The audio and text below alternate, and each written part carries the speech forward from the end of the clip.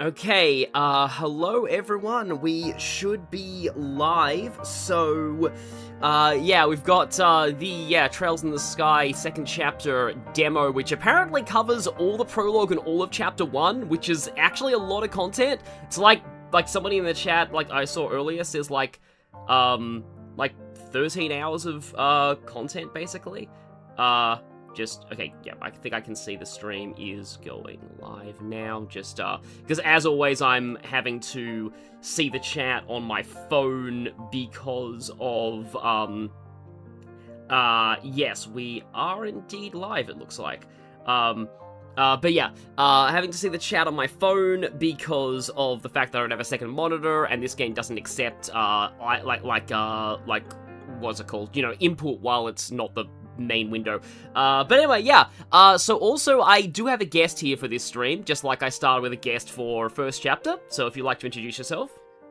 Surprise! It's me, Lenny, the guy who always shows up right when Chloe's on screen. Yep. Yeah, I just figured that I'd have another Trails superfan in the chat here, and also we are both massive fanboys of Kevin, which is going to be very evident when that happens. Also, we both like Annalise a lot, so this is gonna I'm going to be very annoying about Annalise, trust me. Yeah. Definitely going to be a very, very fun stream for both of us.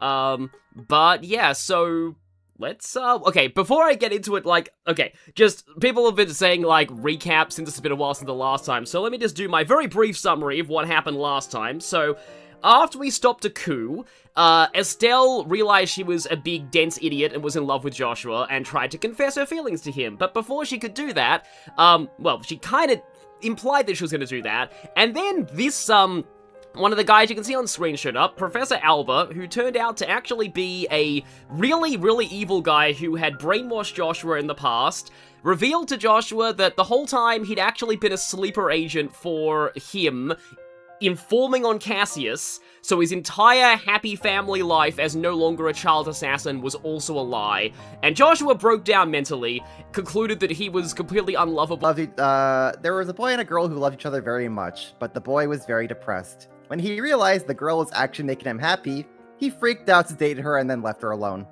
Yep. Also, Weissman sucks. And now he's dealing with his traumas and demons on his own. Oh, apparently the game actually has a recap when you start it, but anyway, wanted to do that anyway, so yeah, let's go. Okay, so... Oh, there's an advanced and a hard. Okay, yeah. So, I'm not sure I want to go into Nightmare immediately, partly because, well, I'm kind of scared, but also because I'm actually wondering whether, I want to try and test to see if hard is... Because the original Sky second chapter, and I highly don't, I highly believe this is probably not true now. The original Sky second chapter had a very overtuned hard difficulty. It was pretty infamous for that. The prologue and, the first few chapters were really rough. Once you got better quartz, things started to average out a little bit, but before then, it was really rough, and the prologue in particular could potentially, soft lock you on Nightmare if you didn't use your resources exactly right. So I'm kind of wondering, I want to try hard just to see if the prologue's been toned down since the original. I have no doubts that it has been, because I genuinely think that they did not think that the original prologue was going to be this hard. They just, the way they did the hard modes, they just multiplied the stats of all the enemies, including speed, and I don't think they playtested them either. So, yeah, the original PC release, original PC release didn't have difficulties at all, from what I remember. And then the PSP version added hard mode, but didn't playtest it, and then anyway, yeah, so I'm gonna start with hard. Also, just saw thank you for the £10 super chat. I beat OG last year and I'm already excited to play the full release. Demo is promising, hope you enjoy it. The laundry pole has a different meta now. That's interesting. Personally, I've been playing this demo on advanced, and it's been pretty alright for me. Okay. I haven't really having too much issue with it. Okay, yes. But also, like with all the new like mechanics and gameplay and however like how they've just been handling the remakes in general, like it's also the game's just a lot easier than it is originally. Yeah, So like there's a lot more broken stuff. Like in the original there was too, but you didn't really get access to it until about halfway through. I felt like around about chapter 5 was where the original started to get a lot easier, even on hard mode. But yeah, thankfully the demo does let you transfer data from first chapter. Oh, I was on Nightmare in the first game. I guess I can put the difficulty up to Nightmare later. Oh, hey, we got... Oh, yeah, still classic style. Joshua classic style. oh, nice. Since I don't have clear data from the first game, I didn't even know that you got those bonuses.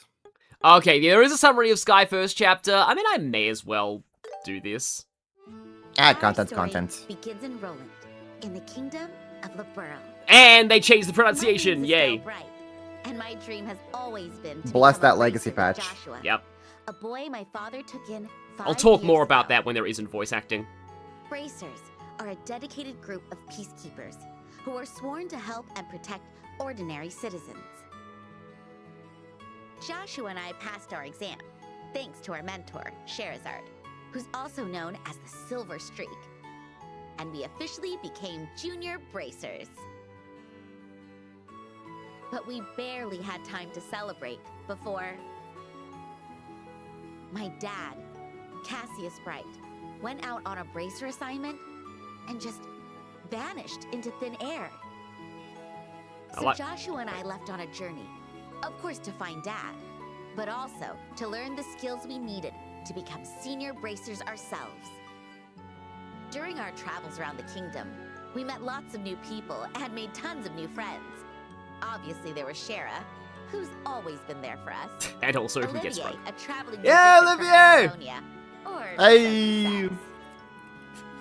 Agate, a senior bracer who's really good at fighting with his trusty Definitely the blade. biggest glow up in Chloe, gameplay. a student Yeah, there's my girl. Yes, Chloe!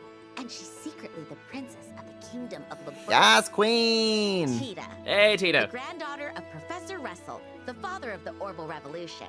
She's basically our younger sister. Yeah, I like Tita too. She's... And the immovable Jin. And they a martial fixed his artist pronunciation and too, yay! bracer. Yeah, let's go, my man Jin. Believe it or not, we managed to solve a bunch of cases as junior bracers. With everyone's help, of course. It all began when some troublemakers, known as the Capua Sky Pirates, stole an airliner. After that, we realized that everything that was happening was linked to some shadowy masterminds. The Special Ops, elite soldiers in jet black armor, led by Lieutenant Lawrence, a mysterious man with silver hair and a red mask. And we discovered that the leader of the whole operation was Colonel Alan Richard, head of the Royal Army. I still cannot Intelligence believe that his Division. VA actually dropped by in the chat at one point. His plan was to instigate Oh, a he coup does like d'etat all the time for that all would the people consume who stream the whole game. kingdom and bring down the government. But what he really wanted was to awaken the Oriole, which was rumored to be hidden in a sealed area under Grand Cell Castle.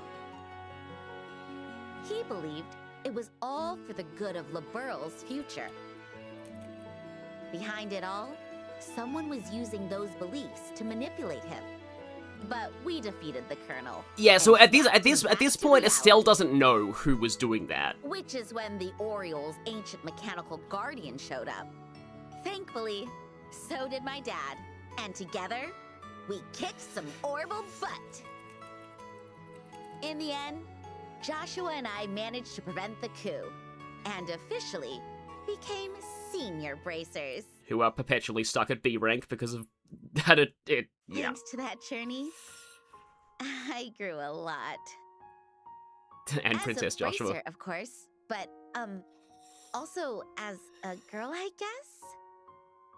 To celebrate our victory, we all attended the Queen's Birthday Festival in the now peaceful capital of Grand Cell. And that's when everything Later went to that crap. night, as I was looking for Joshua, I suddenly heard the sound of his harmonica coming from the castle gardens. When I found him, he told me everything about his past and how he betrayed us for 5 years without even knowing it. I love the He said artwork he in had that to scene go in the stop remake. Some evil magician, Yeah. and he gave me his harmonica as a keepsake. I begged him to stay, but he just gently approached me and kissed me. And then Joshua disappeared into the night. And then everyone cried. And then you got to play the next game. Yep, that's the end of the summary. Yeah, I can't believe, like, what must it have been like for people back in the day when Sky FC first came out, and they were stuck on that ending for, like, years. Must have been brutal. Oh yeah, and then as I remember mentioning this back in my original Let's Play of Sky Second Chapter, but Second Chapter begins almost literally where First Chapter leaves off. It's like... Yeah, it's like literally the next morning. Yeah. It's like it is the most, one of the most direct sequels I've ever experienced. So bright.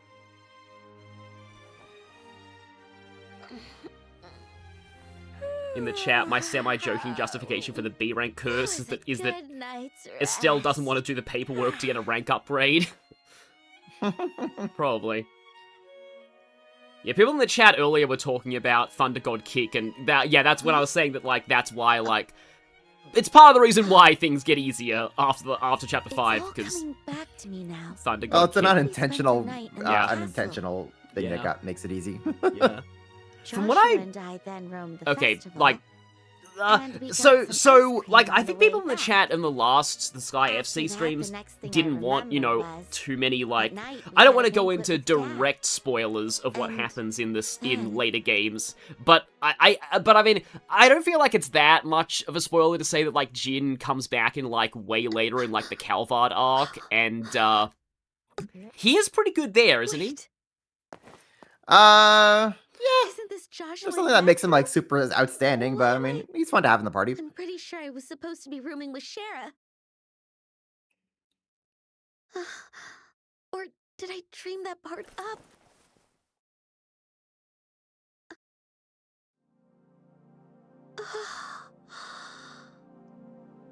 And Estelle's gonna have PTSD of harmonicas for a long time now.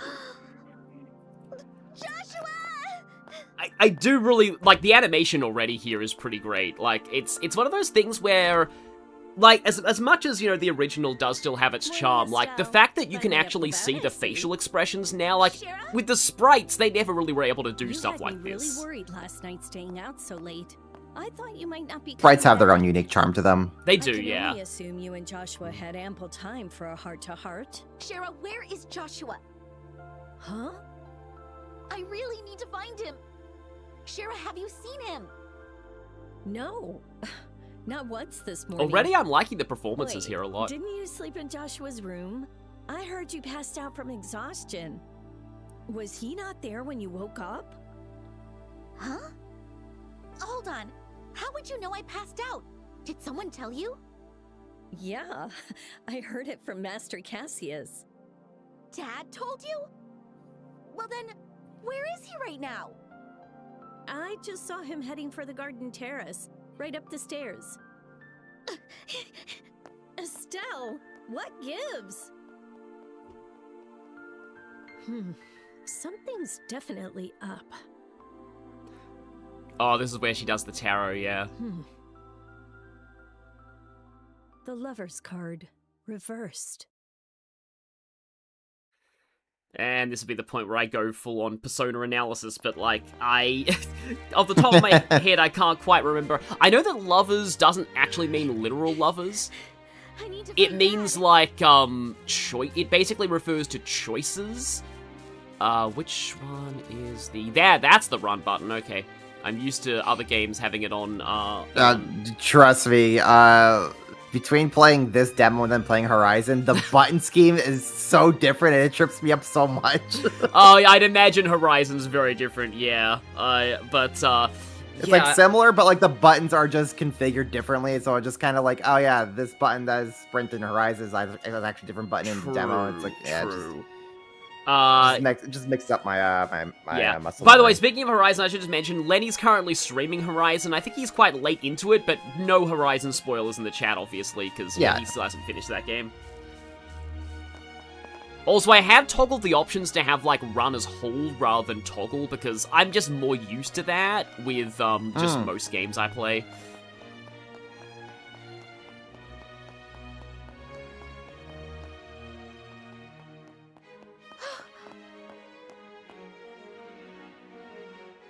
Joshua on his way to make every wrong choice ever, but true. Estelle. Dad! We have a problem. I know. Joshua. He's gone, isn't he? But how? How the heck do you know that? I had a meeting with some military brass. Came back to find you asleep in my room. I also found a note on the table, penned by Joshua. It was more than enough to deduce what happened. Well then how can you just stand out here like nothing's wrong? We need to go look for him. Stop. If he truly decided to disappear, tracking him down would be impossible, even for me. He's far too skilled. After all, when we faced off 5 years ago, he almost had me cornered.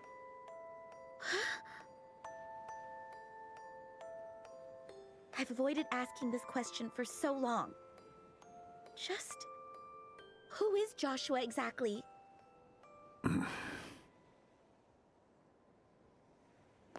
Ouroboros, that's what they call themselves. A secret society led by the Grandmaster, working from the shadows to manipulate global events.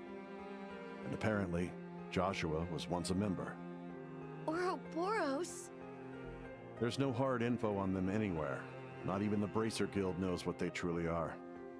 Publicly acknowledging their existence would only incite panic, so we don't. But regardless, they exist. And we know they're up to something. The coup was but one example of their handiwork. Which means... Lieutenant Lawrence is part of Ouroboros? Indeed. Of that I'm positive. But that's not all. The lieutenant wasn't alone. He had assistants. Assistants that included Joshua, it seems. Hang on a second. What do you mean? Only what Joshua detailed himself. In his note, he confessed to leaking a great deal of guild information to this secret society over the past 5 years.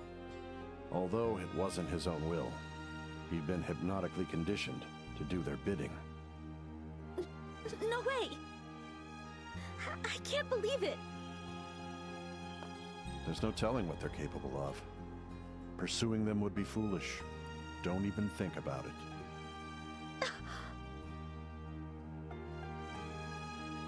You've gotta be joking, right? You're basically saying we should leave Joshua to fend for himself. Come on, Dad! Say something! I knew this day was bound to come. 5 years ago, when Joshua agreed to become my adopted son, he made me a vow, right then and there. A vow? The day his presence would pose a threat to our family. The day his past reared its ugly head in the form of the society. He would then vanish without a trace. What are you saying? I know how you feel. Trust me. Parting's never easy, even more so with family. We've lived under the same roof for so long. But every man has a line that he won't cross, no matter what. So you need to understand his side of... So you knew. What? You knew. You knew there was a chance that Joshua might leave someday. All this time, you knew. I'm sorry. I hate you, Dad!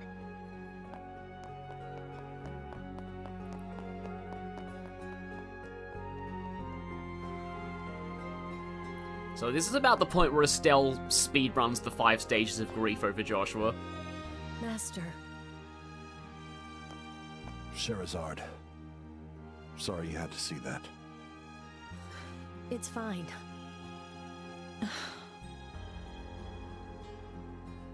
You're not going to blame me?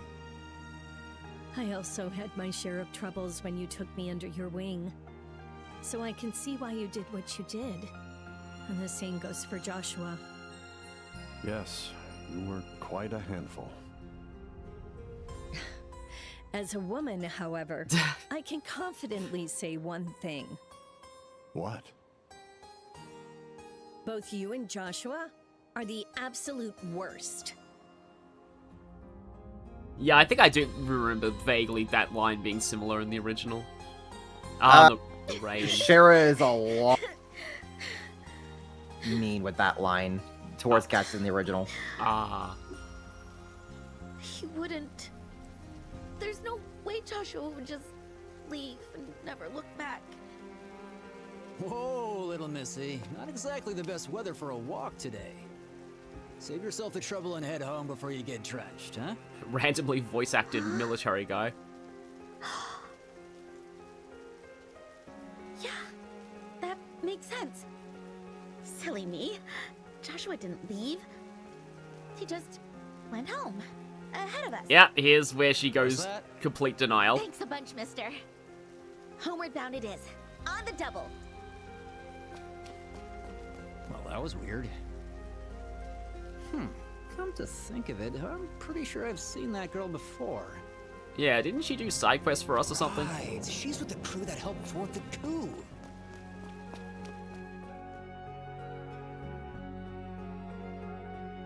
Yeah, and we're getting this. We're not getting it. So I haven't actually watched the intro movie yet because I wanted to wait until here. But obviously the intro movie doesn't play just yet. My dear Estelle, you always shine so brightly.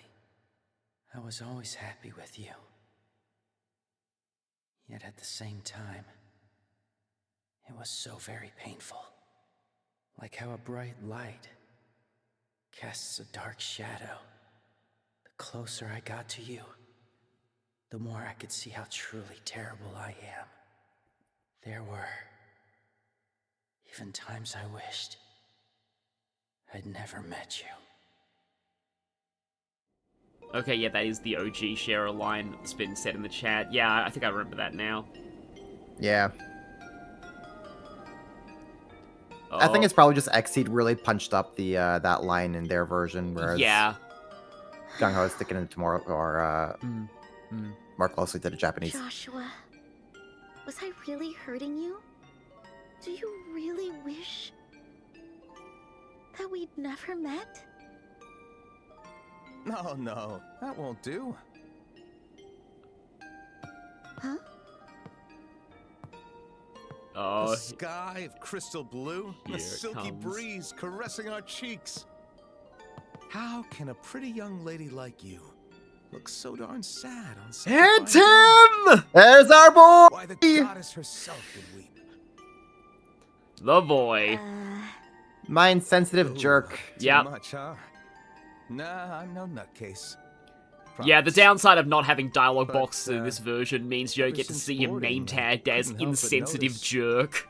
You're having a bad day. I was hoping some friendly banter might put some wind in your sails. So this isn't Kevin's original VA, by the way. This is Ray Chase in this version. That's random. But I am But very excited to I will admit, though, hear his performance, I'm though. also hitting on you. Well, fancy accompanying me to the observation deck below? Did I mention they serve drinks? How about a toast to new friendships? I appreciate the offer, but now's just not a good time. I'm sorry. That's so. Well, can't say I didn't try. Might as well shift into work mode then. After all, guiding lost sheep is my sworn duty. Wait, your duty? Behold. Hey, isn't that the seal of the Septian Church? Bingo. The Grail emblem. The name's Kevin Graham, priest of the Septian Church, believe it or not. Wow, for real? Wait, you can't be serious. Excuse me? I take the oath of clergyhood very seriously. Never neglect to pray. Thrice a day, in fact. And the written word of Adios is always at my side. Or not. Must have left it in the cabin. Yeah, I can't say you're really convincing me here. But you are pretty funny. Hey, that's more like it. Gotta say, you're even cuter when you smile. If you need an ear for your troubles, my priestly services are at your disposal. No ulterior motives. Swear to the goddess. Oh, okay. But, I'm honestly not sure where to start. It's all so... Whoa, hey now. Not sure what I did, but I'm really sorry. Believe me.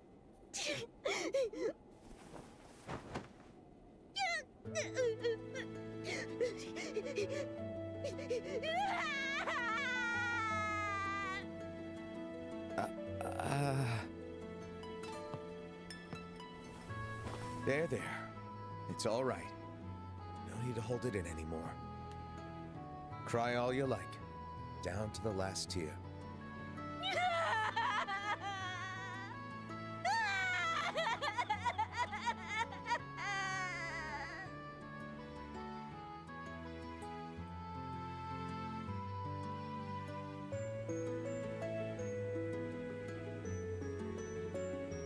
So, Kevin, was it? Sorry, I turned into a whimpering mess back there. Hey, no prob. You'll always have a shoulder to cry on when old Kevin's here. Yeah, I'll just say quickly in the chat, the whole, like, flirting with the teen thing, I think this is the only time he really does that. Like, it's, like, you know, not that, you know, it justifies it, but, like, he's really not that kind of character. You'll definitely see further in, like, that's, unfortunately, more Olivier's thing, but yeah. Well, feeling better, I hope? But he doesn't really, like flirt with people as often as, like, this first impression implies. Yeah. I'm Estelle, by the way. Estelle Bright. I'm also a bracer. Guild licensed and all. Estelle, huh? A fine name for a cute girl like you. Wait. At least you got her to cheer You're up a a bit. bracer? Yeah. Yep, believe it or not. I get it. Kind of hard to see me that way after a display like that, huh? I mean, you know, Kevin's one to talk, considering nobody believes he's a priest. Nah, don't be so hard on yourself. Now that you mention it, you do look the part. I take it you know your way around a fight? I'm not bad with the staff. But what about you, Kevin? Are you really a priest? I can't say you look the part. Sheesh, if words could kill. I'm a wandering priest, which makes me a bit different from most men of the cloth. A wandering priest? Not all villages are blessed with a church. I visit those places and help them with stuff like worship and Sunday school. In short, I'm a mobile church service. Interesting. I didn't know priests like that existed. Us traveling types tend to get a tad lax when it comes to dress code. I mean, you say that, and, like, his outfit is pretty cool. As you can see, that also includes me. Well, whatever floats your holy boat. So, Kevin, where is your priestly presence needed today? Oh, funny you ask. Here, actually. I only just arrived in Liberl. I'm here on orders from the High Seat.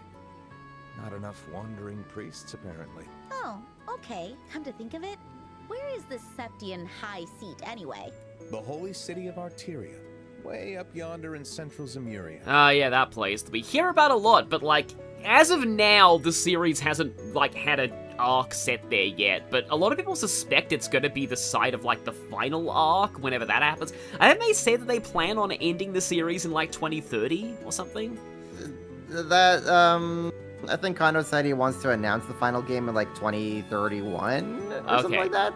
Okay. Or 2030 or something like that, Yeah. but Kondo says a lot of things, man. Don't believe it. Don't believe a word what he says. Yeah, true. Kondo's been a yeah, he's... Things change on a dime so fast with them. What he says last week could be outdated already. Because, like, you know, they were saying at one point, oh, Calvard's not going to have as many games as Cold Steel. Whoops, no, it does now. I'm expected to report into the Archbishop at Gransell Cathedral. But first I figured a little sightseeing wouldn't hurt, which is why I'm on this airship. Sightseeing on the clock, huh? I thought you took the priesthood seriously. I do. I'm scoping out the places set to receive my services. It's called Initiative. Plus, I met you, right? A beautiful girl in need of assistance. Heck, if that's not divine will, what is? Are you ever actually serious? But still, thank you. I needed to let that all out. I wasn't myself. I've gotta believe in Joshua. Come again? Oh, Joshua's this boy. More like my brother. Of sorts. Yeah, not really considering him that anymore, though. He vanished all of a sudden. I was really shocked. All of a sudden, huh? As in, he ran away from home? No, the opposite. He went home ahead of me. After all, we're family. He wouldn't just go away. Not forever. Ooh, the denial is so strong. Even so, I couldn't have picked a worse time to tell him how I feel. At this point, it's like I don't know why I sometimes see things this way, but it's like if this is a D&D game, it's like Kevin's player would be like, can I insight check her on this? It's like, she is so deep in denial on this. Gonna have to play it off somehow when I get back home. Estelle's not wanting all of her deception checks. So? Yep. Never mind. Like I said, I'm here to sightsee. My schedule's wide open. How about we both get off at Roland and I personally escort you back home? What?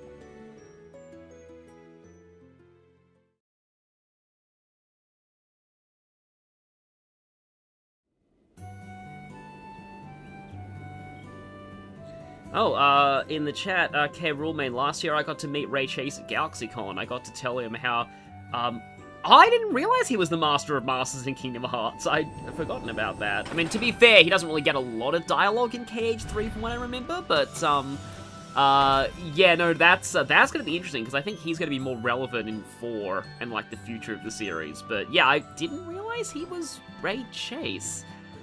But, yeah, I mostly know him as Roy in Fire Emblem, but... Roland at last. Aside from this landing port, there's a whole lot of nothing here. Hey, there's the clock tower, there's the bar, there's the church, there's the mayor's house, there's the arms and, like, the shop where the shopkeeper has, like, an entire subplot that runs the full span of, like, the entire sky duology. Sorry we're no metropolis. That being said, we at least have our own church. Do you now? I'll have to stop by and greet your resident priest. So, which way to your house, Estelle? Let's get you home. Yeah, about that. I'll really be fine getting home on my own. It's right on the outskirts of town. And I am a bracer, in case you forgot. Oh, don't be shy. Seeing you safely to your abode is my duty as a gentleman. Besides, meeting this legendary boyfriend of yours is a rare honor I can't pass up.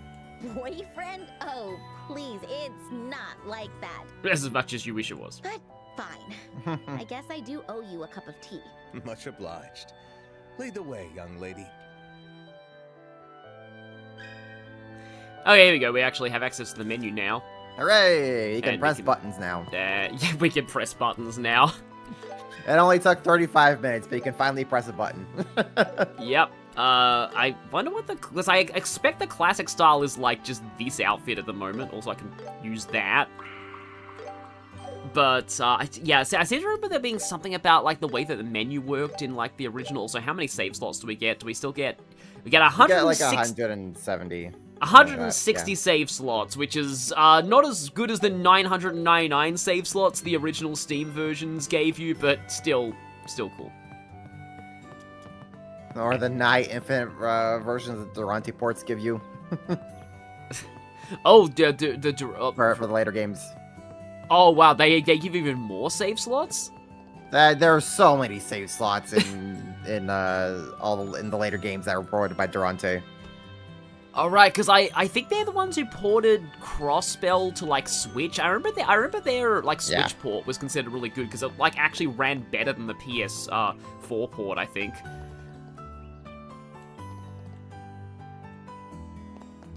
Oh yeah, talking about the Arcee, and I remember that there's stuff like here that I remember also. Okay, it's down for the map. Good to know, because I think the reason why I'm pressing R1 for the map is because of I think that was how it was in like a few Atlas games, so I'm kind of used to that. Also, hi there. Yep, it's this guy, the guy who has not been fired for sexual harassment yet.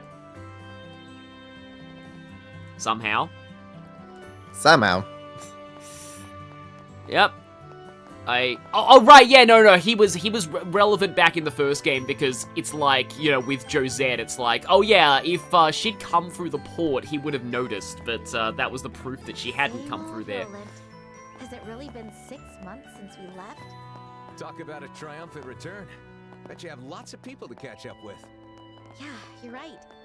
Maybe I'll do a quick walk around town. So I don't think I'm gonna be, like, going for, like, talking to all the NPCs all the time, but I'm gonna talk to a few of them here, because, like, the role at NPCs are definitely very, yeah, they're a fun bunch. Yeah, they are all great. I'd still kind of, oh no, you still have trauma over the whole Olivier drinking incident.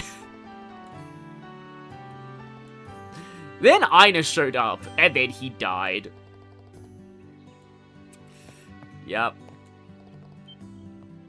Oh yeah, because like Estelle's friends with like her. It does, like, I still love how, like, it really does feel like Estelle's like actually from here. It's like you never really get this. I mean, I know this is the kind of like a false comparison, but like you don't really like. This is honestly like Trails in the Sky is kind of the first JRPG where I really feel like the protagonist actually feels like they're really like familiar with like the people in their hometown.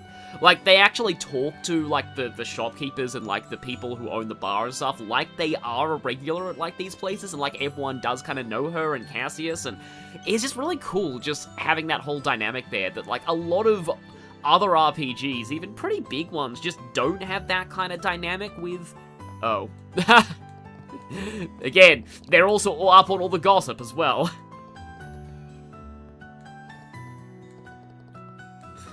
Yeah, and it's not just in Sky, even in like Crossbell and Calvert and whatnot. You still get that sense of like, yeah, like the protagonist knows these people here. Yeah. I do wonder if I'll maybe one day I will. It depends on whether or not they get remakes, but like I'll probably, if they don't get remakes, I'll probably stream the Crossbell games at some point because I do really like the Crossbell arc. It's definitely the most like. I think Crossbell's gonna be getting remakes.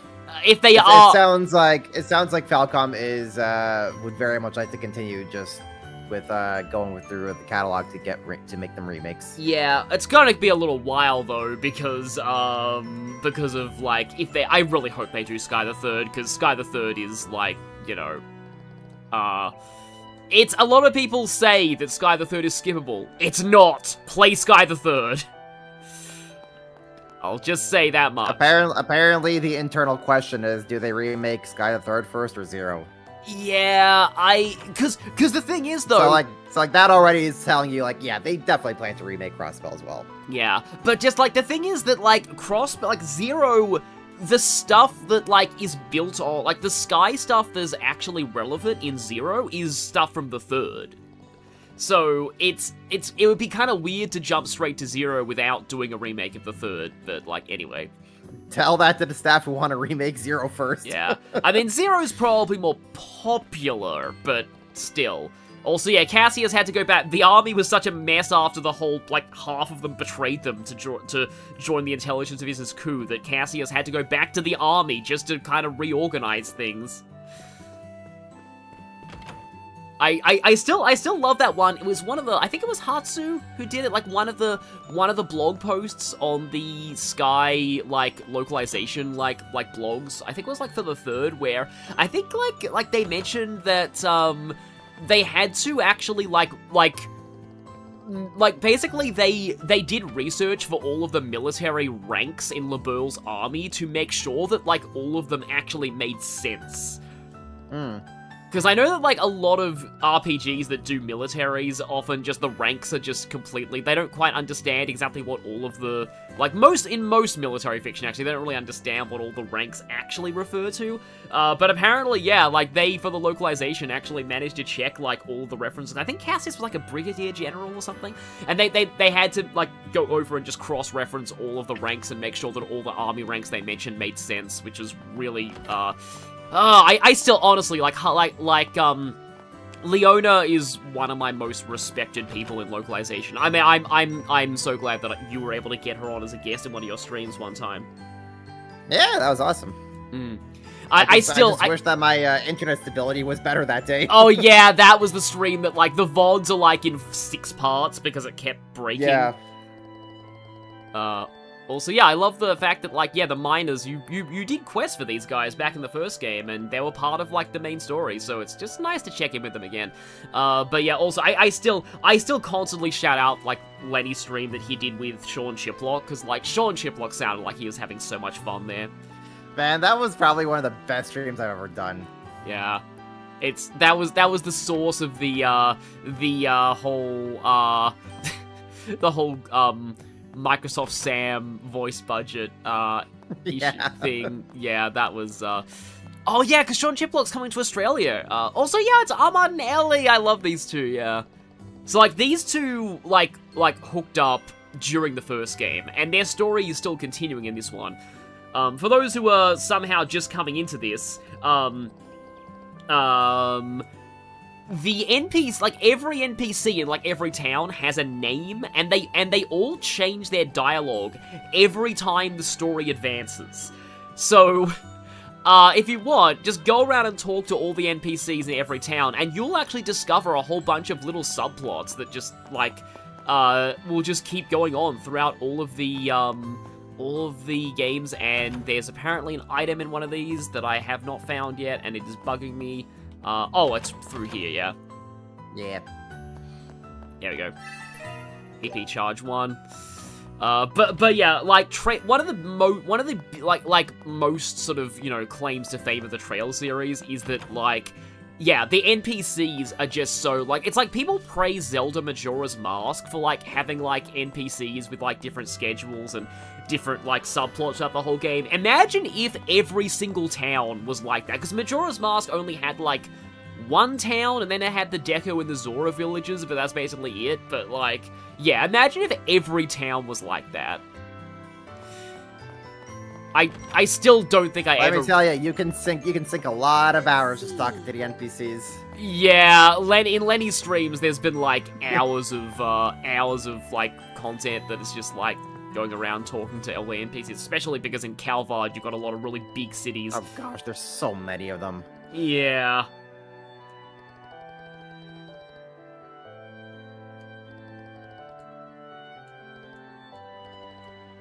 Alright, Shera's still in the process of lecturing Cassius at the moment. And the NPCs updating dialogue is also, like, the big reason why these games have, like, so much text and dialogue to translate. Yeah, that's another reason why I respect... It's not because of the story, it's because of the NPCs. Yeah, there's a graphic... of the text. There's a graphic that's, like, showing the breakdown of, like, story and versus side quest dialogue / NPC dialogue in, like, every game. And I know that just, like Leona in particular, And a lot of the localizers did actually get, like, they had major health issues and even worse problems, so, yeah, it was rough. But, that's, like, the thing is, I respect them so much because of the fact that it's, like, I think Leona mentioned in her blog that it's, like, anyway,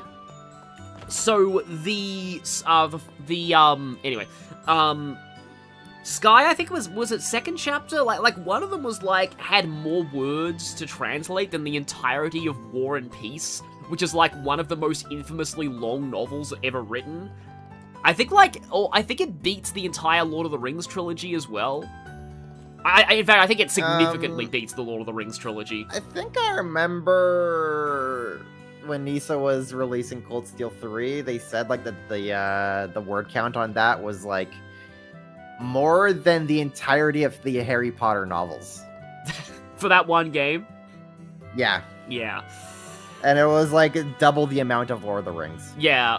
Like Lord of Combined. the like to be honest, Lord of the Rings, from what I've heard, isn't actually that long because it was meant to be one novel. It only got split up into 3 because of publication stuff. So it got trailsed. Yeah, because like apparently Sky, like first chapter and second chapter was supposed to be one game, but the PSP wouldn't be able to handle it back then. But like, yeah, Oh no, the reason why Sky got split up is because when they were like halfway through development, which was taking already 3 years of time, they just got told by like the higher ups, just release it.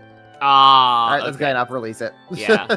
And like there is enough in Sky First Chapter to fill a full game, so I'm not totally against that. I do have my issues with some later games. I do think Cold Steel 3 and 4 easily could have been one game. I don't really think that they justified that split very well, but, you know, it is what it is.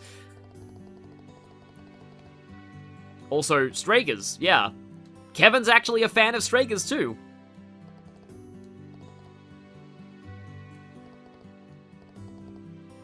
So you're saying that they both share the same brain cell? Yep. Oh, right, yeah. So this guy, Rinon's whole subplot is that his mother keeps trying to set him up with everyone because, reasons, I guess. But yeah, this is still going on.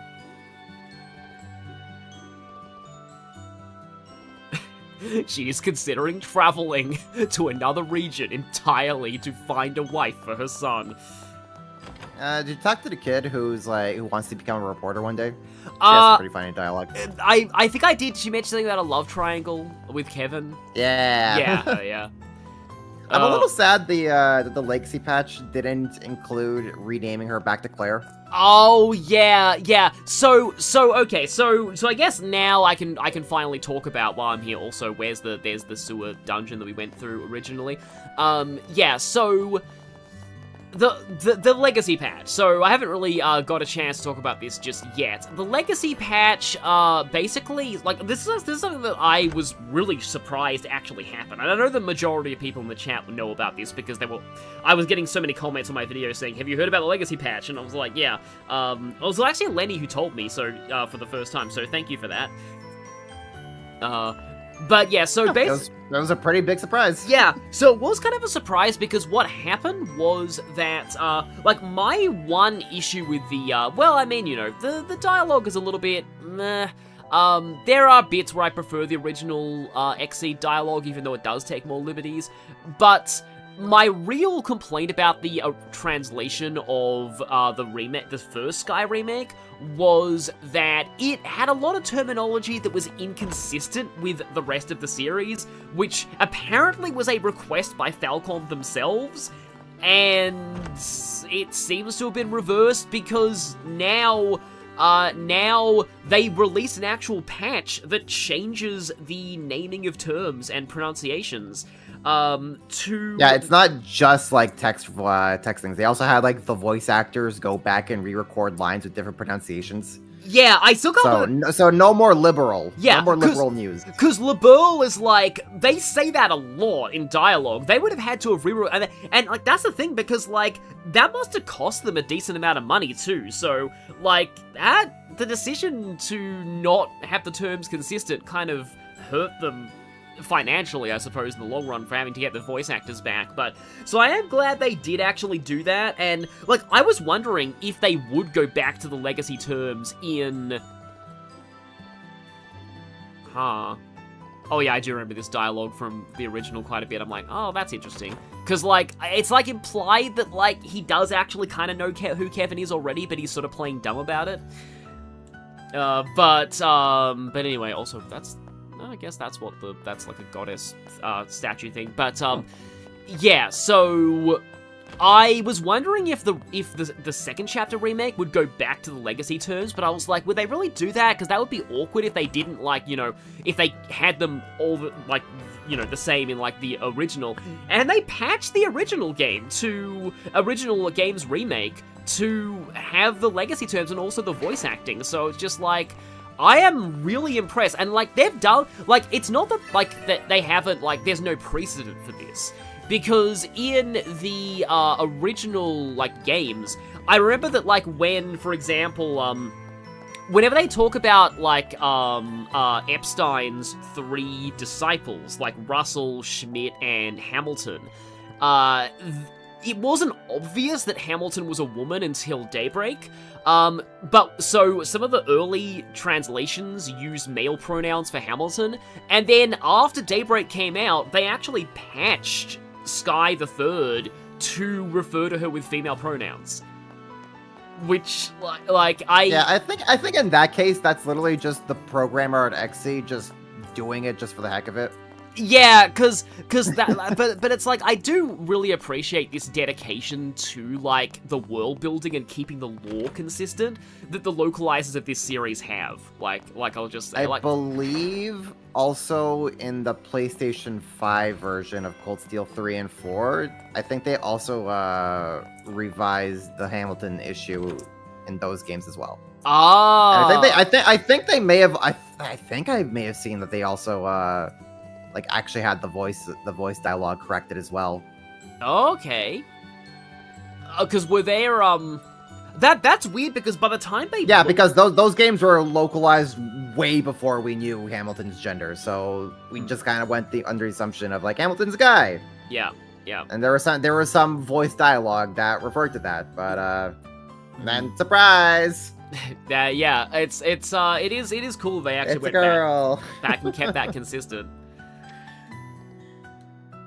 But yeah, everyone's just recommending that we go home and rest for the day. But also yes, I do agree with you, Level 6 Neo in the chat. Schmidt sure is something, but we'll get to that if I ever play Cold Steel. Our house is on the right at the fork in the road. Come on, I'll show you. Also, no monsters around. That is, unfortunately, the game's, oh, right, it's circle to attack in this. Didn't I, like, swap I think I swapped those controls. I swapped that immediately. Yeah, maybe I should try and do that. Let's, because that was the opposite of what was, when I was playing through, like, Daybreak and Horizon. Yeah, controller settings, there we go, yeah. Yeah, here we go. Attack, I will go attack on X. And then dodge on... Dodge is usually square. It's usually either square or X that's attack, I guess. And then triangle's fine for craft attack. Dodge on circle, I think, is okay. But yeah, I think I'll just do that, because... There you go. There you go, that's easier. Yeah, that's way better, yeah. I'm not sure what the controls are for, like, Horizon. I do still... Well, I play on my Xbox controller, so for me, for Horizon, the control is attack is A and dodge is B. Okay, it's not essentially just attack is cross and attack is X and dodge is circle for you. Yeah, it's not one of those games. What I meant was it's not one of those games that took influence from Dark Souls and put attack on like R1. Oh, that'd be awkward. Yeah, there is an action RPG I played that did that, but like I got used to it. But I haven't played like apparently attack being on the R button is like a Dark Souls thing.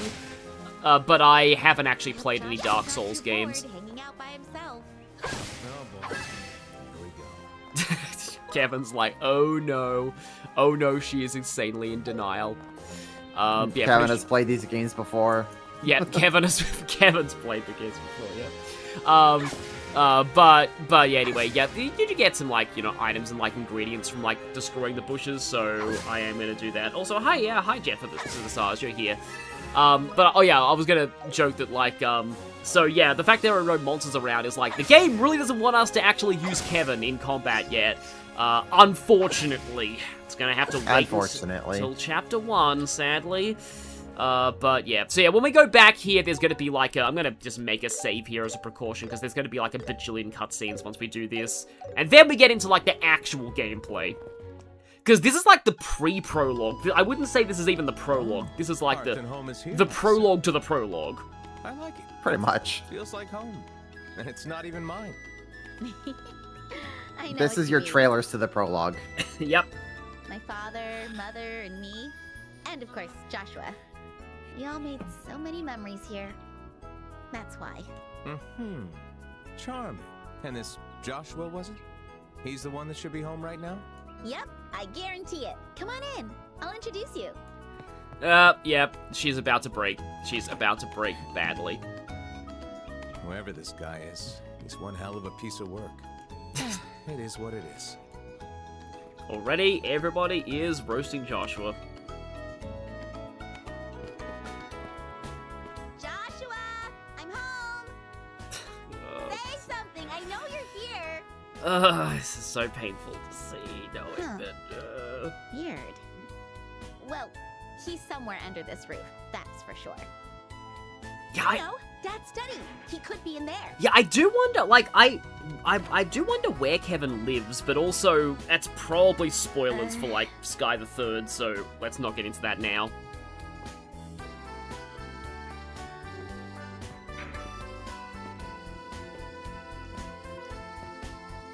Yes, Estelle is held together by hope at this point. Right. My room, maybe? I mean, it's possible. Oh crap, I might have left my underwear out. Oh yes, because that's what you should be worried about right now. Oh hey, there's that straw hat that she has that, like, she, like, only wears in, like, some art pieces sometimes. Oh hey, she's got a spare staff At least there. everything's where it should be. Not like it matters. I doubt Joshua would bat an eye at my underwear anyway. Did you seriously just say that out loud?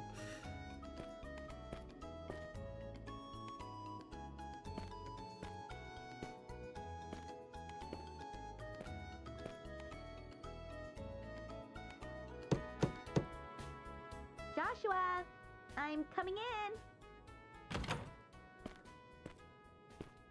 Oh.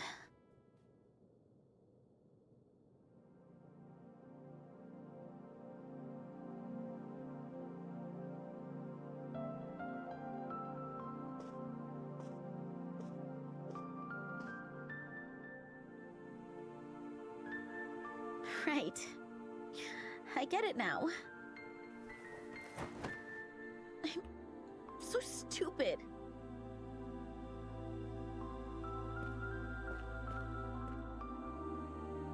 Looks like your boyfriend isn't home. Or do you think he came home, then got the urge to skip town again? No. I see you're ready to face reality.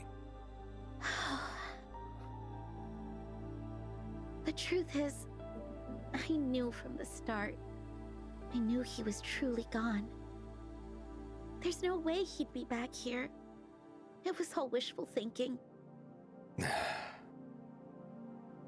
It's just, this house was my final hope. I couldn't think of another place on the continent he could possibly be. So, this is the end of the road. And the end of us.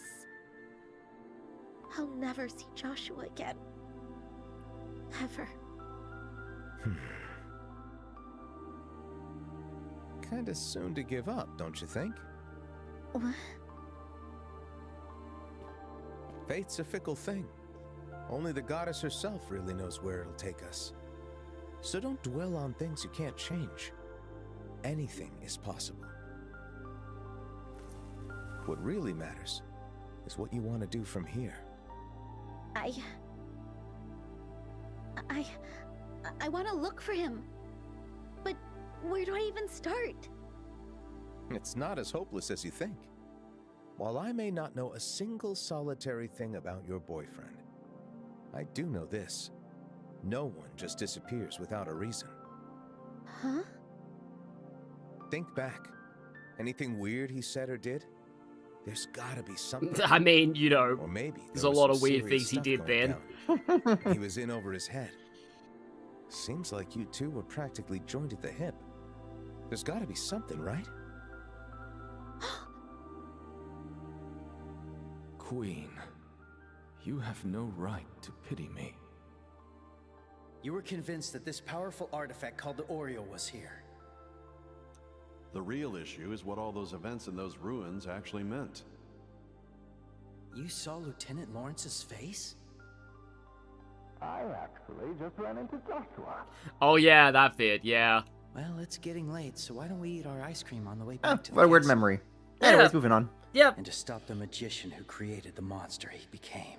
Yeah, we never actually met. There never was an archaeologist named Professor Alba. He Joshua never did existed. start We never acting even weird met anyone like right that. after I got back with our ice cream. Don't know who you're talking about. But why? For some reason, I can't remember who it is I met along the way. Hey, you okay? You sure don't look it. Oh yeah, because like Alba did do the memory wipe thing on Kurt and a few other people, but it's like now we're seeing what it looks like from the perspective of somebody who actually had it Joshua happen said to he was them. going to go stop some evil magician. What if this magician was the person I met on the way back to our bench? And also the person pulling the strings behind the scenes for the coup? If so, they would still be in Liberl somewhere, plotting. What if I tried to stop this mastermind? I mean, I'm a bracer after all. Then maybe... Impressive sleuthing. Dad? Oh, this song. And Shara too? Was why this are song you in the here? in the first game? Sorry, that's on me. Right after we touched down, I remember. contacted the Bracer Guild's Grancel branch. I shall let the chat What? You confirm or gave us deny. a real fright. I went to the guild to look for you. That's when I got word you were back in town. Master Cassius and I had to hop on a freight airship. We made it just in the nick of time. Huh. And now, here we are. Father Kevin, was it? Thanks for relaying the situation when you did. We're in your debt. Ah, don't mention it. Hope I didn't cross the line, this being a family affair and all. Dad? There's something I know. It was selfish of me to forbid you from getting involved. I was pushing my principles onto you as a father and as a man. Sherazar brought me to my senses. Shara did? Guilty as charged. See? I've got your back. Yeah, Shara's great. I thought I made my peace with it, but losing him has weighed on me far more than I imagined. At the very least, I had hoped to protect you from harm. Lena gave her life to save yours. I didn't want you to tread the same path. But that was disrespectful to you, and to your mother's memory. I see that now. Sorry it took so long. Dad. The army needs rebuilding. I'll be pinned down for the foreseeable future. And though that in itself was also likely part of the enemy's plan, it doesn't change the fact that I won't be able to swoop in and save you this time around. Will you still go through with this? I will. I'm nowhere near ready for this. Unfortunately, there's just no other way. But that is why I have to try. Whatever it is Ouroboros is scheming, I'm gonna stop it and get Joshua back too. I see. Very well, I won't stand in your way. You're my daughter, but you're also a bracer, and your own woman. Your path is yours to walk. Oh, Dad. Thank you. Yes, one more thing for me before I forget. What is it? I'm asking you personally, Estelle. Bring back that reckless son of mine. Sure. I will, Dad. One day we'll be back, all three of us, right here in this house. I'll find Joshua, no matter what.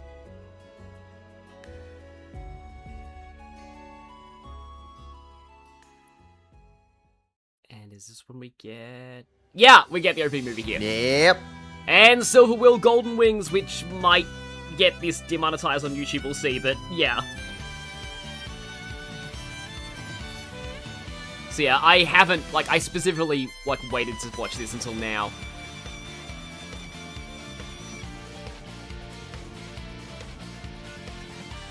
Cassius is a great dad. I love Cassius. Unfortunately, he's just so powerful that he has to be left out of the plot most of the time for justifiable reasons.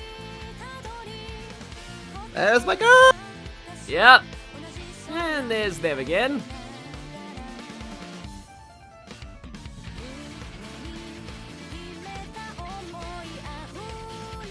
Oh, wow, that's interesting. Okay, getting to see him. Hey, there's my other girl! Yep. And there's Mueller. And the boy! The boy! And yes, the Capus are back.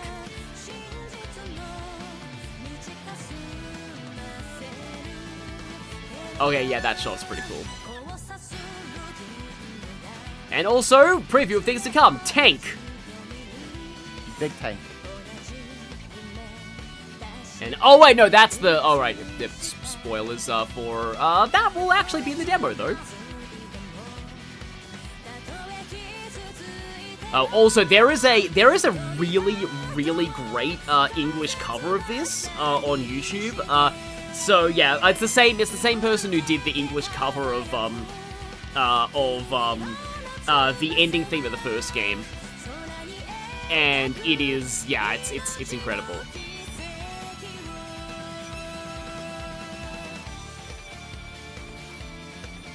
Oh, I am wondering how they're gonna handle that scene when it happens, but, also, yeah, the Estelle reaching her hand out shot that I used for the thumbnail of the first part of my original playthrough of this. So yeah, that's a pretty cool opening. The least respected protagonist, Kevin. I mean, Jin's not a protagonist, but he definitely... I think Jin overall gets less respect than Kevin does by Kondo. And now, this is what I like to call the actual prologue. So yeah, this is the Bracer boot camp, because Estelle needs to level grind a bit before she's ready to actually take on Ouroboros. And to do so, Annalise is back! Heck yeah! Yeah, I like Annalise a lot. Hope you're ready, Annalise. We need more of her. Yeah. Oh, wow. Give me a whole spin-off. Yeah, an Annalise spin-off would be cool. You know what, we should get like an 8 Leaves, like, full 8 Leaves party spin-off. I won't be going down that. I'm sure a full 8 Leaves party is coming in like the final game or whatever. Yeah. Also, Cassandra Lee Morris. I'm not done yet. For her sake, I hope that Annalise and Fee are never in the same room. Oh yeah, that would be a whole thing. It's like that whole thing about, oh hey, DC Douglas, you don't have to make your Rufus voice sound different to your Valimar voice, because they're never going to be in the same scene together. Oh, whoops. But yeah, I do like the canyon. I forget I'll have to wait until the, like, voice acting to see, like, how it's actually canonically pronounced. Because I'm not great at that, guessing pronunciations. Are you okay, Annalise? No worries. I'm fine. Someone in the chat said we need to get a Cassandra Lee Morris party. Because, yeah, Annalise, Alphen, Fee, you can make a party of a lot of Cassandra Lee Morrises. Whew. You still trounced me, though. Also, thank you for the £5 super chat when Josette ends up the strongest part. Okay, that will be interesting. I didn't think you'd block that. It was my special move, too. It was blind luck. You've kicked my butt all over this place. It's only fair I win once in a while. Motivated as ever, I see. Since you've got the energy, how about we get another round in? You're on. Bring it. Sparring? This early? How diligent. It's you, Phyllis! Morning! Oh, I forgot that this receptionist had, like, full-on, like, an actual character. Good morning, Phyllis. A good morning it is indeed, Estelle. Annalise, I thought you'd be happy to know breakfast is on the table. And we're probably not going to see her again until, like, the Le Mans arc. Yep. Yeah, because Le Mans is, like, it's pretty much only in the prologue of Sky 2nd chapter, and then it's, like, done. Ooh, breakfast. Already? So, hey, they already have Le Mans partially modeled and assetted. Yeah, well, that's cool. I do like, I know I know the sprites definitely have their own charm, but I do really like the, like, as far as, like, 3D art styles go, like, this still feels, like, stylized and colorful enough that it's not, like, just everything just being, like, bland, you know, realism, quote-unquote. Yeah, I like the art direction they took with the remakes here. But I'd hate to let a good meal go cold. Let's call it here for today. By the way, Phyllis, any idea what Kurt's up to? Kurt scarfed down his food and left to prep for today's field training. Kurt was hard as steel, as always. It's gonna be rather brutal, apparently. By his arts. Yep. You sure you heard right? Brutal? It's funny how they say brutal, because, yep, Prologue of the original Sky SC was, like I said at the start of this stream, very infamous. Yep. So eat up if you plan on surviving. Also Kurt's words. He's not kidding, by the way. He's such a caring mentor. Enjoy breakfast. Sounds like you'll be needing it. He's such a caring mentor, not on Nightmare. Yeah, this whole prologue is just, yeah, it's, rough. Like, I'm kind of waiting to see what they do with the, like, attack food. Because originally, the attack food you got here was, like, the only way to actually beat the prologue on Nightmare. With a full day of training ahead? Maybe I shouldn't have pigged out like And I that. think the way that they, like, handle attack food in the remakes, like, I do think it's probably not going to be that, like, overpowered. Who can blame us? Phyllis's cooking is to die for. Plus, we'll be out in the field today, so we'll need the extra energy. We are on hard, as your Dragon Knight. You might have a point there. Gotta maintain our stamina. Come to think of it, it's been 3 weeks since I arrived. Honestly, it feels way shorter. Maybe it's because you've been going all out since the day you got here. Or maybe it's because they skipped over that time. Training alongside you has lit a fire in me too. That's what I like to hear. Gotta say, though, of all the people to be our coach, I didn't expect it to be Kurt.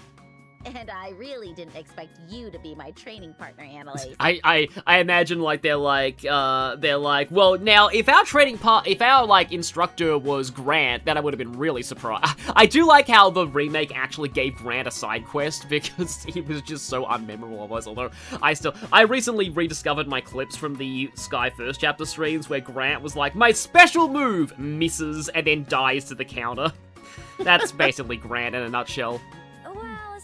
Senior bracers go, I'm still a newbie, only 6 months in. So yeah, Annalise is a senior bracer now too. So when I heard from Shara that you'd be training here, was she a junior in first chapter? I think she may have been just barely a senior, because it's only been like 3 weeks since the end of first chapter, so that's not 6 months. So yeah, Annalise would have been a senior, but only like just barely a senior. I'd also been hearing about this place for a while from Kurt and the others. Huh. It's kind of crazy this place even exists. The guild's pretty big, huh? When Dad first told me about it, I only half believed him, to be honest. And now we actually get the explanation for this place is... When I said you're free to walk your own path, I meant it. Even so, your current strength can't hold a candle to the hulking behemoth that is the Society. Luckily, strength can be cultivated. Ever heard of Lolokla? Lolokla. Okay, that makes sense. Yeah. I think it's like vaguely named after a real place, or like, or maybe it means something in some language. Lolokla? A guild-owned training complex located in the cliffs of Le Mans. It's got a whole host of training facilities for polishing your bracer skills. Barracks, too. You'll learn everything from survival skills to recon, anti-terror tactics, and exploration techniques. There's no better place to simulate real combat conditions. It sounds incredible, but Le Mans, right? That's really far from home. And I can't just leave Liberal right now. It's in another country, yes, but only a day away by international airliner. Yeah, Le Mans is like a really small country from what I remember of like the lore. A month should be enough to clear the Lolokla. But it also has like regimen. all the important places in it. If any new info comes in during that time, I'll make sure it gets to you. I was thinking, like, wait, isn't there somebody from, like, the hospital who's... Oh, there's, like, oh, that's Remeferia. Remeferia is one of the other countries that hasn't really got an arc yet, and we don't really know a lot about it. How's that sound? While Yeah, I can't think force you to Lamont go, is I where highly recommend you Bracer do. HQ is located, Epstein Foundation's located, and also Arteria. Oh wow, that's actually quite a lot. So yeah, maybe that is Yeah. going to be like the side of like the final arc. I forgot that Arteria was also there, but yeah, if Bracer HQ is there, like there's kind of I probably should like there might be actually maybe I'll go into this topic during like one of the dungeons, but there's I recently found a video about like it was about how, like, a lot of, like, isekai anime kind of screw up the concept of, like, adventuring guilds, but, like, Trails was, like, one of the few that actually handles it, like, well, but, again, there's more to say on that. I'll go into that when we get into a dungeon. Think and choose wisely. Oh, no, I forgot about the the mobile game explored Rimaferia. Come on, guys. Oh, yeah, wonderful Northern War. How could we ever forget? Yeah. I've made my Remember that time when Reen was at Janus? Yep. And Dubali and Aryan Lord, I believe. I'm sure that I've said this on stream before, but I actually, like, emailed the company and asked, like, look, if you're going to be using AI to translate this badly, please just hire me to translate this. I'll do it. I don't think I got a response back. That was fast. Is it still functional? That's the spirit. I don't know what situation that game is in. So you also realized you could do with more training. Yeah, Northern War was an anime as well, and I didn't hear. I've heard pretty bad things about that anime as well. Yeah, more or less. I've let Joshua do the heavy lifting for most of my time as a bracer. Oh yeah, but there was also Akatsuki no Kiseki, or like Trails at Yeah, Dawn, I forgot about that. which is another mobile game, and I mainly know Akatsuki as the source of most of my thumbnail art for the original playthrough, because it did have some pretty good, like, renders of the characters, like the bosses, who didn't get, like, portraits in the original game. Whenever things got tough, he was always there to take the reins. Now it's my turn to step up. I'll be on my own after all. So, I'll set course for Lolokla. I know what I have to do. Yeah, a lot of, there's been some people in the chat talking about, that Northern War anime wasn't great, apparently. Well said. Agreed. Yeah, I dropped it halfway through. I just couldn't stand it anymore. The Roland branch will have what you need. Roger. Hey, Estelle. Once your plans are set, let's hit up the Grand Soul department store. Huh? What for? Because we need to give you a redesign in the sequel, and we're going to justify it now. To get you some new gear, in honor of your promotion to Senior Bracer. My treat, of course. Oh, wow! Oh yeah, that is true, Nameless Name 9 in the chat, that trains and ships have been around for a while, but yeah, LeBeau just loves airships, because they invented airships, and the airships won them the war, so they are very much an airship nation. It's kind of interesting how, like... if you also just kind of observe the geography of Liberl, it's very much a country that airship travel is, like, the best way to do it. It'd be a nightmare to travel around Liberl, with, like, cars or whatever. True, yeah. Because, like, it feels like every, like, nation they explore has, like, a different, like, mode of transport that they favor. Because, like, Crossbell is, like, cars, and they have a lot of, like, side quests about, like, you know, the establishment of traffic laws and things like that, and how, like, orbital cars and advancement is affecting, like, society. And then in Cold Steel, obviously, it's very trains. Like, the whole region is very much focused on, getting around by train, and the whole sort of steel iron theme is kind of in the train rails as well. There's a lot of metaphors there. And I think Calvard, from what I remember, is more... Well, not right, I remember. I've only really experienced Calvard right now through Lenny's streams, but Calvard has a lot of, like, it's less vehicle-focused and... Oh, wait, no, Calvard is developing space travel, but yeah. Anyway, that's for way later in the future. Calvard's very, very vehicle-focused, cars and, like, motorcycles and whatnot. Yeah, but, like, the interesting thing is about, like, Calvard is that, so, I was thinking about this recently, that, also apologies for just going on random tangents during, like, dialogue scenes, but you know, this is kind of what you come here for. I was thinking about this recently, that, like, the Trails series, like, normally in, like, a lot of fantasy settings, it bugs me when a fantasy setting has a very clear, like, modern social media analog of, like, mobile phones and social media, unless it's, like, Persona, where it's set in actual modern times. But the thing that I like about Trails is they build up to it gradually. Because, like, the whole series is in the middle of an industrial revolution. So in Sky, you've got airships are a really recent thing, but cars are still quite new. And then by Crossbell, cars are a lot more commonplace. But then computers are just barely starting to be a thing, and, like, the internet is, like, vaguely established as a concept, but it's not very, like, well established, and only either really rich people, institutions, or, like, fringe hackers actually have that technology. And then by Cold Steel, computers are actually being taught in classrooms now, but also they only have very rudimentary cell phone-style devices with the Arcuses. And then in Calvard, now you have, like, actual smartphones. But it's like they built up to that point of technological development. So Shara got you those clothes to celebrate your promotion. Like, that's, like, I feel like it was like the progression to, like, quote-unquote social media was, like, feels more earned in this series than in other, and, like, this series was never really full, like, it wasn't full medieval at any point. It was always more of an industrial revolution kind of thing.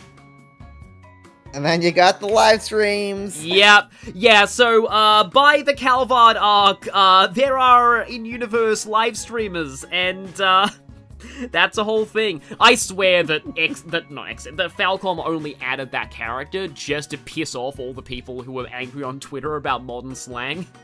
They're like, oh, honestly, I love it. You don't like modern slang, huh? Well. How sweet of her. The outfit's cute, too. You think so? It's nice for sure. It's sturdy and allows for full range of motion. But it's a bit on the girly side.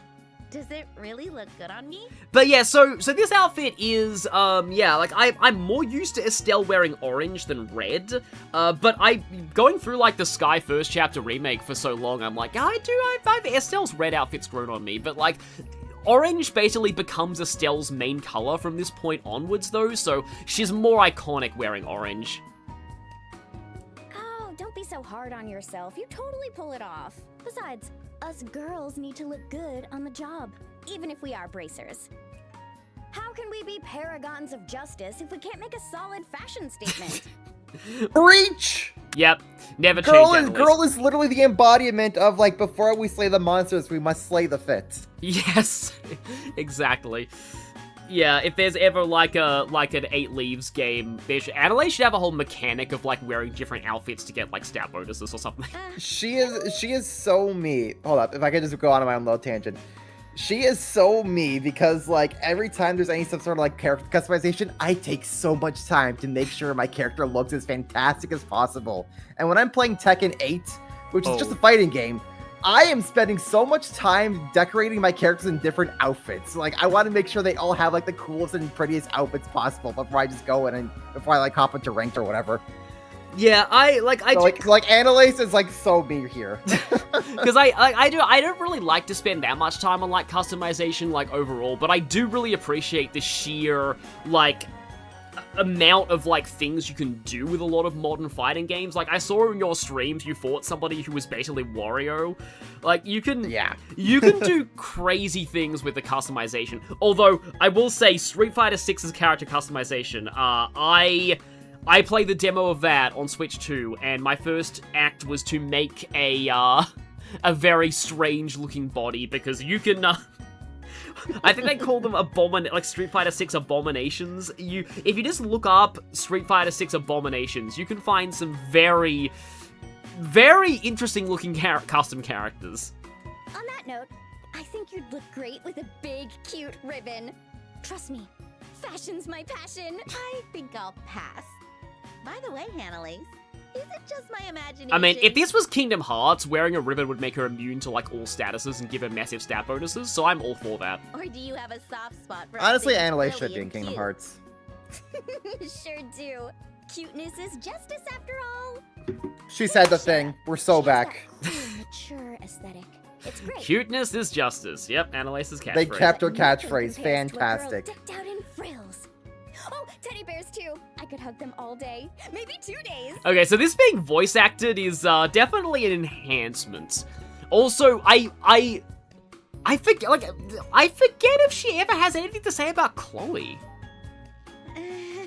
If she ever sees Tita, she'll explode from the Yeah, we definitely know her thoughts on Tita, though.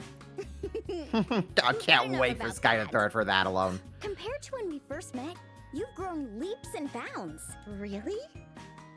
At first, you looked like your typical newbie. Fresh-faced and innocent. Now you're much stronger, but still the same Estelle we know and love. It's amazing. You're amazing. Oh, come on. You don't have to butter me up like I that. do like the character development that Estelle goes through over the course of the games, but like it's definitely not ended yet. She has even further to go from here. Just take the compliment. Seems I have a lot of catching up to do. Time to get serious. Yeah, in the words of Tita's mother, behold, the most powerful force in the universe. It's not a race. But speaking of time, Kurt should be expecting us soon. Oh boy, Phantasm Iris in the chat, I now have the urge to draw some of the Street Fighter 6 abominations. Oh yeah, fan art of those would be interesting. Right. Let's go back to our rooms and prep. I mean, I didn't make my character look really... I just made him really tall with a very skinny waist and tiny arms, but I did give him, like, crazy rainbow hair. See you in a bit. I did used to make Soul Calibur 3 custom characters back in the day. I had some pretty Girl never runs out of energy, does she? interesting ones. Also, yes, no, Annalise is an infinite repository of energy. But I'm glad we're in this together. I can always count on She is her. a perpetual motion machine who runs on cuteness. Well, better And get that's back why to my she's room and fantastic my and I gear for love her. today. Yeah, I've always kind of said that, like, one of my favorite tropes in, like, media was, like, girly bruiser, which is, like, a character who is very, like, stereotypically, like, sort of, like, feminine, but also is really strong in a fight. Because, like, I think from what I've heard, Tifa in Final Fantasy VII is actually like that, because like, the kind of, like, way they kind of twisted the archetypes in that game was that, like, the white mage, Aerith, is, like, the tomboy, while the fist fighter is more, like, the more stereotypically feminine one. Which was kind of rare for, like, RPGs at that point. It's just like, I'm still kind of put off from the fact that, like, FF7 Remake is an action RPG. Like, I like the odd action RPG, but, like, I don't like it when, like, mainline series that were turn-based become action RPGs, because I just like turn-based games a lot. But, so I do have, like, but I probably should play, like, I've heard really good things about the characterization in, like, FF7 Remake, and, like, apparently Aerith is hilarious in that, so I'm definitely looking forward to seeing. I've definitely seen the cutscene where, like, she's climbing the ladder and then the ladder breaks and she's like, shit! It's just like... Yeah. they're like, that's the moment where a lot of people are like, oh, okay, she's definitely not the kind of character archetype that we thought.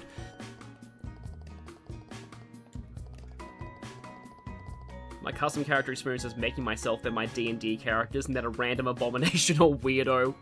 I wonder if, like, one of these days I might just, as like a thing, stream, Soul Calibur 3, that's the word. My mind was going through so many 3 games, but yeah, Soul Calibur 3, and just, like, because the story mode of that game is entirely done with custom characters, and it would be very fun just to make a whole party of, like, of custom characters for that. Also, Annalise's That'd be great. Annalise's very cute. Is that rabbit is terrifying though. I don't know where she got that from exactly, but he's giving me Silent Hill Robbie the Rabbit vibes. Okay, I can see the scenario of Annalise finding that rabbit and just going like, ew, it's ugly, get it away from me. And then 5 seconds later, she looks back at it and then she starts feeling bad. She called it ugly and just buys it anyways. And then just ends up finding it cute in her own little way. Yes. That is incredible. Also, the penguin here is reminding me of that one scene in, I forget if it's Zero or Azure, where it's like, it was concluded that Penguin Tier was too powerful and has been banned. That's an Azure. For the foreseeable future.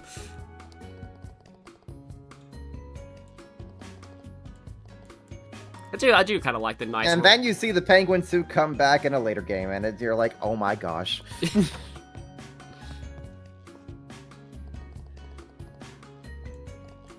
Oh yeah, Kurt has something big prepared for the next training. Yes, he does! That is, oh boy.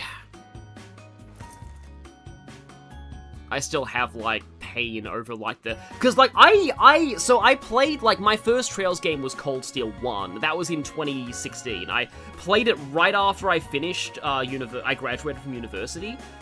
So I played that. Then I thankfully like it coincided very well with the re-release of not re-release, with the release of the localization of Cold Steel 2. Like, that came out pretty much literally right after I finished Cold Steel 1. So I went straight into Cold Steel. So I went straight into Cold Steel 2 from Cold Steel 1. 1,000. That's pretty much my pipeline as well, where I played Cold Steel 1 on PC, like, towards the end of 2017, and by the time I finished that, Cold Steel 2 released on Steam, and I just picked it up and just went right into it. Okay, yeah, that is cool, because I got lucky, because after Cold Steel 2, I was like, I don't want to be that guy, quote-unquote, who only plays the new games and ignores, like, the origins of the series, so I decided to go into Sky after finishing Cold Steel 2.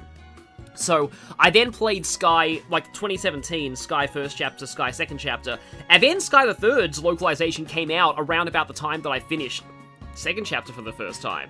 So that worked out really well, because Sky the Third didn't actually come out in English until 2017. Yeah, there was a 10-year gap. Yeah. Okay, they are saying you can hide costume things during important... I, unlike Lenny, if you've seen any of Lenny's streams, you know that he likes to go crazy with accessories. I generally don't like to equip, like, silly stuff, but it is good that you have the option of, not having them displayed during cutscenes, because, yeah. Oh, right, also, in terms of What do you mean you don't want your characters to wear the giant Osborne head? Okay, well, that is amazing. And I do respect you for doing that during Cold Steel 4 Chapter Act 2, which is by far the reason why I don't think it should have been split, because that whole act is just filler mostly. But I appreciate how you were able to keep your sanity during that act via those things. Also, Kurt. Today, you'll be exploring ruins. You're heading down into the Ballstar Channel, to the west of the barracks.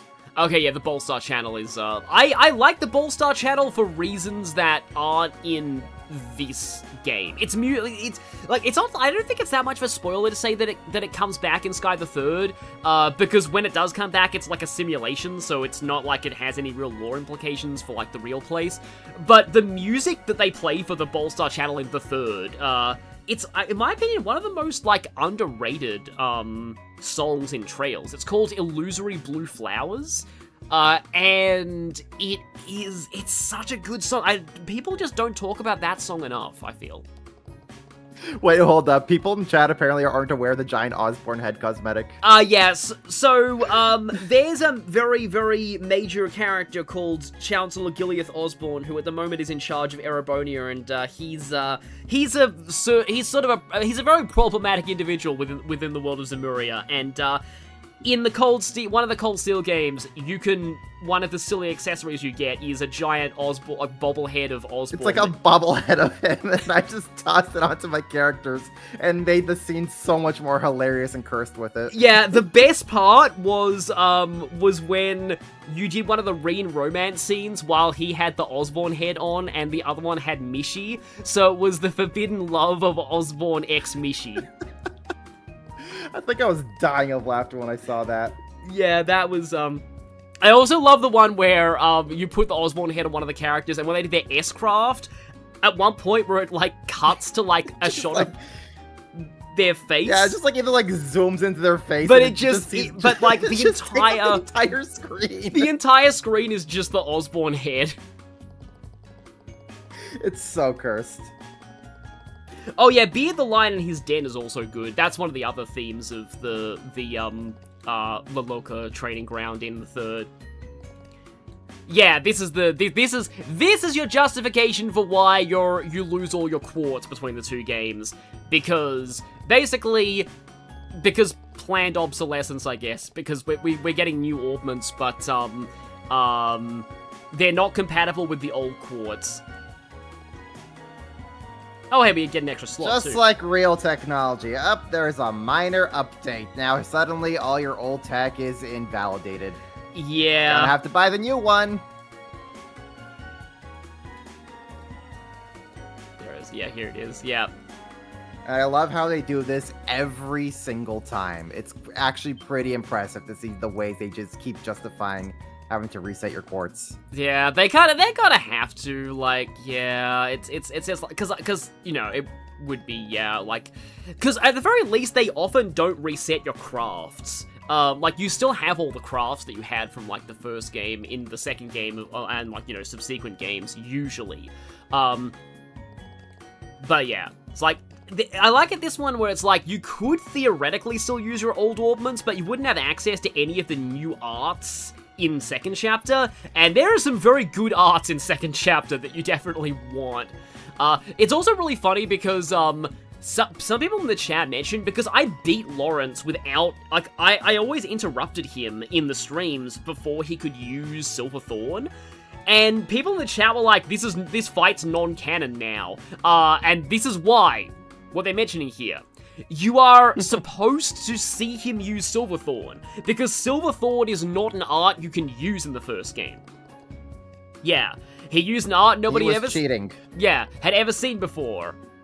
Yeah, they're alluding to it there, Silverthorn. Unfortunately, I cancelled him every time he tried to use that, so... So, hey, technically, it's correct. Nobody has seen it. Yeah, nobody's ever seen that art before.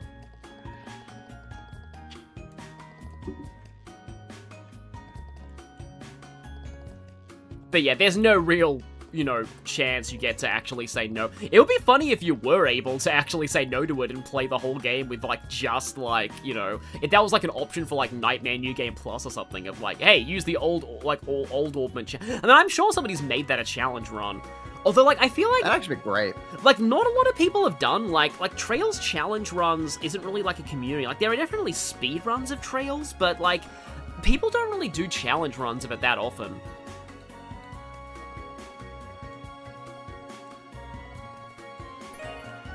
New tactical orbment.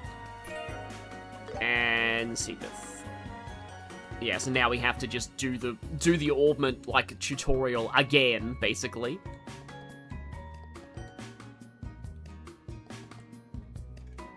Stock up on field provisions. Yeah, that's, again, in the original game, if you were on Nightmare, I remember reading that, like, you could actually soft lock the prologue by not, like, buying the right items or, like, using them too soon. That's wild. Received grippy gloves. Grippy gloves does sound a little bit interesting. All right. I'll be waiting for you at the barracks entrance. That's kind of a weird reversal of the usual voice acting budget. Voice acting at the end of the scene, not the start of the scene. Come find me when you're finished preparing and are ready to go. I still love how in your stream with Sean Chiplock, you were like, he didn't seem, probably because he recorded all of his lines, like, independently, he, like, didn't realize just how bad the voice acting budget issue was until, like, he was going through that scene with you. It's like 3 lines. Because... And then nobody because the voice actors just get the voice lines that they record for, and, like, they aren't really aware of what the greater context is. Hmm. And that's and Reverie does have additional English voice acting, so, like, they did probably fill out some of the more silent Reen dialogue. Yeah, because I forget the name of Reen's Japanese voice actor, but apparently he's very expensive.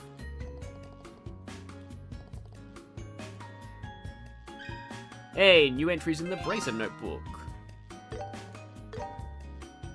I do like what they did with the Bracer notebook in the Sky First Chapter remake, where you actually, like, all the quests had, like, photos on them and, like, comments from, like, Estelle and Joshua. That was nice. Oh, that's cute. Because, like, in Cold Steel, there were, like, a lot of, yeah, so this is all written from Estelle's perspective, which is cool. But, like, I remember that, like, a lot of the stuff from Reen's perspective in the notebook in Cold Steel was really funny.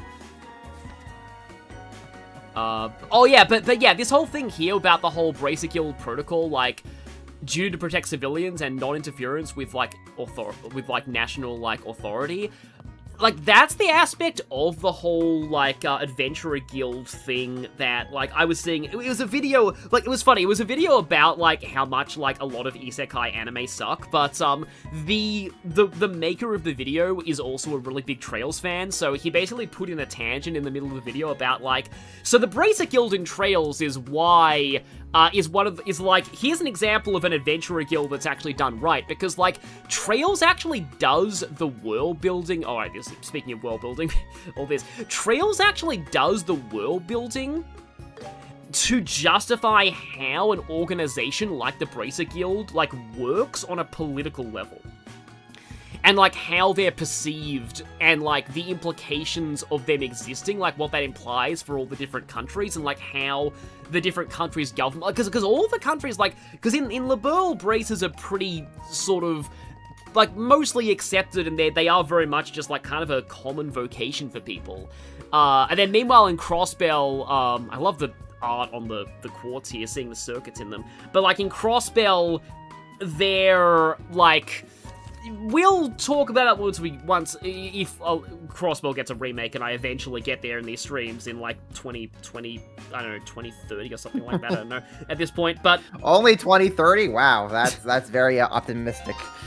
Yeah, especially for this series. But like, but like, essentially, the fact that, like, Crossbell's police were, like, very corrupt and not trusted, and it led to the people trusting Bracers for their problems more, led to friction between the police and the Bracer Guild in Crossbell. Wow. And then in Erebonia, thanks to a bunch of things that will be explained in other stuff, like other games like The Third and Cold Steel, Erebonia straight up banned the Bracer Guild. So, like, all the brands has got shut down, and... So, yeah, because they considered them to be, like, too, like, subversive towards their own government and stuff. Yeah, so it is interesting that, like, the different, you know, like, essentially, yeah, they do put in the effort to justify how an organization like the Bracer Guild works from a world-building and political standpoint. And, like, the whole thing about them not being allowed to interfere with, like, governments or military matters unless civilians are in danger, and, like, that leads to other frictions and stuff. It's like, because like, basically the video was talking about how a lot of, apparently Impede is, like, really broken in these games. In the bag it goes. But yeah, so yeah, that video was talking about things like, yeah, that, like, a lot of isekai anime are just, like, Adventurers Guild is just, like, it's a lazy excuse for, like, how the main characters meet each other, and, like, for why they can all just go on missions all the time, and it's just treated as, like, why, like, going to dungeons and killing monsters can be, like, a job. It's, like, they're really, like, world building that doesn't put any effort into justifying that it's kind of just an excuse to be like, oh, hey, this is so the story can happen. This is so the characters can actually meet each other. But anyway, I'm just going, just kind of, you know, verbal tangenting here, but, I don't know, like, that video was interesting, but the main reason why I liked it was because it's like, oh, that's cool, he's talking about Trails and how Trails world building is great. I think it might have been Mother's Basement. Oh yeah, and they do explain things about... I could see Mother's Basement making a video like that, yeah. Yeah, and they do explain, yeah, this is a nameless name 9 in the chat, yeah, they do explain how the Bracer Guild operates and the fact that it kind of relies a lot on donations for its funding, so they kind of do explain that as well in later games. It's just, in general, Trails is just peak world building. Okay, so we are supposed to get healing, and I do kind of like to make Estelle... Well, I mean, in the original, I like to make Estelle a healer almost entirely because, she was quite bulky, and also she kind of sucked at damage.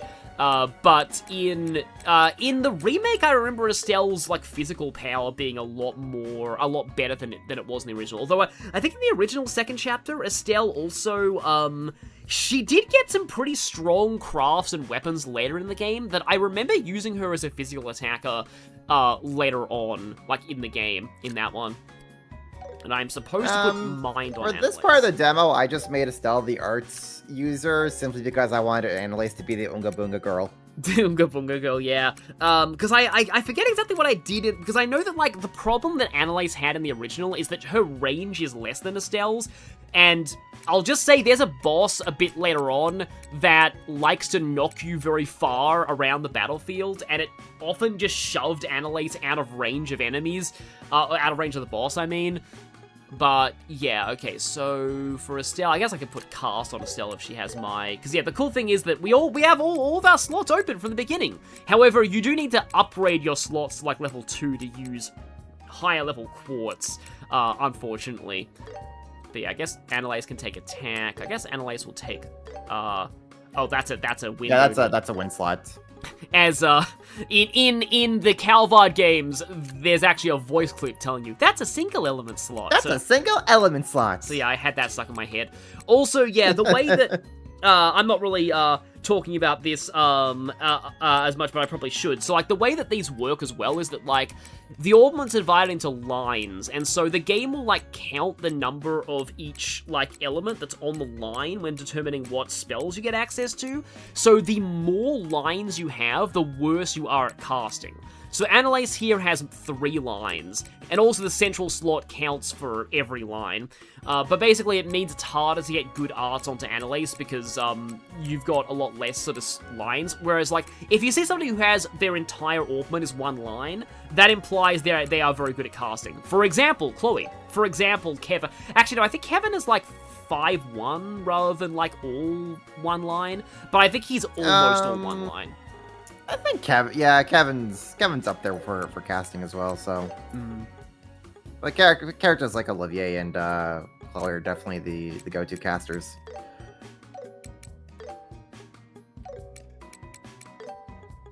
Just vibing to the music here. Impede 1, and then okay, yeah, still already has mine 1, and okay, I've used all of them. Yeah, I don't have enough to actually completely kit myself out with like full augments, but still. I do like that you are actually, you know, like, you do have all the slots open from the beginning. It was, I mean, I do get that it was easing you into the mechanic, because I know that, like, going from Cold Steel to Sky was kind of rough at first because of the way, like, the augments are very simplified in Cold Steel. Instead of, like, having to count up the elements on each line, it's just, like, if you want to fire the Firebolt spell, you just put the Firebolt quartz in. Like, every quartz just has, it's kind of like the opposite of how it is in this game, because in the Sky arc, basically the quartz, their primary attributes are stat boosts, but like their elemental affinities unlock arts, like spells. Whereas in Cold Steel, the majority of quartz just give you spells, but some of them have stat boosts attached to them as a secondary effect. There are a few that... And then Cold Steel also has Master Quartz system as well. Oh yeah, the Master Quartz. That was introduced in Azure, I believe. I think it was Azure. But yeah, Master Quartz are like the... they also kind of give you some arts by default, and... anyway, I'm explaining stuff from...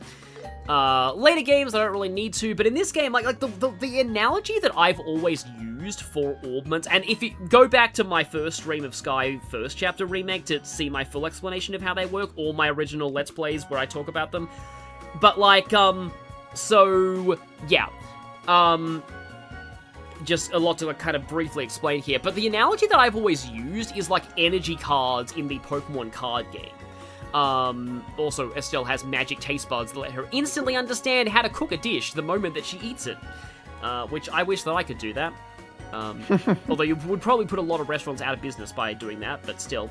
Although it does remind me of how, like I've gotten into... So, Lenny would know this because Lenny also likes Sonic. So, I got the official Sonic the Hedgehog cookbook back when I got Sonic Brainrotted, and it is genuinely really amazing.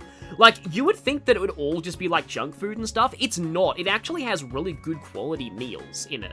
And I've learned to cook from the Sonic cookbook. And I now... Like, I have never ordered takeout pizza ever since I learned how to make my own pizzas via, like, one of the Vector recipes.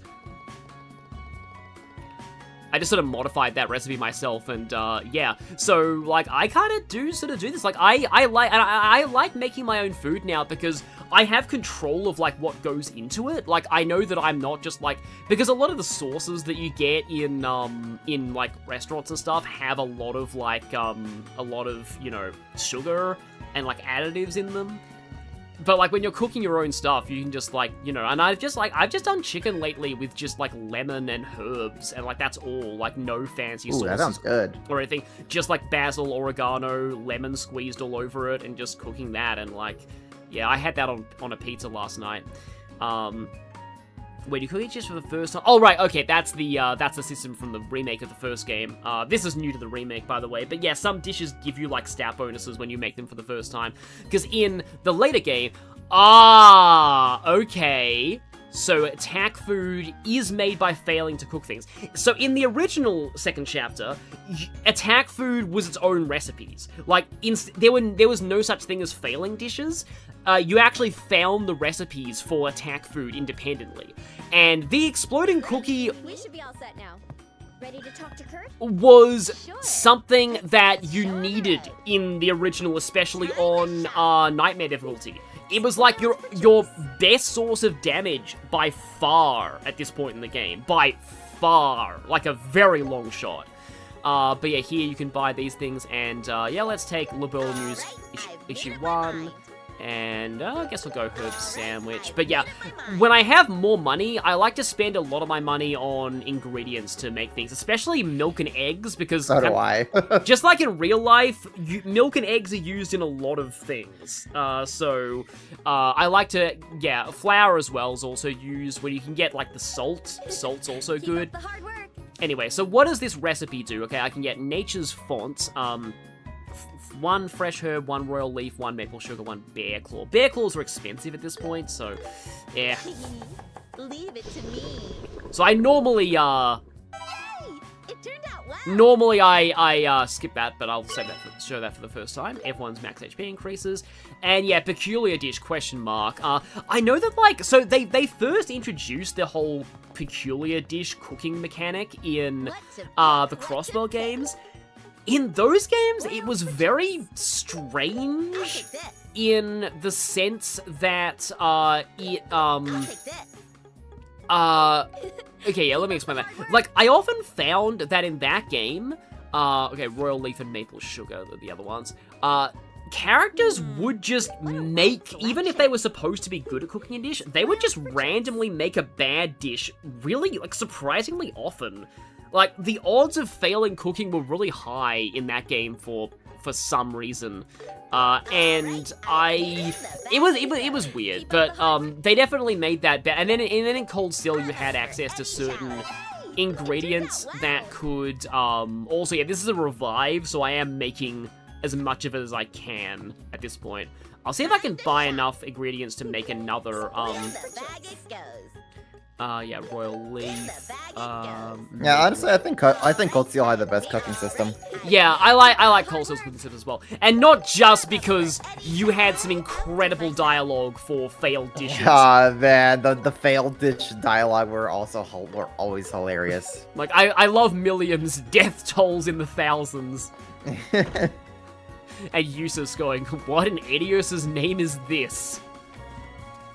I like one of Crow's where he just goes, yeah, this ain't edible. Oh yeah, that one's fantastic too. Yeah, I do like the new name Exploding Cookie.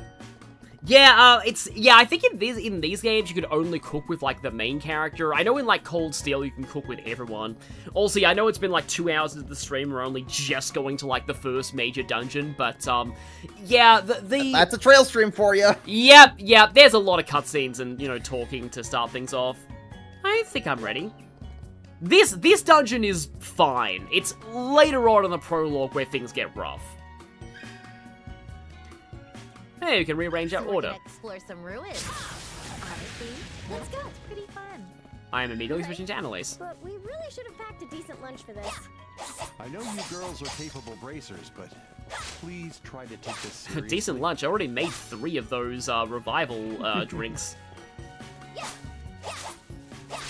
I gotta say, I really like a lot of Annalise's battle animations. You'll see them when you get into like actual fights and it gets to pull up with some of her craft attacks. Yeah, I've seen a few of her, like, I've seen a few of the trailers, like, of how she is in the trailers, but, like, in the original, Annalise didn't really have a lot of, like, actually, like, she didn't get a lot of crafts in the original, but, I'm hoping that she is, I wouldn't say she wasn't fun to use in the original game, but she definitely was less developed than, like, you know, Estelle in terms of her actual craft setup, so I'm hoping that she's a little bit more, yeah, developed here. Also, wow. I'll say that her animations definitely show that she's got some 8 leaves like training foundation in her. Yeah, definitely. Also, which like in the original games, not really. I do like how you can still like the sprites are still there on the loading screens. Yeah, that's a good addition. So yeah, this is our first, and this one's a lot more involved than the first dungeon, or like the sewer dungeon of like Roland in the first game. But they did actually they added a boss fight to that one in the remake. So I wonder if this one, it's probably not going to change that much because yeah, the sewer dungeon in Sky First Chapter was always kind of lame. Well, not lame, but just very basic. You can tell that was just like their first game. But this one was a lot more involved from the beginning. There was like an actual major boss in the original there anyway, so I don't expect it to be changed all that much. But this place does have water level switch puzzles. According to Cassius earlier on, like this was not Cassius. Somebody was talking about how this used to be an actual medieval like fort, and so traps from that era are still exist.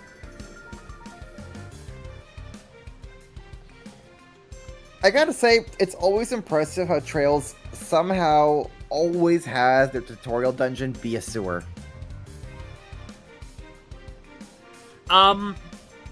Yeah, it is funny like that. I mean, the old schoolhouse in Cold Steel 1 was, like, not exactly a sewer, but there's a sewer in, like, Beret Hard, which is quite early in the game. They always like to put sewers in. And yes, now we're gonna get info on the enemies we encounter. I assume that you're gonna have to, like, I seem to remember from Sky First Chapter's remake that battle scopes aren't a thing in this one. I could be wrong about that, but... Yeah, from what I've played, there's no battle scopes in this, so... Yeah, I remember, like, having to just... Because, like, often the first thing that I would do in Cold Steel and, like, Reverie is I would just buy 99 battle scopes. And I actually went through them pretty quickly, because, like, there's a lot of enemies in Reverie, especially. Because you have, like, the Reverie corridor enemies in addition to the story enemies. So, yeah, you end up running through those pretty fast. And we have a heal point here. Pretty standard RPG thing, it just heals you. Also, yeah, Sir Sonic in the chat says, does anyone know if the new advanced ability differs from others? Yeah, I'm not sure how that works.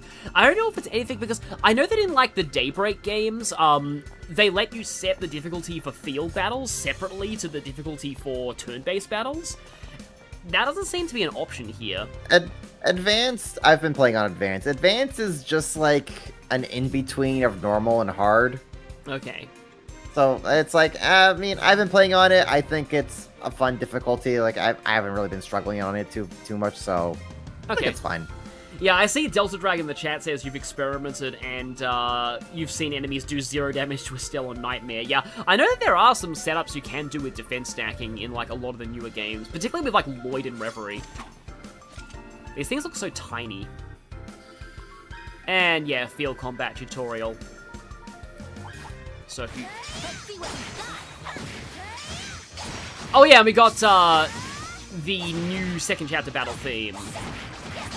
Yeah, I like to go until the enemy gets, okay, I assume that they're not actually getting stunned. I'm guessing we're supposed to just use field combat here. And yeah, this is just like your tutorial for the very basic, yeah. And then they'll teach us about, they'll slowly be introducing you to different layers. Got those, like, googly eyes on them. Yeah, craft-centric approach, more enemies. So this is, yeah, press triangle to use your craft attacks, and then, yeah. I like how she has that, like, leaf sigil below her there. Yeah, like I said, like, they've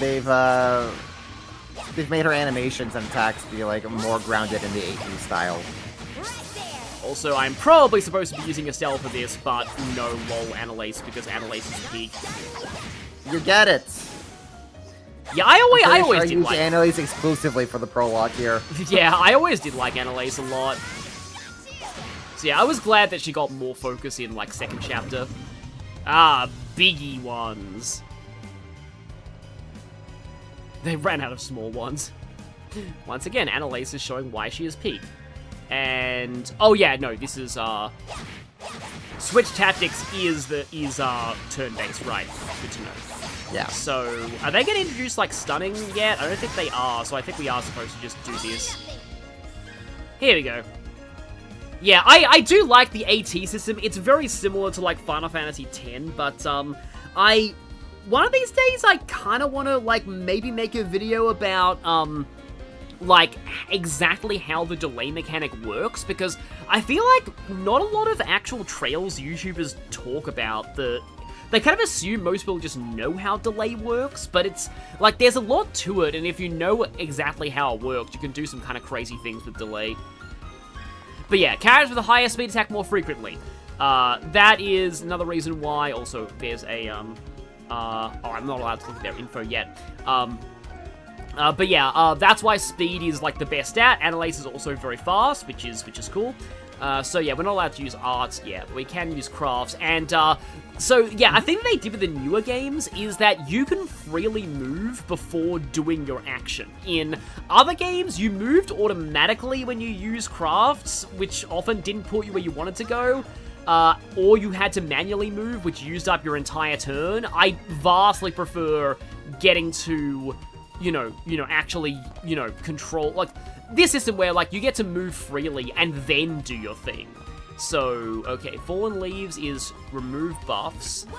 8-Leaf Blitz is back attack bonus. Okay, and then Sword Wind Slash is arts-based now. Yeah. Pretty sure, like, the whole thing about certain skills being arts-based rather than crafts-based was, like, added in the remake, because I don't think, because I know that, like, Olivier's like, Chloe had a magic S-craft in the original, but that was, like, all, and, like, Olivier's S-crafts were also magical. Not magical, but physical, which was really stupid. I did not like that. Okay. Yeah, I don't think they changed the crafts to be magic-based until, like, I think maybe Crossbell? Yeah, Crossbell had more maybe magic Sky the crafts. Third, but, yeah. Maybe it was Sky the Third, but I think it was more in Crossbell where they distinguished.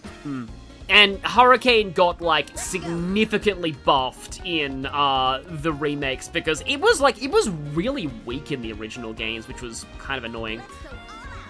And yeah, Lenny recently sent me something via Discord. It was like a Twitter thing about the classic Trails experience of, like, just very slightly nudging the AoE until you get the bonus on every enemy. Because, like, there's a lot of things... Just spending just, like, minutes just nudging the cursor ever so slightly until you get that perfect alignment. But yeah, I don't like... This song is called... It's like Sophisto Fight or something. I don't like it as much as Sophisticated Fight, the battle theme from the first game, but it's still fine. I do actually wonder how I would rank all the battle themes of, like, the whole series, because I do think that, like, Get Over the Barrier from Crossbell is very good. That would probably be one of my top ones. I think that's just the top. Yeah. Period. I swear they made that song to be like a boss theme, and then they were like, we don't know where to put this as a boss theme, so we'll just make the regular battle theme instead. Yeah, the first time that I heard Get Over the Barrier, I thought it was a boss theme. I did not expect that just to be the normal battle theme of that game.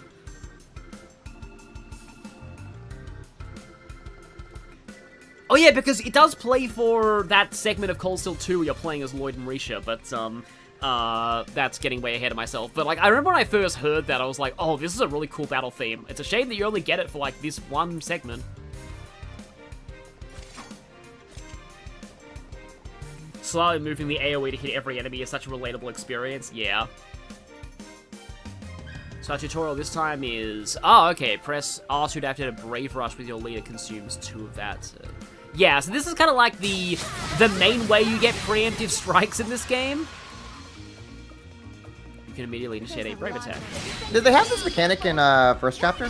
I think it was slightly different. It was a little different. It was like you had like attacks on the field that you could spend like that gauge on that basically instantly stunned enemies, but it wasn't like a multiple party member rush like that.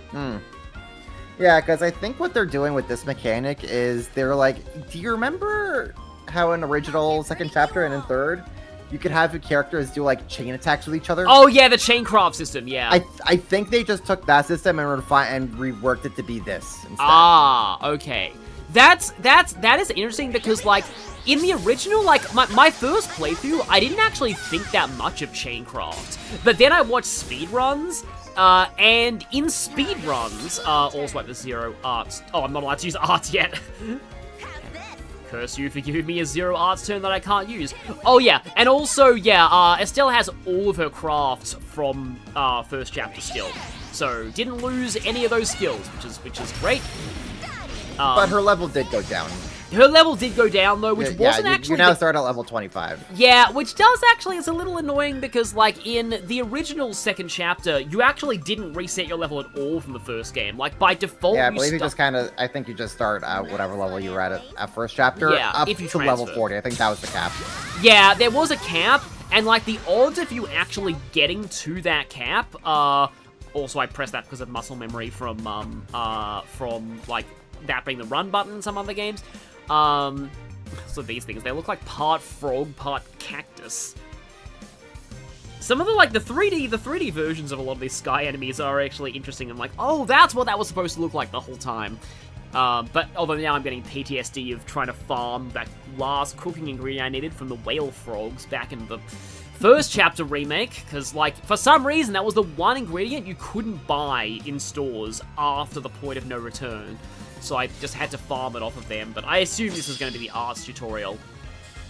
Also, hello, frog. Alrighty, time to unleash some Yep, it is arts time. Let's finish them off all at once. Yeah, Ripple Frog, arts, or magic. Yeah, some of the enemies have weaknesses. Okay, yeah, so you are... Okay, I do like how the Trails games are very transparent about how weak enemies are to certain elements. Like, you know, this is 180% more damage from, like, stone, so... whereas, like, other games, like, you know, just... It won't really tell you exactly what they're weak to. And, yeah, 50% resistance of that. Like, some enemies have, like, basically,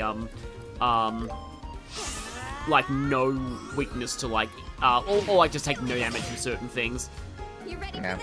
And then from Memory onwards, they've had it so that if you have any arts that enemies are weak to, it just flat out going to like highlight that for you or tell you. Yeah, like, no, hey, that this art's weak. Yeah, Use. that is definitely a cool system. Arts don't trigger like follow-up attacks though, the way that crafts can with stun. But okay then, yeah, a lot of these. Also, yeah, we can press like this button for like info on enemies, and yeah, the game does actually tell you. So yeah, 368 defense, but only 32 arts defense. Yeah, you are very much supposed to use arts on these. But yeah, the way that arts work though is they have casting time. Although some of my crafts are actually arts based, so I can do this. Yeah, so they have cast time, so you, like, they basically use up, like, one turn for the initial, like, preparation step, and then another when they actually get cast. And you can reduce the casting time with, the cast quartz. So yeah, Swordwind Slash here is also magic-based, a magic-based craft. Not really much of a thing in the original game, but yeah. Also, I like how it still says delay, even though that thing just died.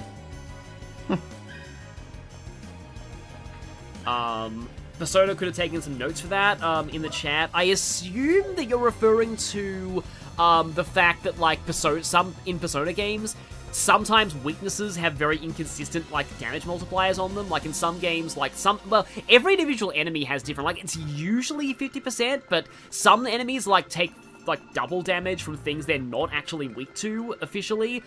So you don't get, like, the press turn bonus, but you do get the increased damage. And other enemies are, like, weak, there's a lot of Persona 4 enemies that are like this. They're, like, weak to thunder, but only take 5% damage from it. So you get a 1 more, but you also barely do any damage. Whereas, like, everything they like, are neutral towards actually does more. Like, those... It's one of the night enemies in the 6th dungeon that's like that. That was always a huge pain. Because, like, the knockdown wasn't even that useful either, because I don't think all-out attacks did very much to them anyway. Also, definitely make use of the fact that you can save anywhere in these games. Always good to just save often. Oh, arts can trigger follow-up attacks in this game. Okay, good to know, chat. Also, yes, craft boost is based, though not nearly as based as... Although, from what I remember, like, it is kind of annoying that, like, apparently on, like, the higher difficulties of Reverie, you basically have to use arts and use partner characters that have, like, arts boost 5, because that's, like, the only way you do damage at all. Okay, I do really like the sort of mini-boss theme of this game. It's just such a silly song. Yeah, it's a bop. Yeah.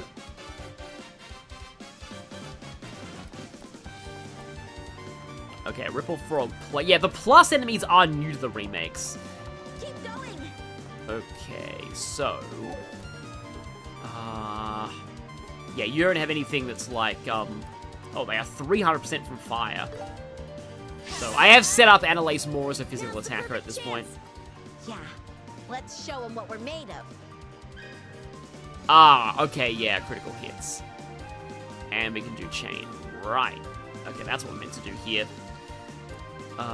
Let's go... Yeah, Hurricane's not going to be that great. I think I'm going to... Can I get all... Yeah, I can get all 3 of you. Nice. Yeah.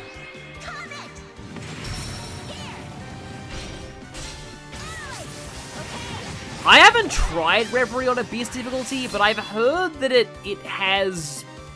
It's like... Because I... Like, physical attacks, you can actually spec physical into being pretty good in...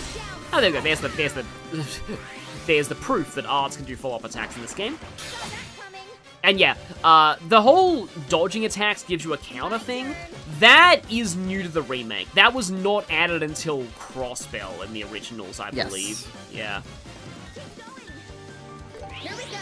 It's funny how there's a bit of Silver Will in this. Apparently these frogs are giving us memories of Lieutenant Lawrence if Silver Will is playing. It's always funny when enemies die to status ailments.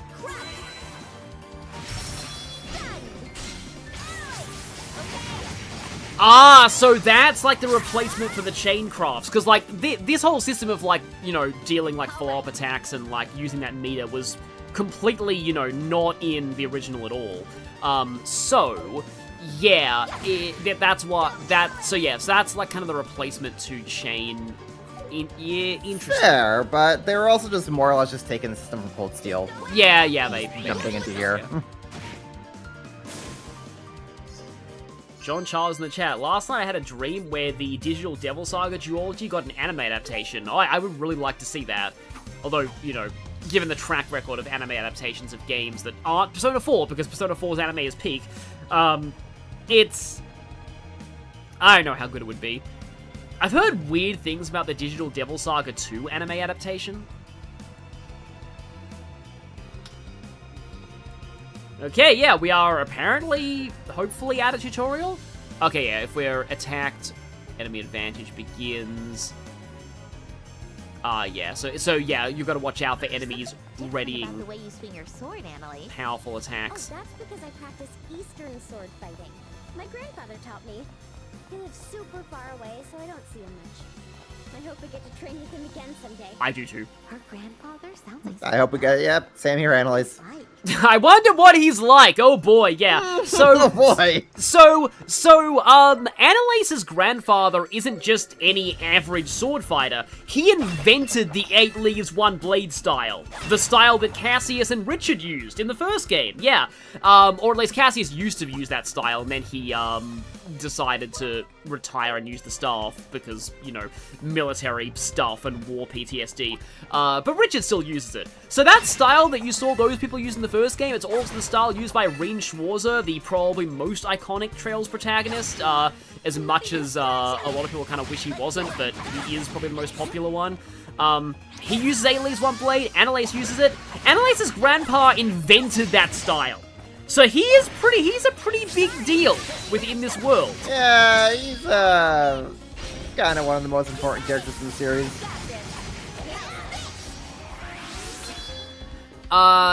Yeah, Devil Survivor 2 did get an anime adaptation. It's apparently not the best, and it's kind of very biased towards its Chaos Alignment representative from what I've heard.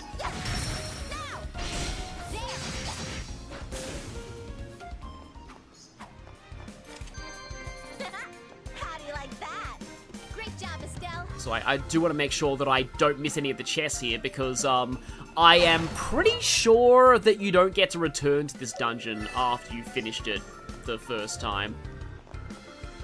Oh, okay, now I'm remembering. In the original, I always had to hit the speed up button, like the turbo button, every time I press one of these switches, because the animation for those bridges opening up was very slow in the original, in the originals. So I always just, held down the turbo button whenever the bridges were going. The originals just had a lot of really slow animations in general.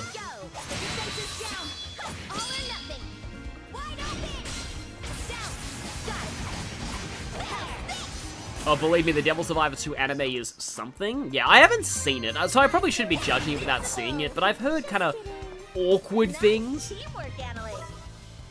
Okay, that's central one. I forget if that's like a toggle or if that's a, like if it, actually no, I think it just activates the one to the side. Oh yeah, I must have said that wrong. I must have said Digital Devil Saga 2 instead of Devil Survivor 2. Apparently some people in the chat are saying when you're on the notebook screen, you should press start for something. Yeah, I saw that. Okay. Oh, there's the liberal news. Ah, the liberal news. Yes. So press start here. Oh, there we go. Yeah, you can. Oh, that's the book from the first game, I believe. Yeah. Yep. So it carries over everything. Also, I love that. Farewell, the VA will never forget you. Yeah, some of these have, like, pictures. And there's Kurt becoming as hard as steel. And there's that quest that they use to basically give Grant more relevance. Also, hi, Lawrence. Yeah, I do love all of these little photos that you get in the comments from Estelle.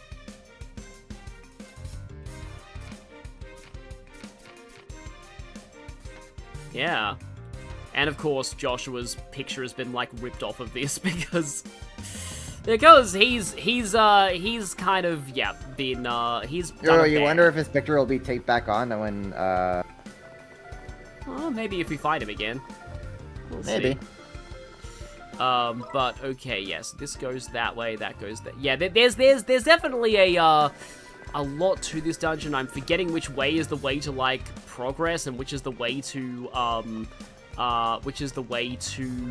chests, but I want to get the chest there, but yeah. I believe from what I remember, this side that you're on right now has more treasures to go through, and then the right side is progress. Ah, the right side is progress, okay. Yeah. Okay, good to know. But yeah, I do like that you actually keep the entire, original notebook, which is very cool. Also, I can press the high speed mode button if I want to just go quickly through this part of the dungeon. I'm not even scratching it. Not even scratching it, huh? Well, I can fix that by using your craft button. I always set the high speed mode to be at max speed so that whenever you're just like going through long hallways or whatever, you just enter high speed mode and you just see them go, like, run as fast as the Roadrunner. It's hilarious. Yeah, maybe I should do that. If I go into the options... Yeah, here we go. System, there we go, yeah. Yeah, high speed mode. So it's I assume quick battle speed, because that's probably the field. Yeah. Probably. Couldn't be better. Nice teamwork, Adelaide. Well, in other games, the high speed can be set to like even higher, to like 6 times speed. So just hilarious, no, going. Yeah, it is. It is always very, very fun to set the high speed mode like that high. Persona 1 mode, apparently. Look, treasure. Yeah, now's definitely a time to use one of these. I like the caves they added to the first chapter remake, where it's just like, oh hey, there's like 50 enemies in here that you can. Although I think the speed run, from what I've seen some vague stuff of first chapter speed runs, and they are kind of I haven't seen them for like a little while. Like I saw them a long time ago and didn't really look at them like after that, but they kind of abuse those caves to like grind, I think. Like they do something in one of those caves that make me go like, okay, this is very broken. I forget exactly what they do, but I know that the speedrun does do something with those caves. Okay, so we've just got... Okay, we have a couple of other things over behind us, too. I'm so used to having, like, really big AoE arts, like Aerial. But yeah, I didn't quite get to fully explain what I was saying about, like, Chaincraft, the original, because, yeah, it wasn't until I watched speedruns of second chapter where I was like, oh, Chaincrafts are actually really, really strong. Like, they are very, very, very powerful in that game. Especially when you get a certain party member who has a special property where Chaincrafts, it's mostly used in the third, and mostly there for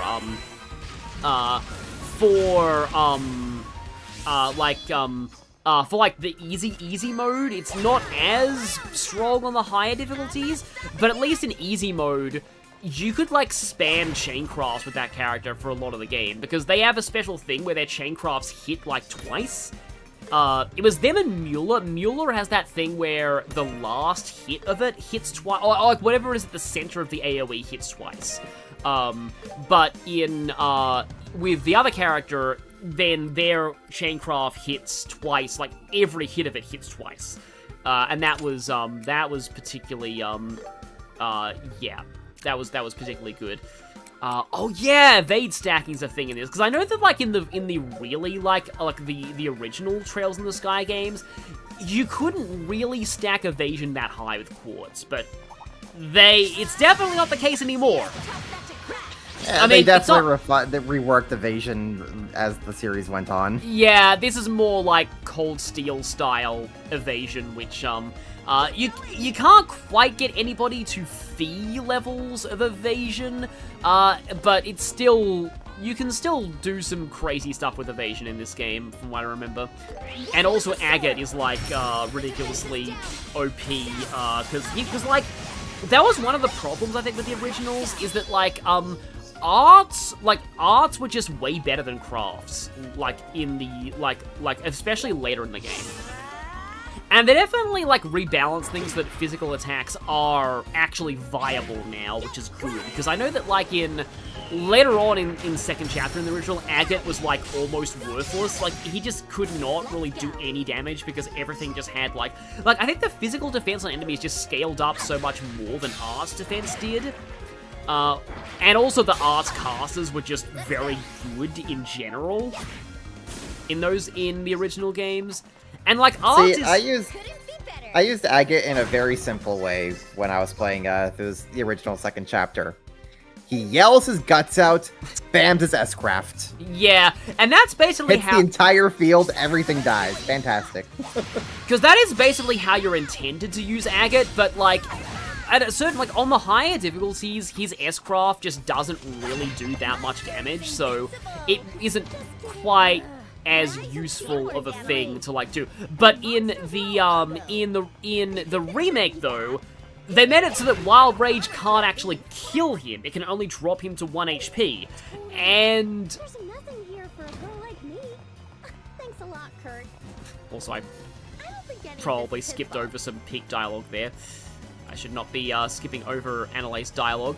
But yeah, there's probably some chests over this other side that I missed. Also, yeah, I do appreciate the fact that you're actually, because unfortunately there aren't any chest quotes in this version of the game.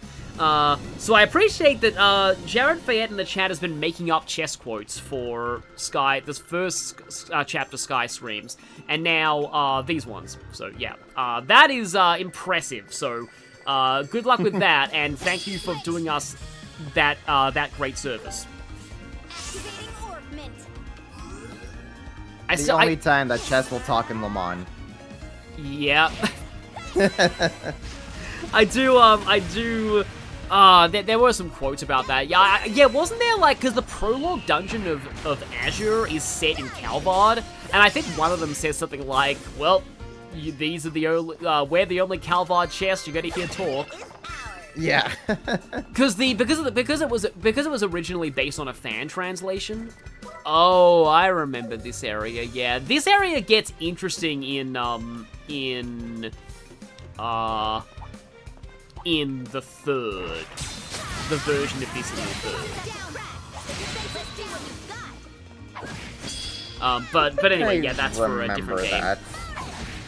That's when this place is full of lava instead of just regular water. Right, yeah, that dungeon. Gotcha. Yeah, I still don't know why the song for it is called Illusory Blue Flowers, because you'd think that there'd be a song called that in the Crossbell games for reasons, but actually no, it's a Sky the Third song. But basically it's like reskin of the channel, but instead of water, it's like all lava. I do really wish that I had AoE art, but, I mean, maybe I do have access to AoE art at this point, and I just haven't really experimented enough with the augments, but, yeah, AoE art is just like, I mean, granted, though, a lot of the time, it just kind of does boil down to just spam AoE art, and, I'm gonna kind of evenly damage you, just in case I leave one of them alive and he calls for backup again, or maybe I didn't evenly damage you guys. You can get a couple of, like, more rare quartz through the in-game achievements pretty early on that will help you get AoE arts faster. Okay then, yeah. I know the achievements did give access to a lot of arts in, like, a lot of good quartz in the first game's remake.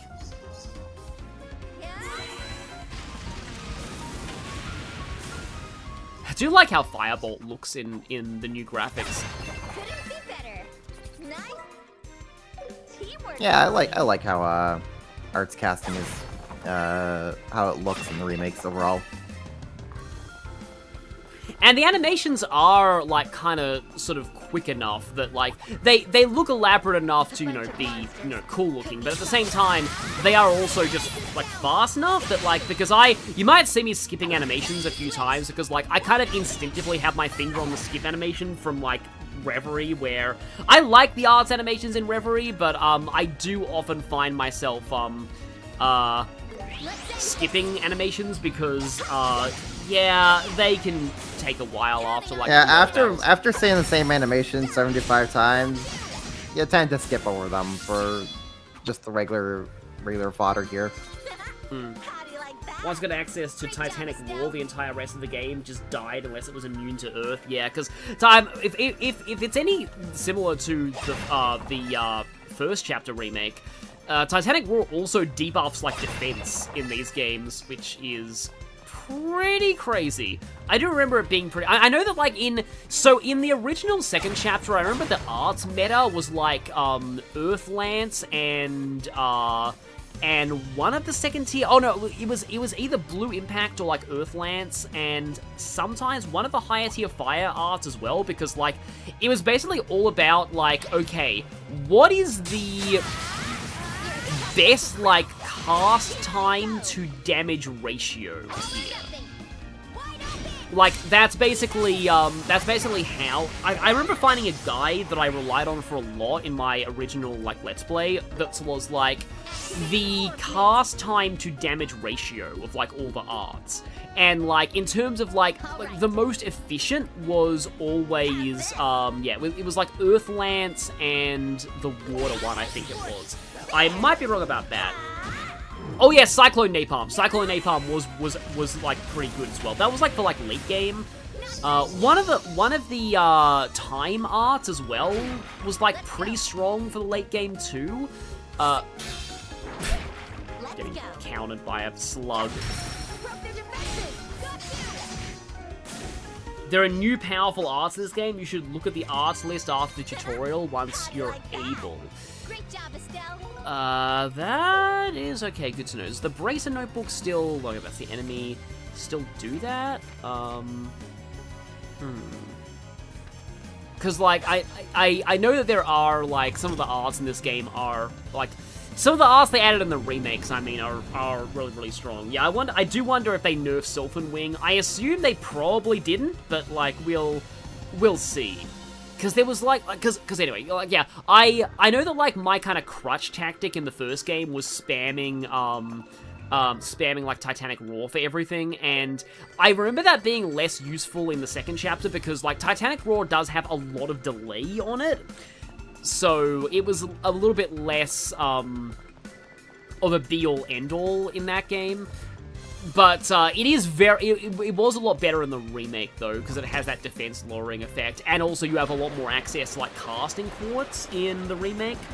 Because in the original, you didn't really get the cast quartz until later, and you had less, like, ways to reduce, like, cast time, and, although it is still insane that in the Daybreak games, there are ways to reduce, oh, no, I don't think there's ways to reduce cast time to 0, but there are ways to reduce EP consumption to 0. EP cost, oh yeah, I did that, and I had the time of my life just spending the most absurdly busted arts over and over again for free. Yes, the Whale.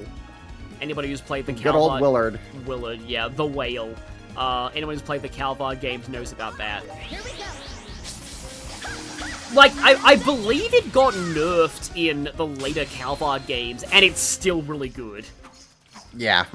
Yeah. You know something is broken when it gets nerfed, and it is still one of the best things in the game. It's like, the thing that I often cite for that is in Wargroove, which is like kind of an Advance Wars clone, like spiritual successor. In that game, there was a character whose, like, commander ability was to, like, summon any unit, like, anywhere, like, on the battlefield. And like, they had to pay for the normal cost of that unit, but, basically, in the, like, they released a patch that nerfed that ability by having the unit that she spawns cost double its usual price. And it was still considered the most broken thing in the game. Also, Annalise. Annalise is getting really low on health. Yeah, I should... Yeah, here's the item tutorial. Yeah, let's heal Annalise.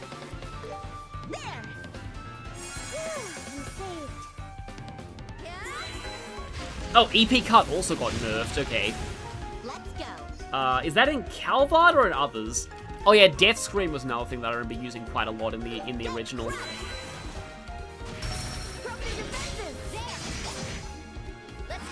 Yeah, I believe the Whale no longer does all cancel in the later Calvard games, but it's still really strong. It does, it just doesn't also debuff them as well. That's what made Willard so absurdly powerful originally.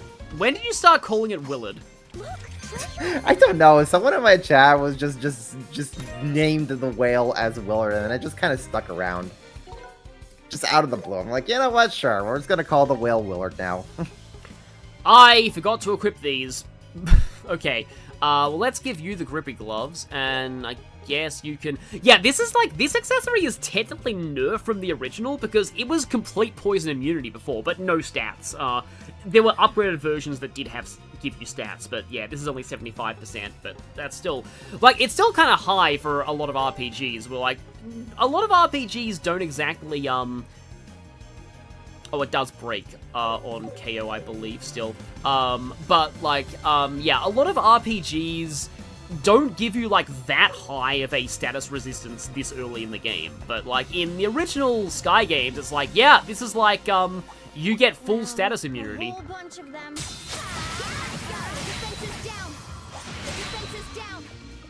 Their defense is down twice. I don't know. Is the defense down? Didn't quite catch that. I'm trying to think of like if somebody was like, I mean, I know that we hear "Go Go Joshua" a lot in Sky First Chapter's remake, but there was like a quote that I know that like some characters would just say a lot in another one of the Trails games, and characters saying like characters announcing their turns was also a thing. I do like this version of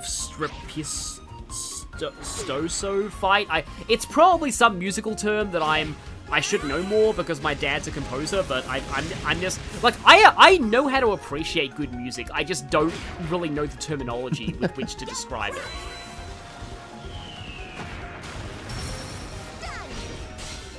You know you enjoy the beeps and boops. Yes. Yeah, I had my weird like old ways of describing certain types of music back in the day. Like when I get to it later on in Blazing Blade, I mean it's Eliwood's theme. That's the song. But like I described the sound of Eliwood's theme as chucky. And I will go into what I mean by that at a certain point in the Blazing Sword playthrough. But yeah, there's only one other song that I describe that way, and it's the SS Aqua theme from Pokemon Gold and Silver.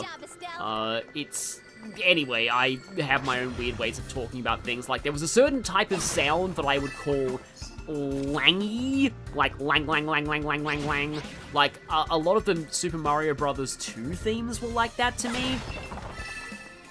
But anyway, yes, this was more weird, child clingy things. Treasure!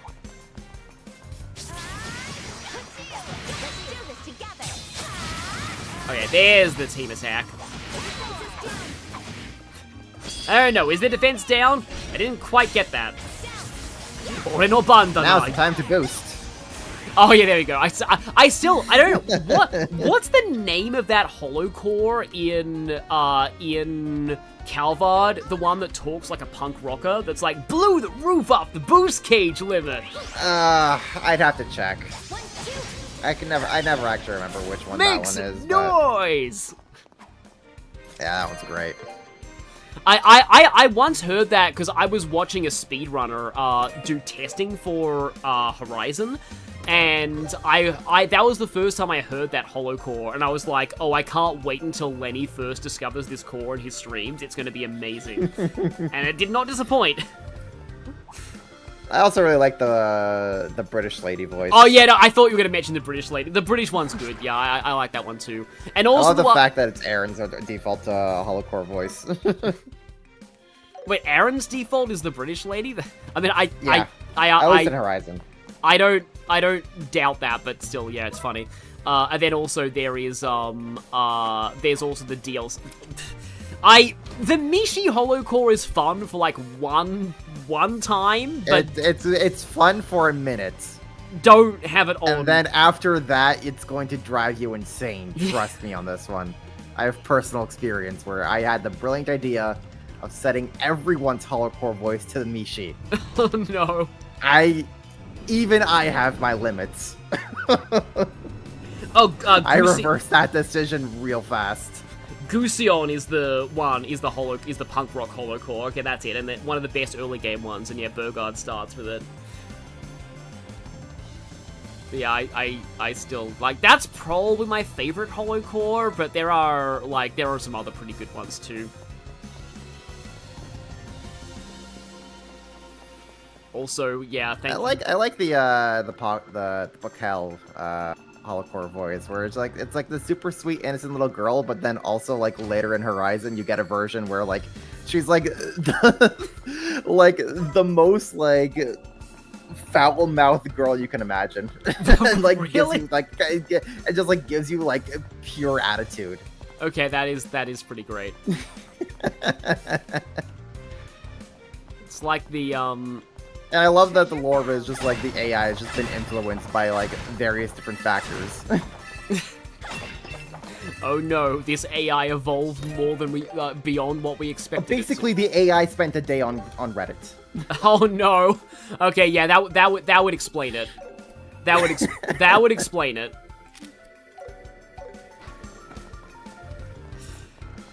But yeah, that does sound pretty amazing. Like, yeah, I think there are different variants of like the holo cores that you do get that like do change things up a bit. But like that was always yeah. I can see why like the holo core voices would get annoying sometimes. But it is kind of a funny way. Also, I caught a couple of those frogs in this battle somehow. So I guess we have to live with this now. You know, I just realized I should probably, because like I put fire on Annalise because I wanted to give her a more physical attack, but a lot of the enemies in here, like the ones I want to use magic on, are weak to fire. So I'm finding that Annalise is casting a lot more than she probably should, and so I should probably change things around. Also, Estelle's like out of CP. Also, she's stuck over here. Also, I think I should probably just run. Yeah. Let's go. Okay, yep. Oh, hi, slug behind me. Okay, this actually doesn't look good. I'm stuck. But okay, let's, did I get, like, any sort of... I don't think I got any droplets. Okay, so, Orbment, right. I am kind of changing this because I think I do have more... Yeah, no, I still has way more arts, so yeah, let's switch over this to... Oh, here we go. Now I can see the arts list here, yeah. Geocatastrophe, that sounds impressive. Oh, Cocytus is fun. Volcanic Ray, Meteor Form. So yeah, Cyclone Napalm is cool. I remember Arc Prominence being pretty strong as well. Oh yeah, there's a side quest where the boss will throw Arc Prominence at you if you don't cancel it, and that gets, and that's like in Chapter 2 as well. Lost Mobius. Oh, I remember Lost Mobius being really good because it's a suction effect. I think that's Dark Matter. Oh, Dark Matter, yeah. I think of like Lost Mobius might have been suction in like one of the games though. Anyway, yeah, I think I'll actually put yeah, I'll switch over the hit one to Annalise, and then you'll take fire because I think you need that more, and then I think I need to EP charge Estelle. Look at all these. I didn't actually mean to do that. I meant to use the okay, well, I might actually be somewhat locked in here. Yeah, sometimes square is to attack in some games, so I might not be as used to this, and okay, here we go. Yeah, Estelle has fire now, so do this, and yeah, I really should have used the field attack on these guys. I'm glad that I'm not a nightmare, at least. At least they're getting as bold-necked as I am. Because yeah, this is one thing where like you wouldn't have this issue in the original, because in the original like battles just take place on a square grid, like regardless of where you are on the field when you initiated the fight. Let's go.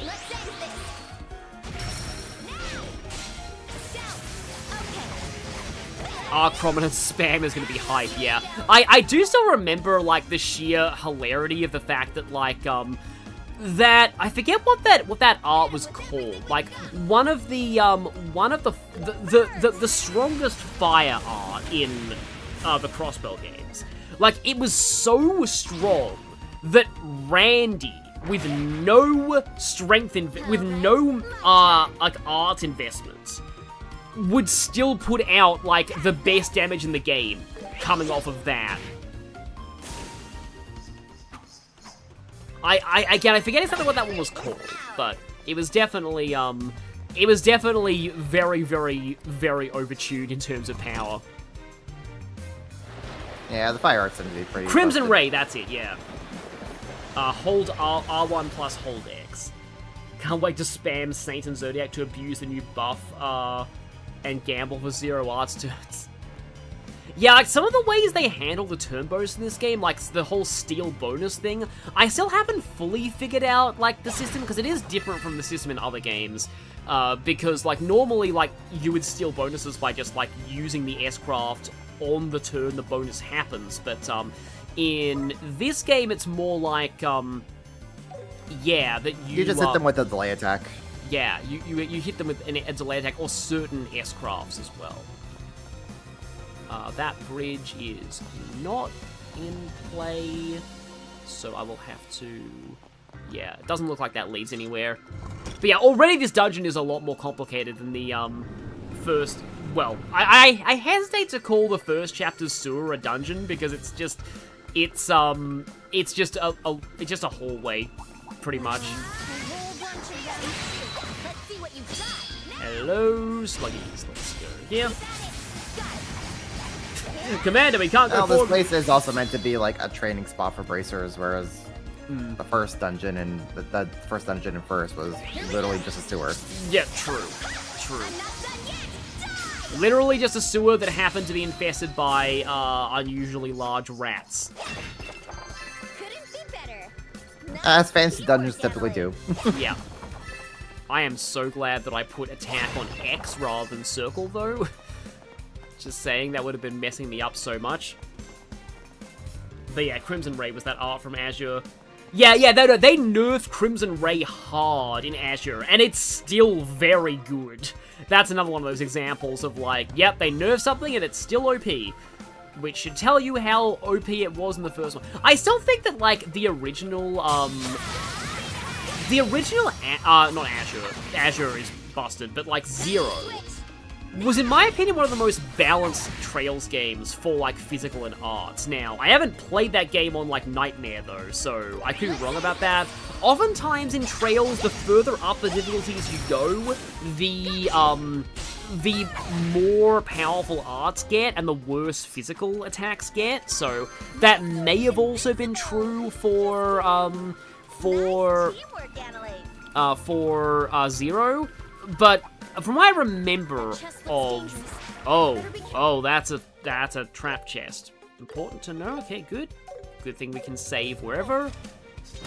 Looks like they mean business. Okay, it's just 3 big things. Although, granted, you know what? Let's actually clock up. Yeah, I remember somebody I found somebody who wasn't even like a Trails fan was talking about like how overpowered Clock Up EX was in the Sky First Chapter remake because of the fact that it gives you acceleration as well as the speed buff. So it like pushes you to the front of the turn order, which is just anything that does that is just has always like historically been insanely overpowered in this series. Although granted, yeah, it does cost a lot of EP at this point. 60 is, I mean, this isn't the Accelerate version, but still. Yeah, but if you do it on a Zero Arts turn, then you're just laughing to the bank. Yeah. I do like this more than although, to be fair, the remake's version of the mini-boss theme, I do think is better than the original. Like, the original Sky First Chapter mini-boss theme, I didn't really like it that much, and I like this version better. But I do like the remake's version of the Sky First Chapter battle theme. I like the way the water is animating. Okay, we have a Zero Arts turn on the frog. Thankfully, it doesn't have arts. Would you stop going for Annalise, please? What did she ever do to you? I mean, I know that she's invincible, or is she, but still, you don't need to focus everything on her. Oh, they nerfed Heaven's Kiss in this version? It's now 100 CP rather than 90 CP. I don't know how much of a difference that would make, though. It's funny how Heaven's Kiss is like 90 CP in this version. In the original, like, Sky, Heaven's Kiss was like, only like 50 or something? It was way less CP. So it was pretty crazy.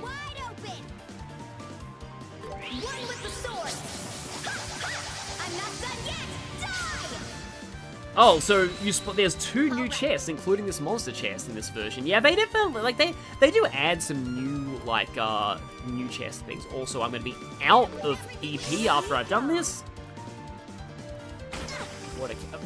And anytime that I see water cannon, I think of, Aquaman in Mega Man 8 going, "Water cannon!" Which people would not... Aquaman was not a particularly popular boss in... Okay, it's only small frogs. I was worried that it would be a big one. If it was a big frog, that would suck significantly. But, okay, I think I have to use, an EP charge. Oh, hi, Saldosoff. Yeah, I feel like it's been a while since you've been around here, but, yeah, nice that you finished up that project of yours, and I hope that, you've been enjoying stuff with your friends.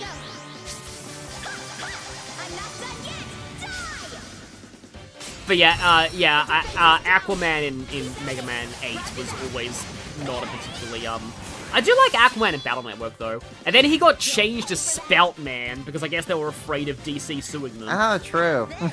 Yeah. Yeah, I forgot about that. There is a patch for Battle Network 6, I think, like a fan patch that reverts a lot of the bosses back, the navis back to their original names. Because I know there was also, like, Killerman.exe, who got censored to Erase Man, because can't say kill in a wholesome kids game, I guess, but, yeah. Oh, and that was, like, and then, like, because, like, some of them, like, I get preserving the ones that got changed in the, also, yes, I'm gonna need to heal Estelle now. I get, like, preserving some of the name changes from, like, the bosses in the classic series, like Proto Man being Proto Man instead of Blues, even though his chips are all B code. But, like, I don't know why Battle Network changed, like, Yamato Man to Japan Man, because clearly all samurai are, Japan is just samurai. Like, any samurai must represent all of Japan, because that is the only thing Japanese that exists. But then, and his chips are still Y code, so clearly he is still meant to be Yamato Man. Like, the Let's Play I watched from Royal Mithril just called him Yamato Man. It's like, that's Yamato Man, like, you know, come on. But I remember Aquaman being a lot, like, the Battle Network version of Aquaman being a lot less annoying than his, again, this was Royal... This was Royal... Did they not just keep the name to Aquaman and Battle Network 6 in the Legacy Collection? Yeah, I think some of them may have actually changed. Also, Pedal Dance, I love Pedal Dance. I forgot that she didn't start with that. But because I was like, wait, doesn't Annalay start with a buff? But yeah, okay, now she actually has Pedal Dance. But anyway, yeah, they might have reverted it to Aquaman in Legacy Collection. Because yeah, they did actually, like, I heard that, like, Legacy Collection, like, in Star Force changed some of the names back to, like, the Japanese names. Or at least, like, one that was changed for, like, a weird reason got reverted in the Legacy Collection. Yeah, I'm pretty sure they did some minor adjustments like that in the Legacy Collection for Battle Network, so... Morale EX acquired. Oh, right, yeah, so I forgot which button was the, special moves button. But anyway, yeah, when Royal Mithril did, like, Mega Man 8, and he summed it up as Aquaman has no personality beyond, hi, I'm incredibly annoying. Isn't he the... Oh, no, he is the one who says, I'm Aquaman, but you can call me handsome guy. I'm like, wait. Okay, sure. You have quite the ego on you there. Oh, that was it. Like, when he showed up and said that, then Rob was like, can I not? So, like, some of the, like, I do wish that, I'm sorry that I'm going off onto a Mega Man tangent now that we're just doing some, like, random battles here. Because, granted, I am, like, what people these days would call a LARPer from Mega Man, because I haven't actually, I played 6. I played 6, I played 11. And I'm currently playing Star Force. So I have played some of the games, but I am a LARPer for, like, a lot of them.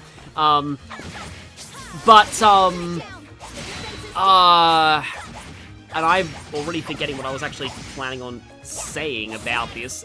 There was, like, something sorry, I kind of lost my train of thought already when I was talking about being a Mega Man LARPer, but, it was involving, like, Aquaman and, like, some of, like, the bosses, and, maybe involving Battle Network. Wow, yeah, just, having to pay attention to this Don't game. worry, it'll come to you later tonight at 3 a.m. when you're trying to fall asleep. Yeah. It's like, oh, right, that's what I was gonna say, yeah.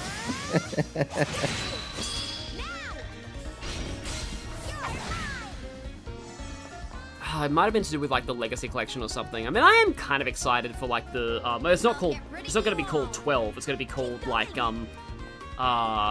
It has a different name. Like something Overdrive? It's coming out this year, isn't it? I think it's 2027. Here we go. I think they said. I'm not done yet. Like Maximum Overdrive or something like that. The defense is down. Dual Overdrive. Dual Overdrive, yeah. Because it's Mega Man is always Sorry, that my bad. series where, like, I think I said this in the stream before, that it's like, they make a really good game for it, and they do nothing for 5 years. And then they repeat that process. My sword is invincible. Just kidding. I do prefer the or am I, the I am invincible, or am I? But I think this might be closer to, like, the Japanese. Jam cookie. Is that a... I don't think that's an attack food item. Here we go, yeah. 2000 HP, cure seal. Alright, I should probably eat one of these at some point to get the recipe. There we go. I needed that. And then I'll wait until I'm damaged a little bit to get the jam cookie recipe, but I often,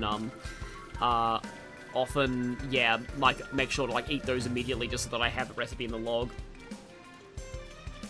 Yeah, I did like Mega Man 6 that I back in the day. I don't think I ever actually finished it. I got, like, almost to I got to, like, the final stage. Didn't actually ever beat Mega Man 11 either. I did get to, like, I wasn't able to beat that final boss, but I, did play through all the rest of it. I think I did have to, like, use the gears to beat Yellow Devil, which is, like... Yellow Devil is that weird boss where, like, the expert Mega Man players don't find Yellow Devil that hard at all, because it's always the same pattern in every game it appears in, and so if you memorize the pattern once, it's, like, you kind of got it down. But, like, more casual players always have a lot of trouble with Yellow Devil.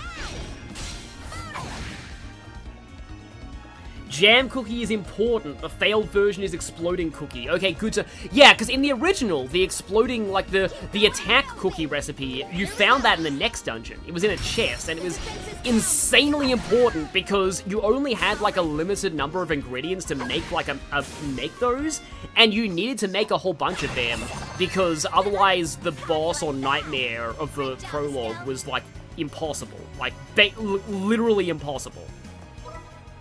Okay, so I do need to activate a switch to... Okay, apparently I went past a chest earlier and just didn't open it. I thought it was on a different platform. Yeah, this dungeon is really big. It is, yeah, it is for being a tutorial dungeon. It's pretty darn big. Yeah, like I always felt that, like, the Trails in the Sky second chapter was always a case of, like, this is kind of the game they wanted to make with first chapter. And it does... I mean, it's literally the second half of first chapter that yeah. They wanted to all be one game, but they got told to just release what they had. Yeah, so essentially this was, like, meant to be, this was meant to be a mid-game dungeon, basically, rather than the tutorial. Because, like, this is one of those games where even, like, a lot of the other Trails games, they sometimes try to ease you in, even if they are a sequel. This one very much assumes you played the first one already. Like, you are really not, ooh, Strike. Strike is cool. It's a question of, like, do I put that on Estelle to get more fire arts, or do I put that on Annalise to get, yeah, because I get Flare Arrow on Estelle if I do that, although it does cost more EP than she has at this point. So let's maybe not do that. But yeah, I think I will put that on Annalise to get more, more crit rate on her. Even though it's only like 7% right now. I have not played any Mega Man X games. If I was to play any of them, I would probably play X8, because X8 does look very good. It's apparently really difficult, but, like, then again, a lot of the Mega Man games are.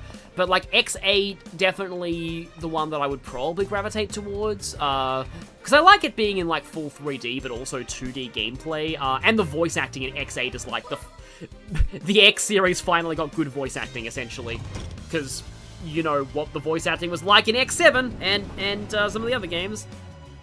X6 was only in Japanese voices, but I want to say that its voices were probably not that great in Japanese. But X7 was the one with Flame Hyanard. so, you know, I'm not even going to do an impression here, but because I respect all of your eardrums. But yeah, X8 had pretty good voice acting, and also like the gameplay looks really good. Yeah, I was gonna, again, because I was like a Mega Man LARPer and mostly experiencing the series via Raw Mithril. Raw Mithril very famously doesn't like Mega Man X, so he doesn't want to play that series, so he although I did experience a lot of those games via, there's another YouTuber named Kevel who was doing, like, no damage runs of the whole X series, so I experienced a lot of them through him, but, he got, like, he beat 2 of the bosses in X8, and then his channel just never uploaded a video again. I don't know what happened, but, like, yeah, he just kind of disappeared. But his videos were great while they still lasted. I did like them a lot. Because, like, I'm sure the Mega Man X games are, like, decent games. I do feel like, though, that the games, like, the story suffered a little bit from the fact that, like, X5 was clearly supposed to end that storyline, and then Capcom was like, hey, Keiji Inafune, make X6 because X5 sold well. And then it's like, but X5 was the lead-in to the Zero series. Zero sealed himself in the capsule and, like, kind of died, and they resolved the plotline with Sigma and the virus and Dr. Wily's implied involvement in everything, and the Zero series was going to be the next series. But they're like, we have to make X6, and that led to the legendary line, I hit myself while I tried to repair myself. That's how they explain Zero not dying in X5, even though he had, I believe he had a hole blown through his chest and half his body, like, blown off as well. Like, Zero was supposed to be, like, very dead in X5, and it only got rebuilt in, like, the Zero series. But anyway. Somehow Zero returned. Yeah, it literally is the video game equivalent of somehow Palpatine returned. It was like, I hit myself while I tried to repair myself. That's the only explanation you get on why Zero survived X5. Yep, there's the water cannon again. Yeah, I have heard really good things about X8 though. Then X8 also ended, and then X8 had the opposite problem, because X8 was clearly setting up for a sequel, and then they never got another X game, so that got unresolved. Because, like, I swear, and I actually have, like, a Fast Clinky video where I plan on kind of alluding to this. Axel is the Silver the Hedgehog of Mega Man. It turned out that he was never a bad character, he just debuted in a bad game. Like, he debuted in X7, where he replaced X, and nobody liked it, and he was also annoying, and, like, he had an annoying voice, and... But then in X8, Axel is, like, a fantastic character, both in gameplay and in writing. Like, people love Axel. Like, they're like, wow, I can't believe we used to hate this guy when they played X8. They're like, he's actually really cool. It's, like, similar to Apollo Justice had the same thing happen to him. Like, at first they're like, oh, why did he replace Phoenix? Like, he's like so lame. Then Apollo got like the biggest glow up ever in like, and then they're like, oh, actually no. And then they went back and like played more of the Apollo Justice game itself and realized that like Apollo's pretty good even in his own game. Also, I used a healing item before the heal point, which kind of sucks, but at least it gave me the recipe. So it wasn't totally pointless. Let me see if I can actually make any of these. Yeah, here we go, standard. Herb sandwich I can make, and jam. Ooh, okay, I should probably save my ingredients for that. I need azalea fruit for that. Because, yeah, that's definitely the same artwork as the attack cookie from the original. Oh, hi, Quanko, 5,000 won donation. Then again, considering what happened in Yakuza Like a Dragon, and they did it entirely because of popularity and it was actually understandable, I'm not sure what you're implying there, but, like, I think it's kind of like that... I don't know, they did weird things with Ichiban in, like, he was supposed to be, like, a major, like, protagonist, and then Infinite Wealth just didn't really, like, just made it Kiryu again, which I'm not a fan of. You finally made it. And here we go. It is boss time. Hard as steel time. The man himself. The man himself. What? But how'd you... Oh, the inside had a bit of a hiccup and the super chat was slightly late. Okay, good to know. Yeah, Raiden in Metal Gear Solid was another example of a character that, like, fans originally hated them, and then, like, they're like, oh, actually, no, this person is really cool. You were just at the entrance. How'd you end up getting here before us? And then Metal Gear Solid 2 became, like, a subversive masterpiece in hindsight that, like, predicted...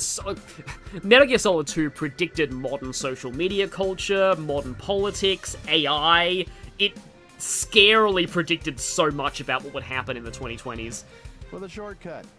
Secret one. A secret one that sadly we don't even get to use in Sky the Third. While you were pulling levers and crossing bridges, I just walked straight here. Ugh. And we had to work so hard for it. I mean, to be fair, this was our training. Well, anyway, we're here now. This is our destination, right? That it is. So then, where are those secret documents?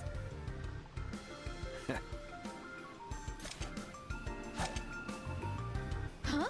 You fools! I was the secret documents all along! I knew it! For this exercise, think of me as an agent of a rival nation. Armed, dangerous, and determined to neutralize any parties after the same documents as me. Understand? What? Oh, I get it. Today's training, it's not about documents. It's about unexpected clashes in unfamiliar territory. In a nutshell, yes. And now, without further ado, the unexpected clash. And this is... this song's called So Fate of the Fairies. I'm not sure why it's called that, but it's an amazing song. Documents are mine. Kurt's really getting into the part. Bring it on, you creep! Yeah! We're the Bracer Boys! We won't lose to the likes of you! Ah, we now have S-Crafts. Okay, S-Craft time! So yeah, R2 plus that to do S-Break consumes all CP, at least 100 required, immediately activates. And, yeah, these also do steel bones. Yeah, you get, and yeah, when you have 200 CP, you get, you do more damage with the S-Craft. Try using Estelle's S-Break. Okay, I guess this is a tutorial now. Yeah, Kurt himself is fairly even on defense and arts defense, 34 speed. No petrified death blow. I remember in Lenny, one of your streams, there was that octopus boss who you reflected its own death blow back into it. That was great. Oh gosh, what game would that have been in? It was one of the training dungeon bosses in Cold Steel 4, I want to say. But yeah, I don't remember that, but I'm pretty sure it was really funny when it happened. Yeah, there was a clip for it. Also, Pedal Dance. Strength and speed up 4 turns. Oh, this gives you Foresight now. That's cool, because Foresight wasn't a thing in the original game. Okay, that looks awesome. Just her, like, actually, like, cutting the sigil in the ground with her sword, like, that is amazing. Remove buff, short delay, back attack. Okay. Or you could just use the Annalise S-Craft on the crit turn. Oh, dang it. Well, I'm just waiting until she gets 200 CP. That'll be my excuse. That's fair. Or I could just... if you use Estelle's Morale, that also gives you CP regen. Ah, right. Okay, that is good to know. And he doesn't have any weaknesses. I do like how, like, I think it wasn't until Reverie that they actually gave human enemies, elemental weaknesses. So if I Pedal Dance again, I'll get a double buff. Yeah, on strength. Everything went mono. Okay, that is very cool. You ready for this?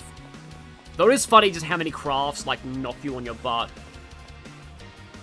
I think I'll just normal attack him. Okay, 0 arts turn on Estelle, which means I can 0 arts clock up on Annalise, because Annalise deserves all the favoritism. Of course. Let's go.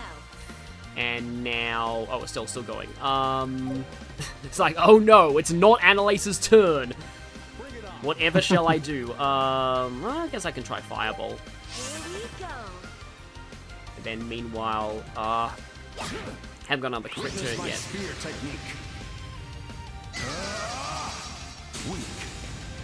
That looks like it. Yeah, it does cancel. Yeah, it makes sense that would cancel.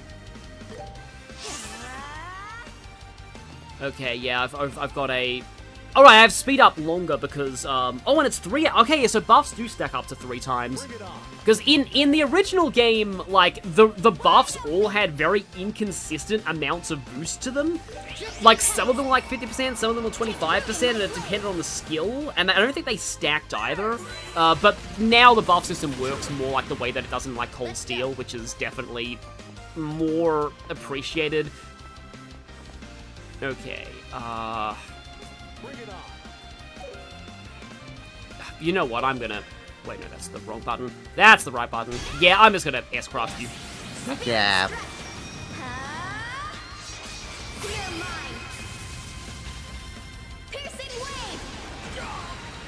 So I know that every 8 Leaves 1 Blade user specializes in a certain, like,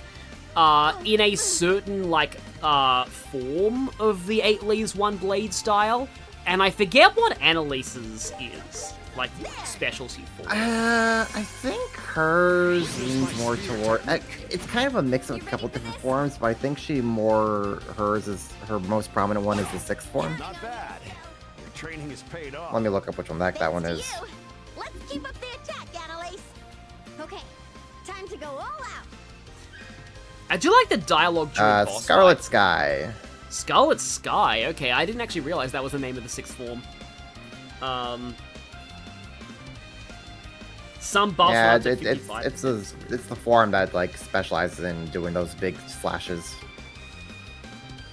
Attack enemies. I didn't actually realize. I don't know if this was in the first game or not, because Overdrive is new to the Sky remakes. It isn't a mechanic in any other of the Trails games. But yeah, this is like debuff immunity, and then every character has their own specific Overdrive bonuses. Aha, craft boost, nice. Annalise also tends to, I think, sometimes use Helix, since she likes to, like, do a lot of spinning motions. Yeah, because I'm used to, like, Helix being done with, Estelle. I think Estelle does do a bit of Helix. I was about to say I'm not used to seeing Helix done with swords, and now I'm like, wait, no, Rean does Helix with the sword. What am I thinking? One of his attacks is Helix Strike. Yeah. That was, I think that was one of the attacks where in the Japanese, well, so in Cold Steel 2, there wasn't enough time in the voice clip for him to say the name of that attack. In Japanese, like, he says it, but in English, he just had to go like, hurrah, because, like, the voice director tried to get him to say it, but he only had, like, half a second to say the full craft name, and it was too long. But in later games, he does fully say Helix Strike. Okay, yeah. Some power plans get into Rage Boost. Unavoidable attacks reduce delay and buffs to various stats. They can steal bonuses too. Uh-oh. Estelle, don't die, please. Okay. Okay, good counter from Annalise there. Oh, yeah, that lower delay is, hurting Estelle a lot. And, well, that's RIP. Thank you for the counter there, though, Annalise. Oh, wow! Interesting. I don't remember him having an S-Craft in the original. So, they definitely buffed this fight. Because normally this was not... I never really considered... Oh, wow, okay. Well... That... Well, that happened. Yeah, I pushed him into Rage too soon, obviously. And those secret documents are mine. Yeah, so, yeah, they definitely buffed this fight a lot, in this version. I don't remember this fight being that bad in the original. Because of that, I am very worried about the end boss of the prologue, because, oh boy, that was the original, brutal point. Yeah, I was gonna clear his buffs with Annalise, but, he didn't even let me get a turn. So, okay then. Let's just go, let's just pedal dance. Because he was never targeting Annalise's foresight. Okay, your turn again, and I'm gonna pedal dance again! Let's go. Fortunately, this isn't Pokemon, so pedal dance doesn't make Annalise confused if it runs out. Sorry, but... You're wide open. Oh yeah, I've never actually seen her do that before. Yeah, this time Annalise is like going full on ham. She's like, no, I'm gonna redeem my loss now. Let's go. Bring it on. 8-Leaf Blitz is A power, that's B power. I don't want to, like, blow all of my CP, though, and this is also back attack bonus, although I don't like being behind him with Annalise, because I want him to target her and not Estelle, because she has insight. Like that, yeah. He's probably going for... Yeah, that was Estelle. That attack is probably AoE, though, so at least Estelle's doing a job in keeping the heat off of him. In fact, maybe she should clock up herself, because Annalise can speed buff herself. Estelle can't do that. So let's go back attack bonus again. Get that speed buff. Got lucky with his S-Craft, never hit both party members. I mean, it was probably only going to attack Annalise. The problem was, Annalise was the only one left, so... yeah. Okay. Oh, I'm so stupid. How have I not used Morale EX? How have I not used this yet? It's a defense buff, too. And CP regen. I cannot believe I ever used that. That's going to improve things a lot. Also, yeah, Kurt's spear range. That is a thing that I remember encountering, not so much with Kurt, but in the Cold Steel arc, there's a certain, like, it's Reen versus Bardius, like that optional duel with Reen against Bardius. I hated that fight so much because, like, the most reliable way to do solo fights in that game is evasion strats and countering with, like, the Sirius Quartz that makes you automatically crit on counters. Like, yeah. To me, that was the most reliable way to do, solo fights. But because Bardius uses a spear and Reen has a sword, every time I hit him, that would always just slightly nudge him to the point where he was in range of his own attacks, but Reen would not have range to counter him. So, I would be getting my evade tank set up working, but Reen just would not be able to counter, because he was just very slightly out of range. I would always have to, like, do this, like, nudge Reen just as far forward as I possibly could, just push right up into his face, just to make sure that I could actually get counters. It was very irritating. I did not enjoy that fight very much, because it was like, it was a weird thing that, like, so, thank you for the crit there. Because, like, I may have already said this in, like, a stream before, and, like, granted, it's a little jump in the gun to, like, later Trails games, but, like, I was always kind of just, I'm gonna Morale EX again, actually. I don't know why I wasn't using this before. So... Cold Steel 3 always had this reputation as, like, oh, it's the easiest game in the series. Cold Steel 3 is so easy. No fight in Cold Steel 3 is hard at all. I had so much trouble with a lot of Cold Steel 3. Like, a lot of those fights, I kind of had a hard time. Especially that one Magic Knight in the sewers near the end of that game. You know, speaking of Trails sewers. Like, that one fight just walled me so hard because it just kept healing, like, over and over and over, and I couldn't out-damage its healing. So I was just always, because, like, it always, like, whenever oh, he's probably going to enhance now, or Rage Boost, sorry, enhance is the name for it in the Cold Steel arc. Don't kill me, please, don't kill me, please, Kurt. Kurt, please be gentle. Okay, I'm probably... Okay. There we go. Don't think that's hitting both of us, but we'll oh, it's just Estelle, it looks like. She might die, but it's a sacrifice I am willing to make, because I have revivals. Better her than Annalise. She survived, thankfully. So now that I have Annalise, I don't know if this is going to remove the buff from Rage Mode, but we'll see. It did, okay. I mean, he still has Rage Mode, but he did lose his attack buff, so like speed buff. So that's good. Also, Estelle is dead now. But, I don't actually care because I want to... Okay. If I... I don't want to use the The zero Ultra powder Reviver? yet. If I use... Oh, I have a Thelis Balm. I should probably do that, actually. Oh, yeah, you got plenty of those. So I'll go Thelis Balm and then Analyze Esprit. Close one. So it doesn't actually steal his crit turn. Oh, yeah, it does say steal bonus. So he's not going to have his crit turn if I use this on him. But I don't get the crit turn myself with the actual S-Break. Yeah, morale is making the biggest difference in this fight. Oh, hey, he's down. I think you just win. Yeah. You're sharp indeed.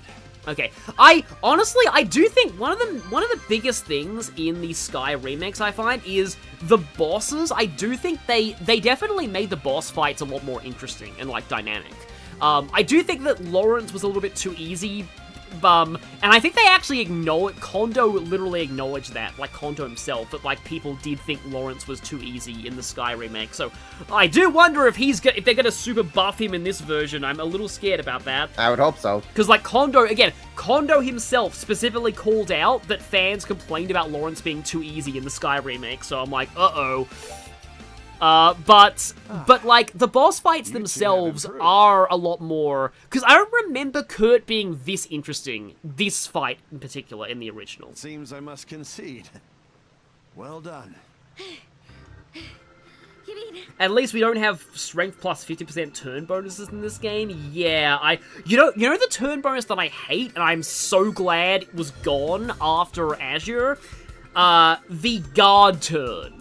The turn bonus where it's like, on this turn, nothing does any damage. Like, I hate those turns so much. And there's no real practical point to, like, because you can't, like, it's hard to force it. Like, it's not like, you can exploit that with S-breaks to, like, because if you S-break on a guard turn, you do no damage. So it's, and, like, it's not like you can, like, force enemy S-crafts to happen on guard turns. Like, it's kind of difficult to make that happen. It's just, I'm glad they got rid of guard turns. Seems so.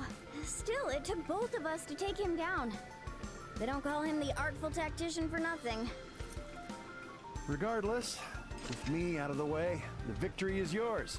As are the documents. Congrats, you two. Mission complete. I wonder if, like, they actually made some, like, fake, like, real-looking documents, or if the documents just say, yay, you won, and that's it. Maybe they're just blank papers. Ha! Very funny. After a quick bite at the barracks, we'll be heading south for the Sandcraw Forest. It's the perfect spot to apply what you've learned.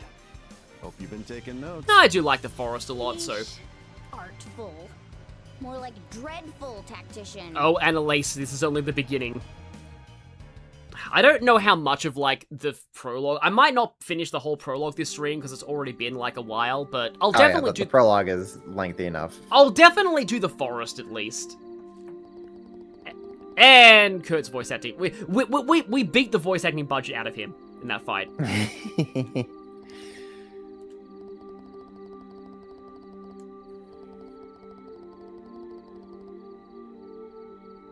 Yeah, Vanish turns are also rough. That thing did still exist even into the Cold Steel arc.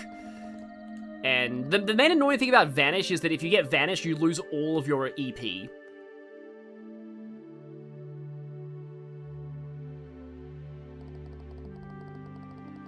There's trading, and there's whatever. Again, Annalise, you have not seen the true horrors of the prologue yet. It's funny that you say Kurt is one tough cookie, because in the original, cookies were the key to beating the prologue. I forgot that he was number 2 Bracer in Oliver Burl. I kind of thought that was Grant for a moment, but I guess they couldn't let Grant be memorable for anything. Oh, here we go. It goes all the way down to G. There are also S-rank bracers, who it's only awarded for, like, saving the continent. And despite that, Estelle and Joshua are not S-ranked somehow. I don't know why. And there's only 4 of them. Have we met all 4 of them at this point in the series? Like by later in the series, have we met all 4 of them? Nope. Ah. We have not seen a single one. Okay. I mean, Cassius is S, right? Is S, I think. Yes. Yeah. So Cassius is like the only one we've met? Yes. Is Arios or... Arios has been offered it, but he keeps turning it down. Ah, okay.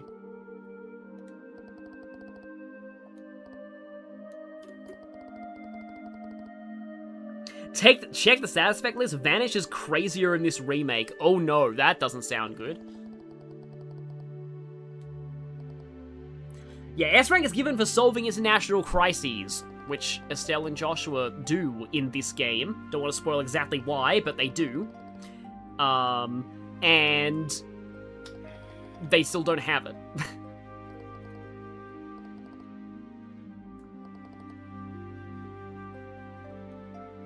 Yeah, I do like the dynamic between Estelle and Annalise in a way. You don't really exude a big sister. Yeah, Cher is probably the more big sister to Estelle.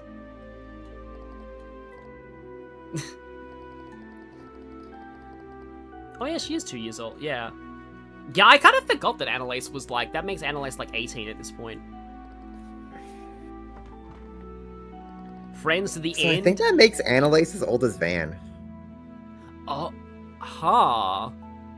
Yeah. It is always funny to me looking back at, like, the characters who were, like, a certain age in the later games and being like, oh, that means they must have been this age in Sky. And I'm like, oh, that is interesting to think about.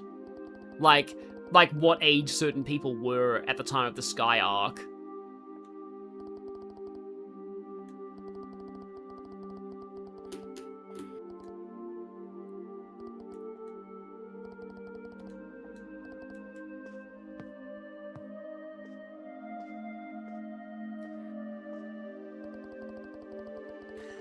One of the other S ranks is seen in Horizon, but not mentioned in Horizon, but not seen directly. Oh, that's interesting. Oh no, I think I know that one of them gets mentioned in Daybreak, and they're like around, but you never actually get to see them or learn their name.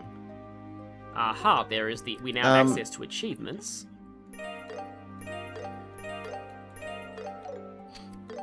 Also, take a step outside. Okay. Wait. You need to find the door first. The door is actually kind of... Wow. The stars look beautiful tonight. Maybe Joshua's out there somewhere, looking up at the same sky. I'm just gonna say, after you learn some certain things later in the series, that line has me screaming. Yeah. Yeah, I think I know what you're referring to, but yeah, I'm gonna keep very quiet on that for the chat, but... Well, I'm just gonna say that much.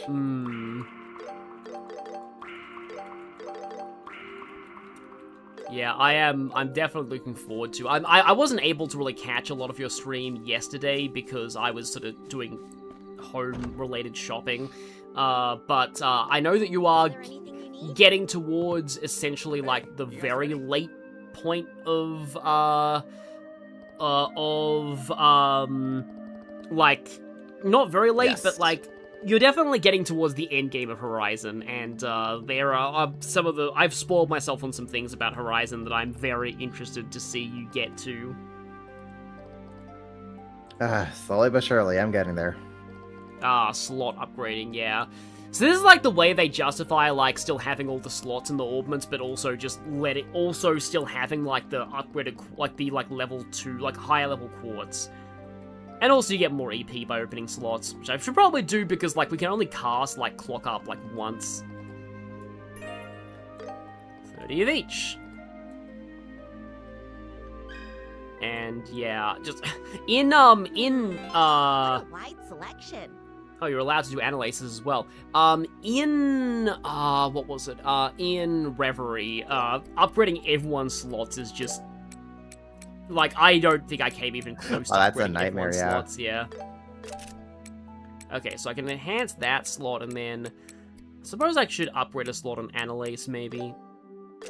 But, like, I do want to use... I usually just, like, upgrade the center one. Yeah. I do kind of want to make more... Looks like you're all set. Quartz. Because, yeah.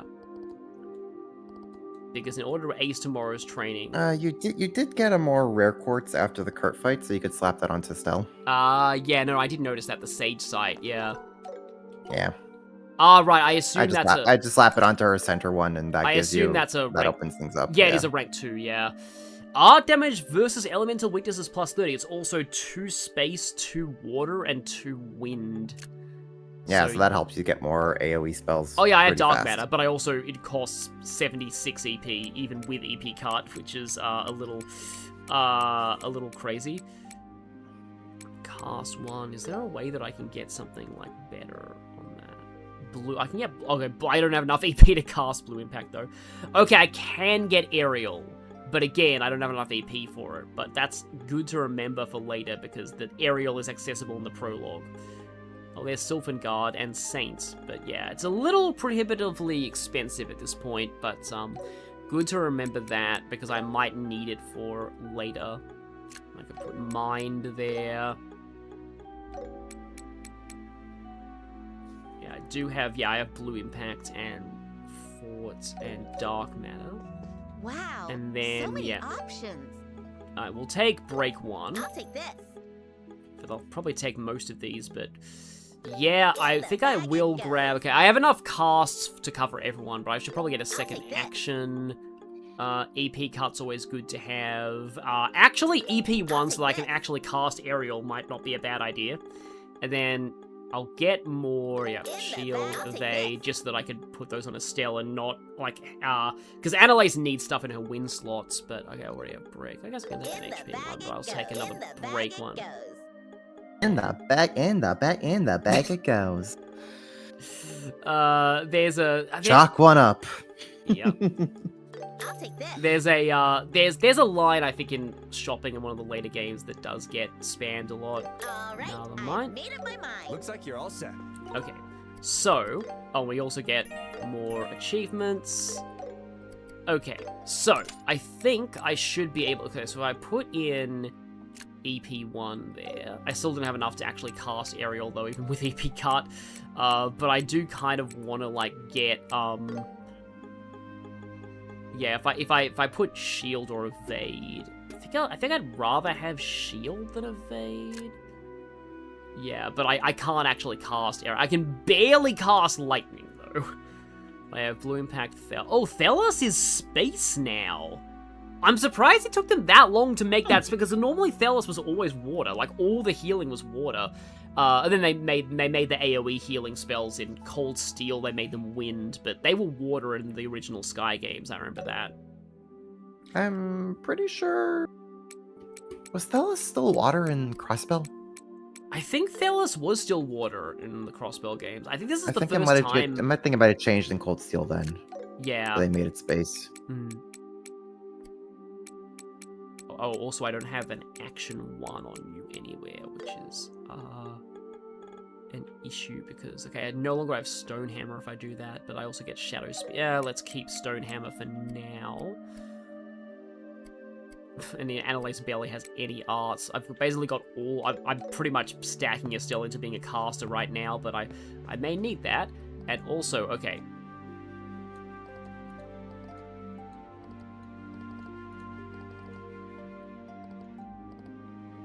Yeah, it is important to be prepared because I remember things go a little crazy after this, but so I need Azalea fruit. Do you sell that? What to pick, what to pick. You do, okay. We just get oh, and I should probably exchange my Seepeth Mass because no reason not to. Okay, so Azalea fruit. I'll get 5 of those. So what do I need? I need I need fresh egg, fresh milk. I have a lot of monster gelatin, azalea fruit, maple sugar. Okay, so I need to buy some more eggs, milk, and sugar, which is basically the most useful ingredients for like everything. So let's go 10. In the bag it goes. I'll take this. And then 10 of these. Just because this is like super important. I remember in the original you want to have like a lot of the bad version of this. So come on, fail. Nope. Okay. Maybe I should save just so that I get more fails of this. Should probably, oh, yeah. The defense buzz is also good. Yeah, the defense is good. Oh yeah, let's go. I'm up for any challenge. I knew I could do it. It's edible. I think. Well, it's edible, but only once, because you will die. Yeah, attack food, physical, circle, like B power. Yeah, in like the original, the attack foods all had fixed power, and they were like way stronger than like they were basically like the equivalent of like weapons from like the next chapter in terms of how strong they were. This also gives a speed debuff too. So if I get more azalea fruits, then I could maybe make more of these. So let's go ahead and buy more azalea fruits. I'll take that. Keep up the hard work.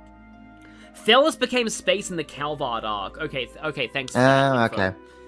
Thelos was still water and cold steel, yeah. Oh yeah, you could actually find shining palms around the forest in the original. Which I think you were kind of expected to, like, farm those on some of the difficulty levels, I think. Okay, I haven't got the fail version of that yet, but I would like to Well, farming isn't all that necessary in this series, since at a certain point you just stop getting that much experience. No, that is true. Like I have always felt that like the thing that's cool about trails, and it's something that maybe some people don't like, but like grinding is rarely the solution to your problems, unless it's like on Nightmare in Sky the Third. I had to farm for Time Seepeth to get like more action and cast quartz for like the second chapter boss. But like other than that one time, like because of the way that like I've always described it as like experience is very rubber banded in this game. So like if you're below like the kind of level of like the enemies at any given time, you are going to gain a lot of experience. But if you are too far above the enemies, then you get almost no experience. And that's the thing that like cause like one thing that I guess that like could also like bother people is that like it bothered me once. Like one time when I was playing Cold Steel, there you go, strength +3 for all allies. It bothered me when I was first playing Cold Steel 2 because basically in that game, because you have so many party members, some of the characters get auto-leveled once you reach certain points in the story. Did Annalise already go to sleep? I also want to say that you should save here because I think there's a BP question. Okay, that's amazing. I know, I freaking love her just holding out her big giant plushie.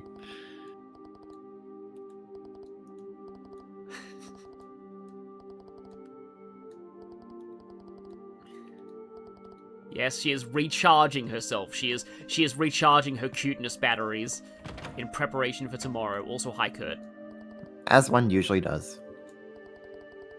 But like, yeah, there was a point in Cold Steel 2 where essentially the characters I wasn't using were higher level than the ones I was using because like they were all like the people who were off screen all get auto leveled. So like I ended up with a bunch of people who were like level 120, and then the people that I actually was training, like they were like level 117.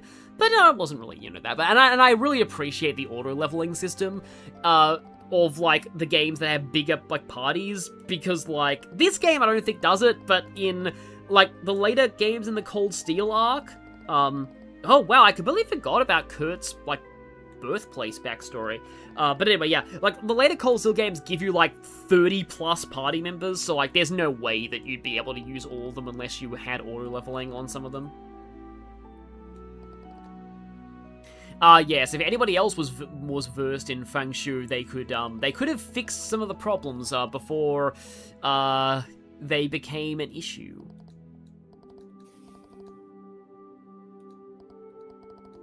Oh no. Estelle and Reading name a less iconic duo.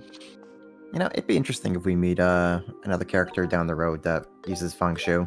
Yeah, because I'm kind of surprised that, because, like, there's a lot of, like, Eastern culture in Calvard. I'm surprised that in the Daybreak arc, there's not really, like, a lot of that. Yeah, that would have been sick. Like, the majority of the Eastern stuff they focus on is, like, Mafia in Calvard.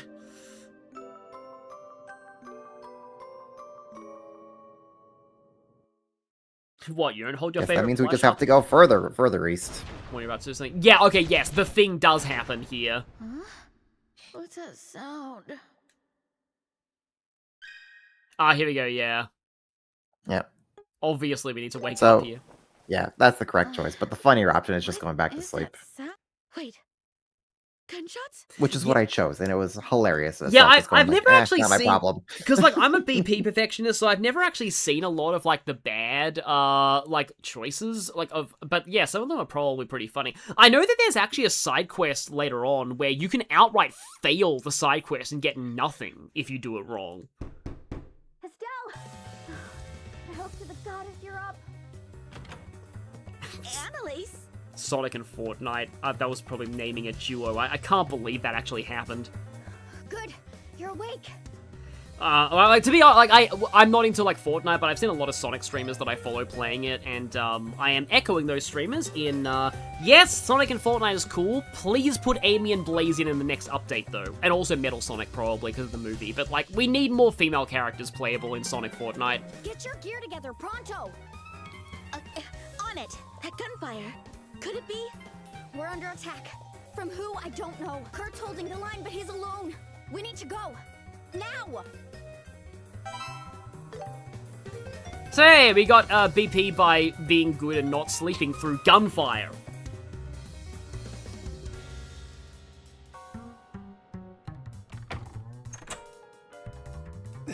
This should buy us some time. Are you okay? Oh no! His arm is injured! Yes, Cassandra Lee Morris is in this. Yes, some people who are just joining the chat. Yes, Cassandra Lee Morris is, Annalise, and Annalise is amazing. I'll be fine. Just got grazed is all. We've got bigger problems. Stopping the enemy. So I remember the battle theme for this fight being really good in the original. Kurt? Oh crap! Are you hurt? Estelle! Annalise! Apologies. I got careless.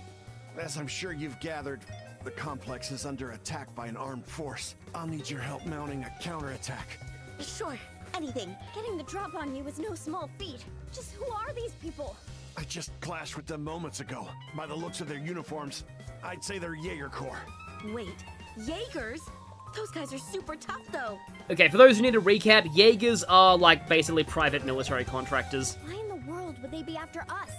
And yeah, Jaegers also have different, like, standings in different regions of the world. Like, Labourle bans them, but Erebonia seems to really like Jaegers, more than Bracers for some reason, so, like, they're still pretty common in Erebonia.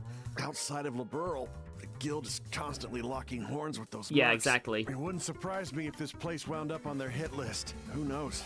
They might even be moving at the Society's behest. There's a lot of Jaeger Corps out there, and you find out more of them about them later in the series. What?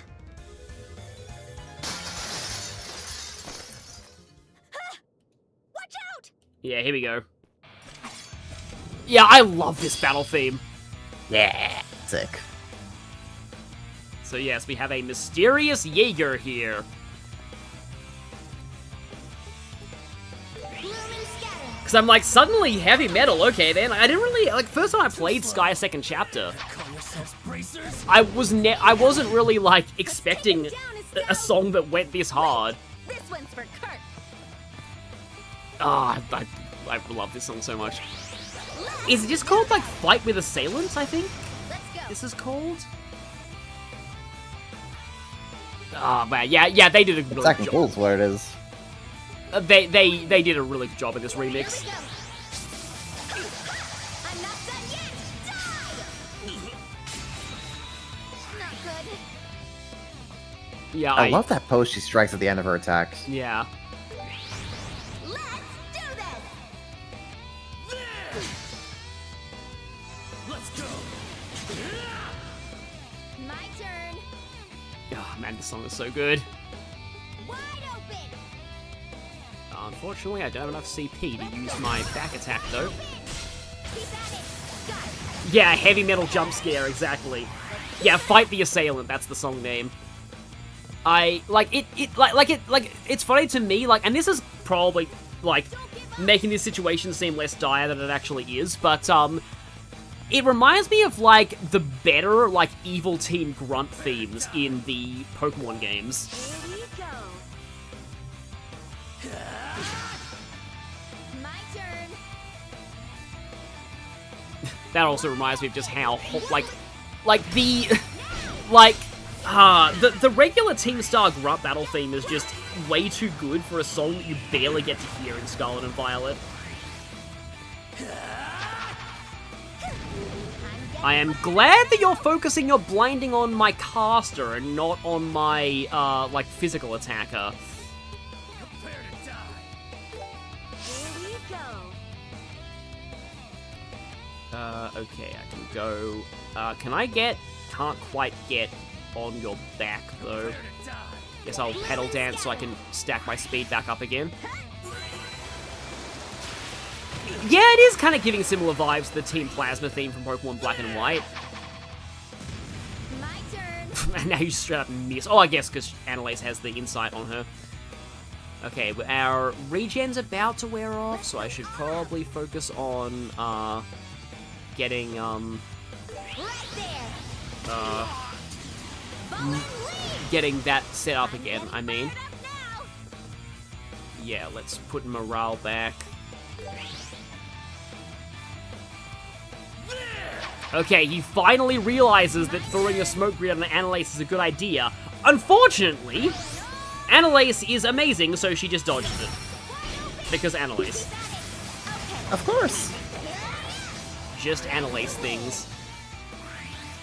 Well, cuteness is justice. Incredible swordsmanship.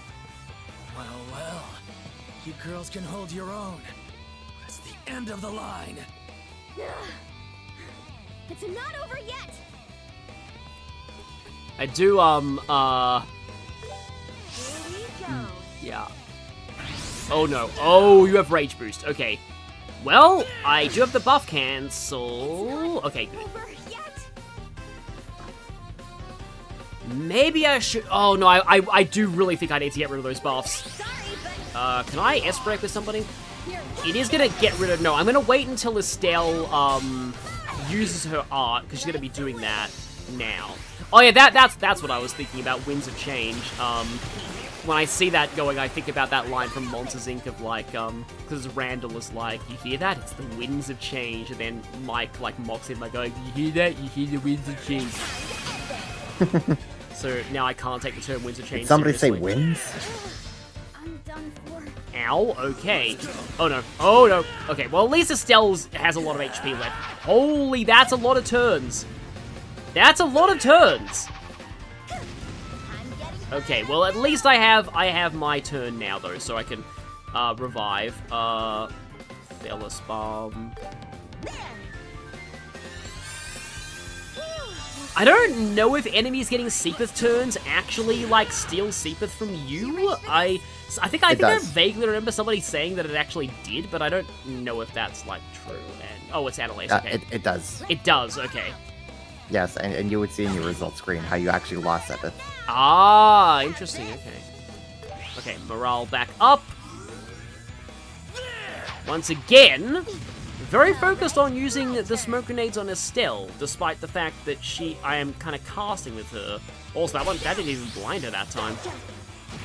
Okay, yeah, getting low-ish, and I didn't want to S-break with Annalise last time because I was just like, that's going to delay her too much, but I probably should have, because then she just went down and lost all of her CP.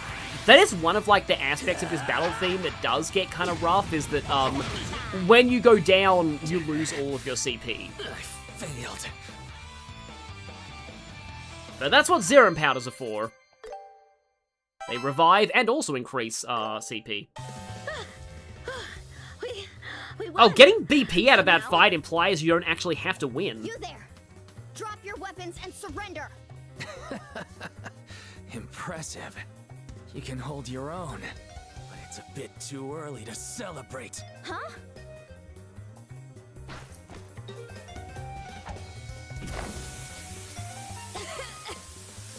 What? A smoke grenade? Like the tons of them that got thrown at you in that one fight. Sleep tight now. Oh no, mysterious female Jaeger ASMR voice. Oh no. Oh my, whatever we're gonna do. Oh, right, I remember what happens here. Yeah, you wake up in the forest, don't you? Yeah, it's the forest.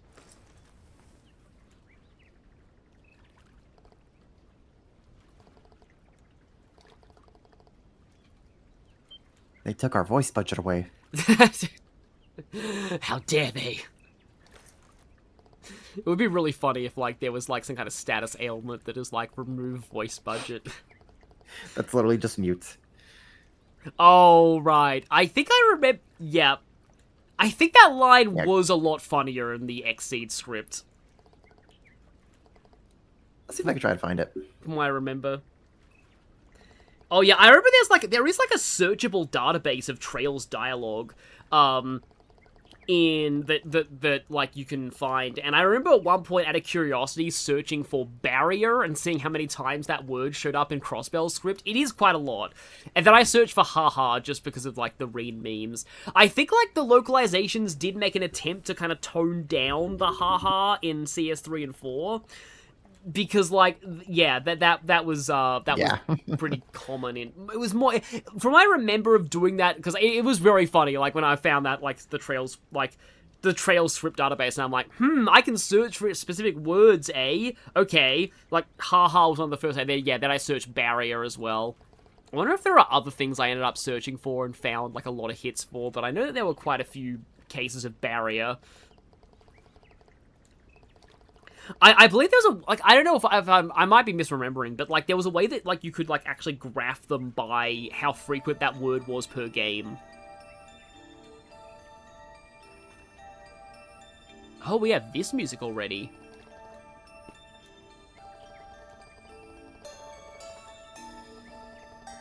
Yeah, because I mostly remember this song in the context of a different area later on. I mainly remember it from third, honestly. Oh yeah, no, I do remember this in the third like, as well. Yeah. When I hear this song, I just think of third first and foremost. Yeah. Random Watcher by in the chat is like, they believe Eremonia likes hiring Jaegers because they do their job with no questions asked, whereas Bracers will always, question, the morality of things they're asked to do. That makes sense, yeah. Oh yeah, you lose your equipment, you have to find it again, yeah. Oh, here we go, yeah. So, I remember there being a BP question here. Who carried them to the forest? It's the middle option. Yeah, I thought it would be, yeah.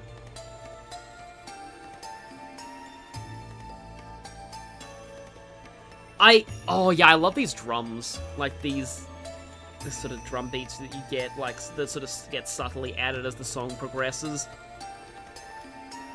Because, like, I think in the original, there was, like, just barely enough BP to, like, make max rank, so I don't know if that's the case in this version. Okay, I found the original Annalise line when she's in her little dream state. Ah. So she says, a stuffed bunny and a stuffed teddy bear. Ooh, which one to pick? Can I take them all, Grandpa? Ah, okay, so there's a mention of the grandpa there that's not presumably in the Japanese script, I guess.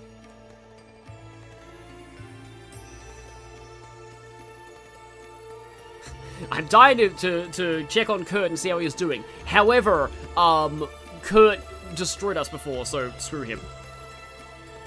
I'm glad I have you with me. Otherwise, I'd be freaking out right now. Same. I'm only keeping it together because I've got you here. If we work together, I'm sure we'll get through this. Yeah, I do still like the nice, little moments that you get between Annalise and Estelle. But, apparently this is an optional thing to check, yeah. It's a pretty impressive tent. Oh, we get to loot their supplies. Yeah, there's no way it would be that easy. Ah, it is a heal point. Okay, good to know. Oh, we actually didn't get healed from that fight, so definitely, yeah. I was recently watching, like, somebody streaming Xenosaga 3, like, the kind of precursor to, like, Xenoblade, and That's a rare game where you don't actually get healed between the first and the second phases of the final boss. So that took that streamer a little bit by surprise, but he had, like, elixir-style items, so it was fine. Oh, these things! So these flowers, I remember pretty clearly that, in the original, you kind of needed to farm these flowers because they drop the ingredients for the attack cookie. So, like, you really needed to farm them because, like, you needed the attack cookies for the final fight of the prologue. Oh yeah, those cat things, they have, like, spear arms now. They probably did in the original, I just didn't notice.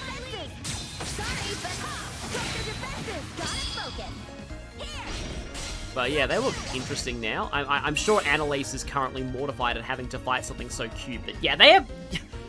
Wow, they have, like, lances grafted onto their arms. Yeah, Bush Lancer. Okay, it can heal itself too, and weak to earth. And then we have Rude Cosmos. That's a weird enemy name. Type of, Oh, I'm sad they don't call it Root Cosmos. Root, okay.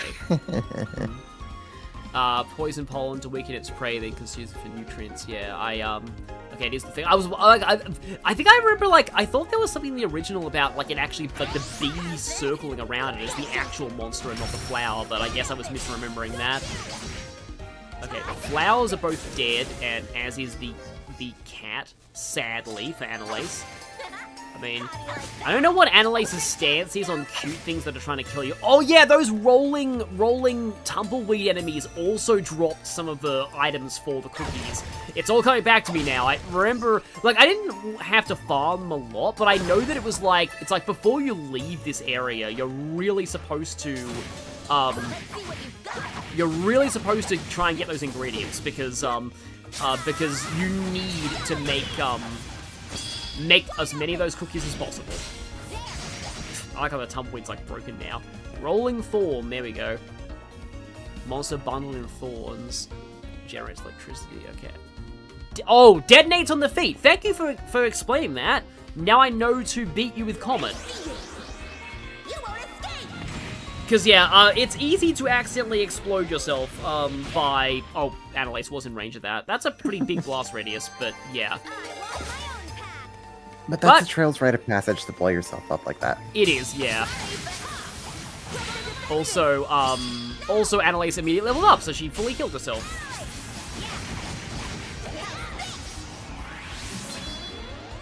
Okay, we're probably both getting hit by that. I mean, there's a little bit of visualization on that you can sort of see. I actually do quite like this theme. And boom, there we go. I think we're out of range of that one. There we go.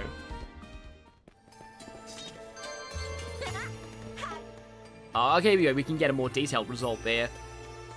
No dropped items, though. Hopefully. Yeah, it is treasure time, yeah. Reinforced level. I think that's... Yeah, that is one of our equipments.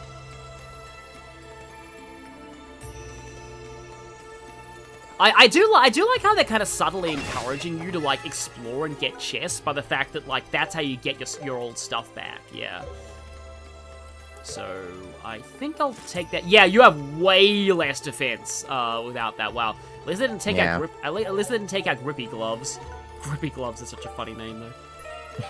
Already beat 100 enemies. Yeah, this early into the game. Because, like, second chapter is also much longer than first chapter of the game. So, yeah, we are only just getting started, and we're, like, already, like 4 hours in, and the first entire hour was just cutscenes. But, yeah, this is a much longer game than first chapter. I remember being kind of surprised at how long because, like, it's not super, super long by trail standards, like, by overall trail standards. But, I remember being kind of surprised by how long my first playthrough, well, not my first, well, how long my first playthrough, but, like, my channel playthrough of Sky's second chapter went over 100 videos. I was kind of surprised that it went that long, and now I'm, like, I'm scared of how long, like, because my first playthrough of Cold Steel 3 took me, like, over 100 hours, so... Yeah, and there's also, like Lenny, your streams, which... The number of hours that your streams go for, sometimes, like... But you talk to like all the NPCs though, so that definitely not all of them, but I'd say maybe like 50% of them. And but yeah, for the record, I have 127 hours on Horizon clocked in. 127, and you're still not even in the end game yet. More or less. How long was like the longest one you've like streamed that you've not like longest Trails game that you've like played through in terms of like hours logged? Probably Reverie, because Reverie has a post game. Oh yeah, Reverie does have, and Reverie still has. And that was a decent post game at that. I actually haven't even started the post game of Reverie yet. I hear that there's a whale boss. There sure is. Oh right, I need to actually maybe now is an incentive for me to actually go and do the post game now that I'm starting to play this, because that's where Shizuna is introduced, isn't it? Yeah, she's in one of the post game stories. Yes. They do have a few side stories that set up Daybreak. Yeah, I know there's a really major one involving the president, but again, like don't want to get into later arc spoilers, but yeah, Reverie's post game is important. Let's just say very important. This one's mine. You're wide open. Go to it. And yeah, it's probably getting pretty late for you, Lenny, so maybe we'll do, like, the end of the forest and then maybe call it? That sounds good. Yeah, because, like, I know, because, like, after that, there's only, like, one dungeon left in the prologue, but it's pretty big, and then also there's the boss at the end of the prologue, and then also the dialogue of, like, the story at the end of the prologue. So yeah, maybe it's best to like just finish the forest, and then next time I can just finish the prologue, and then that dungeon and the end prologue boss will be its own thing, as it deserves to be, because oh boy, I can't wait to see how that fight got buffed. I mean, I don't know if it got buffed or not, but like that fight was it was one of the most infamous parts of this game. So far things haven't been that bad on hard, but, like, I mean, Kurt did beat me once, but, like, I do like it when, like, I lose to a boss at least once.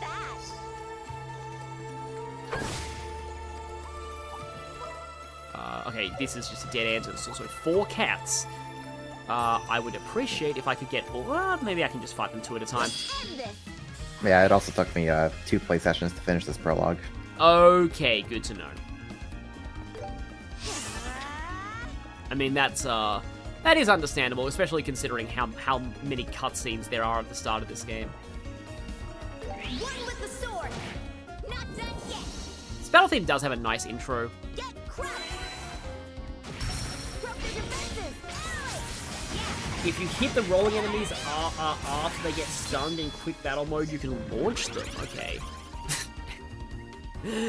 Catnap over. That's a really good name for like a... I know there's like a really hilarious craft name in one of the later games, but that's great. Catnap over is amazing. I think it's one of the Tomatarian enemies that has a really, really silly craft name. The Tomatarians are just a silly enemy to begin with. My favorite, though, by far, is the acerbic Tomatarian boys. And just this the boys are back. The boys are back. I wonder if that was like something that like they did in the fan translation that they never expected that like actual official Nisa would approve, and they're like, nope, they approved that. Okay. Yeah, that's just 100% fan translation.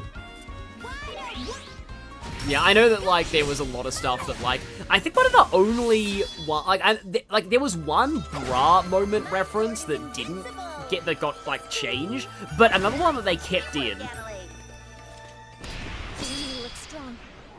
Aha. A lot of, that also, preemptive cat strike.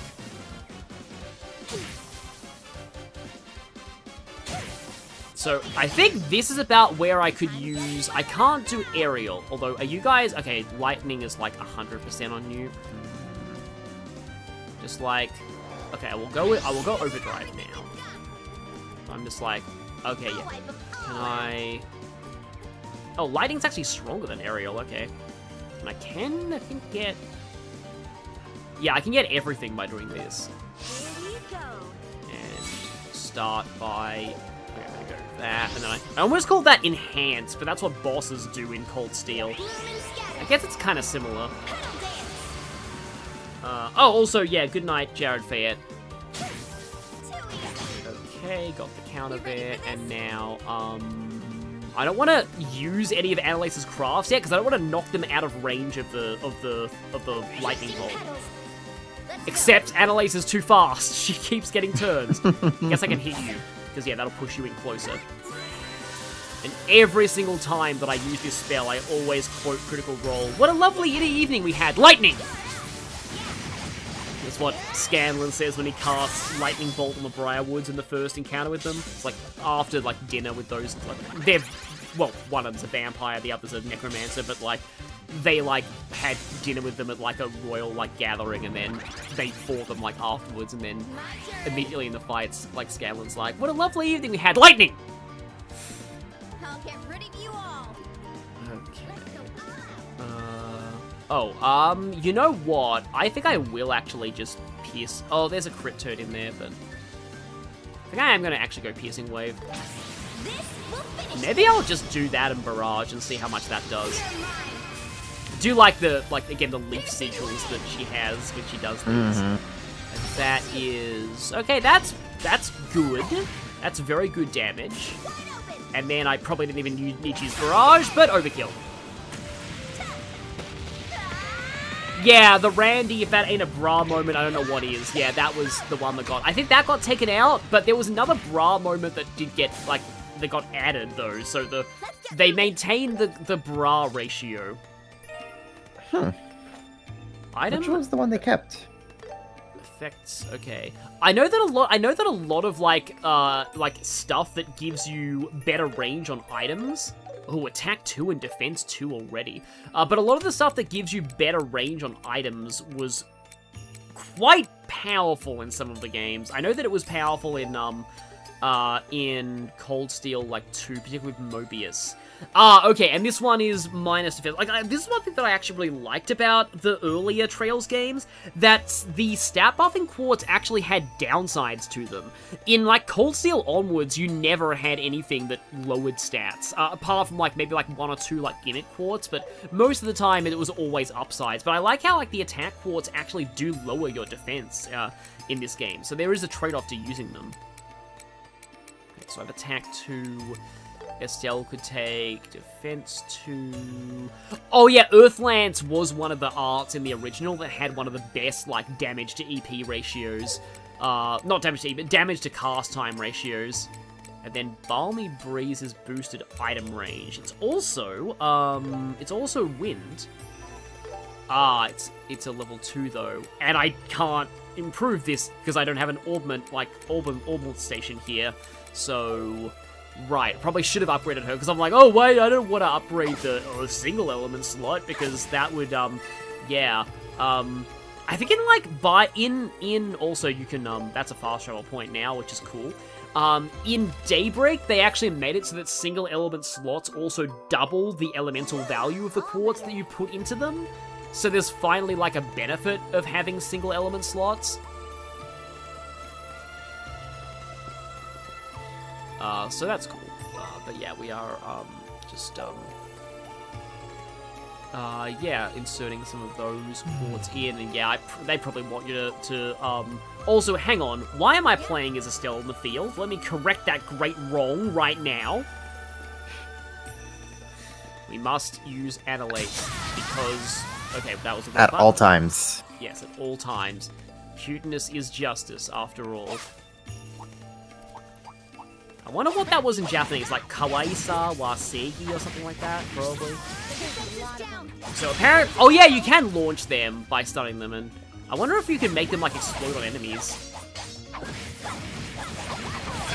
It's interesting how you can, like, just straight up kill those plants on the field now, because I remember them being some of the more annoying enemies in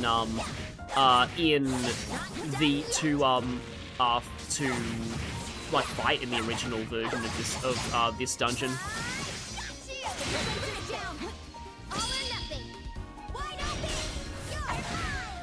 still getting a feel for some of the controls here, so yeah, I sometimes press the square button too early, sometimes too late. But anyway. Oh yeah, Cold Steel Mobius also makes items AoE in addition to having a be. Yeah, I remember Cold Steel Mobius that was one of the things where I'm like, I didn't really realize how broken that was in my first play. That's kind of partly why maybe I do want to stream Cold Steel someday, because I'd like to because I have not replayed Cold Steel 1 and 2 since 2016. And I do wonder how I'm gonna actually... a whole 10 years. Yeah, wow, it's actually been 10 years since I got into Trails. That is a I feel old moment. You're wrong. But yeah, I haven't replayed those games since 2016, and I do wonder because I used to really like Cold Steel 2, but a lot of people, but now that I played more of the games, and because a lot of people have said that the problems that Cold Steel 3 and 4 have, especially 4, were also problems in Cold Steel 2. Maybe I won't like Cold Steel 2 as much as I used to, so I'm kind of curious to see, how my opinions on Cold Steel 2 will have changed. Or maybe you will, and those people are full of hot air. Yeah, no, true, because I remember watching your stream of, Daybreak 2, I remember people really hate Daybreak 2 in this fandom, and, watching you play it, I'm like, it doesn't actually look that bad. I'm kind of surprised at how much I enjoyed watching the streams of that. There are certainly parts of Daybreak 2 that I'm, definitely iffy on, but, there's other... Yeah, for sure. But there's other parts where I'm like, this isn't that bad. And then there are some parts where holy hell, this is amazing. Yeah. I mean, pretty much everyone loves the intermission, but it was more Act 3 that people were dunking on back when that game first came out. And there are definitely issues with not Cold Steel, sorry, Daybreak 2 Act 3. But it's probably no Cold Steel 4 Act 2, I'll just say. Kinda hard to top Cold Steel 4 Act 2 in badness, but regardless, so I think Cold Steel 2 was the one where Mobius became really broken, but giving items AoE. And I think the main reason why it's broken is it kind of facilitates spamming, you know what, I'm gonna give Annalise boots, because why not? It kind of facilitates spamming Chrono Break, or whatever that was, the broken Chrono spell that gives you more turns. Because if you use the AoE, EP recharge, and CP recharges via Mobius, you can then you could get unlimited turns with that, from what I remember, which was kind of crazy. But it also was something as well with the whole thing where Cold Steel 3, when I was like, oh, I'm finding this game really hard, and then I see Lenny stream it, and you discovered the combo of using Junior and Kurt's Brave Orders to make the enemy never get a turn after you break them once. Pretty much. And I never even realized you could do that when I first played. I was like, I mean, I knew that Sledgehammer and whatever the heck Kurt's order is, Thunderbolt, I think it is. I think that's the upgraded version of his Brave Order. But I understood how good both of them were individually, but I didn't really understand that once you break the enemy once, you can then just use Kurt's order to reduce your delay, and then hit them enough to get enough BP to use Kurt's order again before the enemy recovers from break, and then just keep that up, and they never get a turn. I'm like, oh, okay, now I see why people say Cold Steel 3 is easy. I can't believe I didn't realize this when I first played. Yeah, there's some very busted combinations you could do. I wonder if anybody else, here in the chat, has any stories of their own from, I never realized how broken this mechanic was, until I was on, my second or third playthrough. Because I know that in, Fire Emblem 7, that's, Hector and Marcus. I never used to like Hector that much, and then, playing recently, I'm like, oh, I see why Hector's really good now. I understand. Because hand axes are stupidly overpowered in that game. And he's like the one main character who can use axes, so yeah. And he's also way faster than you'd expect, because he's meant to be the slow tank of the three. But he's actually a lot faster than you would think, and it equates to him basically just being fast and tanky and powerful.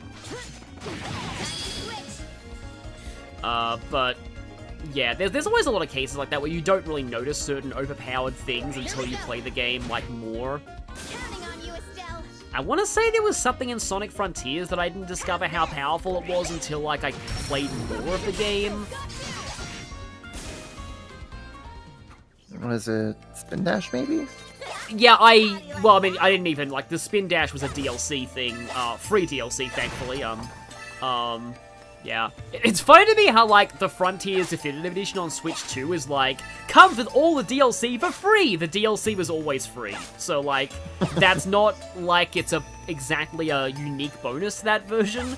I mean, it's cool that it, like, actually is on Switch 2 and runs, you know... I've heard a lot of... Sorry to suddenly tangent about Sonic, but I've heard a lot of people say, like, a lot of people think that Frontiers Definitive Edition is Sega testing the waters for the Switch 2. And that hopefully their next Sonic game, their next big Sonic game, is not going to be on Switch 1.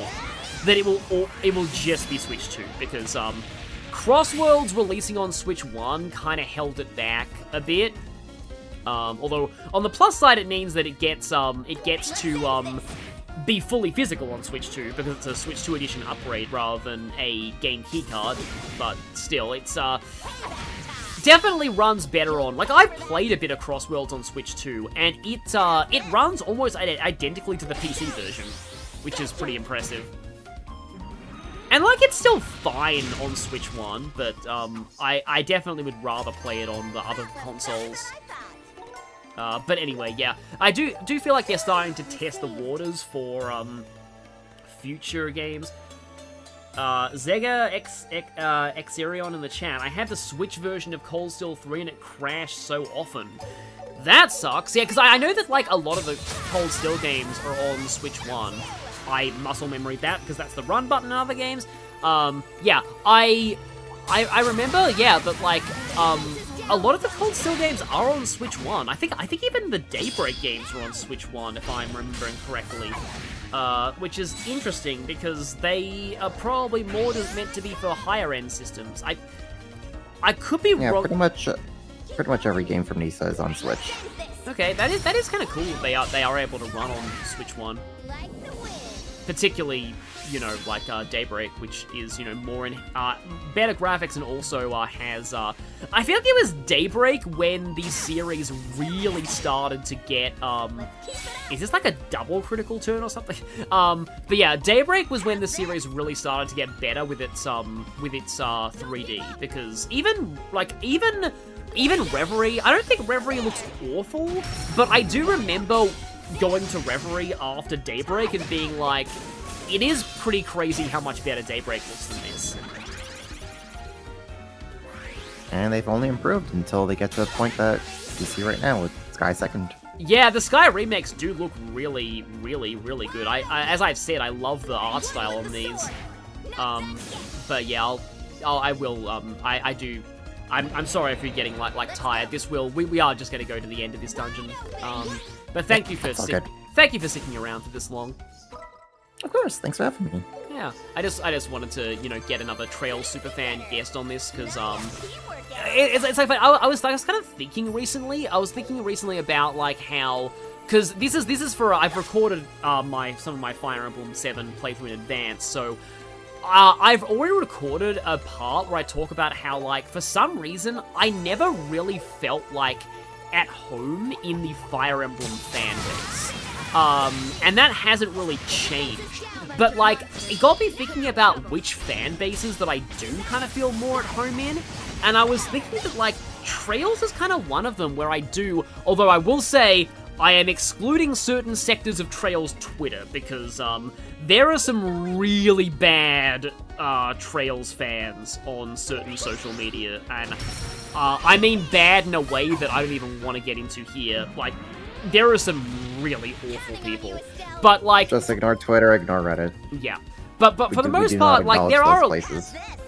But, like, for the most part, I do generally like a lot of, like, the Trails community. Like, and in particular, like, the Geofront team were all really great. Like, the job they did in the fan translation of Crossbell, I mean, granted, I am a little envious that I didn't get in on that fan translation when I did, because, well, I mean, I don't know if I ever would have had a shot at getting involved, but, like, because of the fact that a lot of them ended up actually getting jobs in the translation industry off of their work on that, and you can't really predict what will happen, because some fan translations get cease and desisted and get kind of blacklisted from the industry, so it's always a gamble.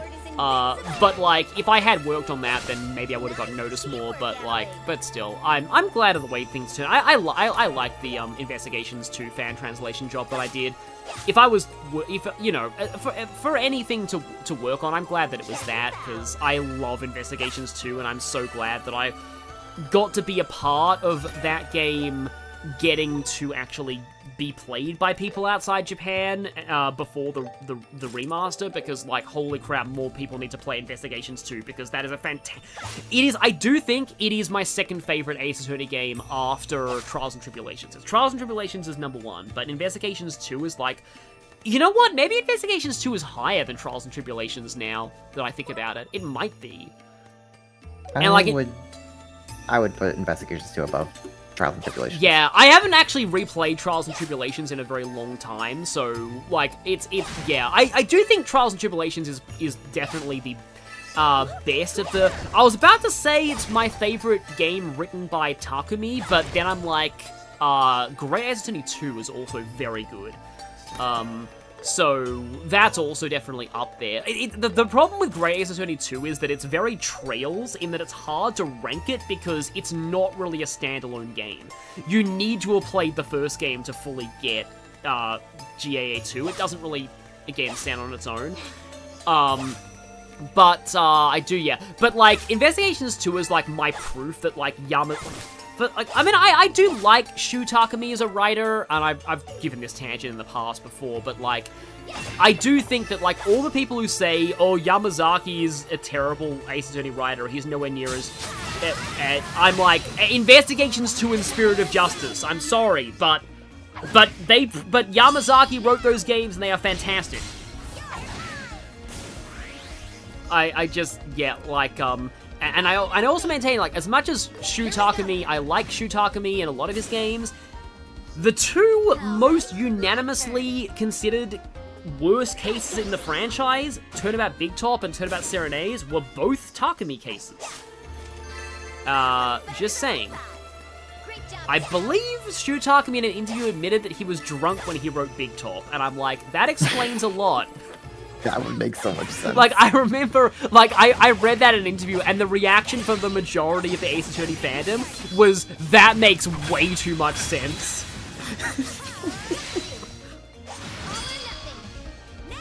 I forget exactly where that interview was, but I'm sure that was confirmed. That, like, he's like, yeah, I was completely drunk off my ass when I was writing that.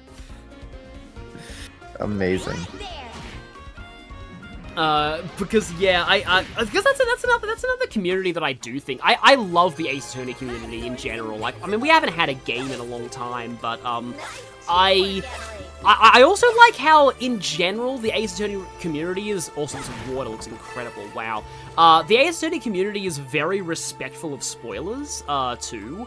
Like, because they know that, like, spoilers are, like, you know, the gameplay, so if you spoil the plot, then you're gonna ruin the experience for people. This area here with all of these, I thought square was the attack button there, but oh well. This area with all of these wooden things in the water, I always remembered this. But yeah, I do like the way the water looks here. It reminds me of a time, there was a place that I went on a holiday to one time that had, like, completely crystal clear water. Like the water was like pure blue, and like you could see through it everywhere. There was like no impurities whatsoever. It was like the most amazing water I've seen in my life. Still, I don't think that's been beaten. And I was like, I was really young when I went on that holiday. Oh, I have a 0R turn. That means I can actually use Aerial, but apparently you guys are weak to Blue Impact, so I'm going to use that instead. So yeah, I guess, you know, if you have arts that you don't have enough EP for, you can cast them on 0 arts turns. Also, I'm preemptively sorry for this, Annalise. Hey, miss! Nice! I was afraid, I was like, for a moment, I was just like, oh no, she's gonna lose all of her CP. However, little did I know... I needed that. Little did I know that Annalise was amazing and was going to prove me wrong. Nothing can keep Annalise down, for cuteness, once again, is justice. Oh boy, that's a lot of them. But anyway, I do like the Ace Attorney community quite a lot. And another one I was thinking is, like, it's weird because I was gonna say, like, Sonic, but, like, I have a lot of sectors of the Sonic fan base that I do really like a lot. But Sonic is such a broad fandom. Like, you've got so many different kinds of people who are into the series for very different reasons.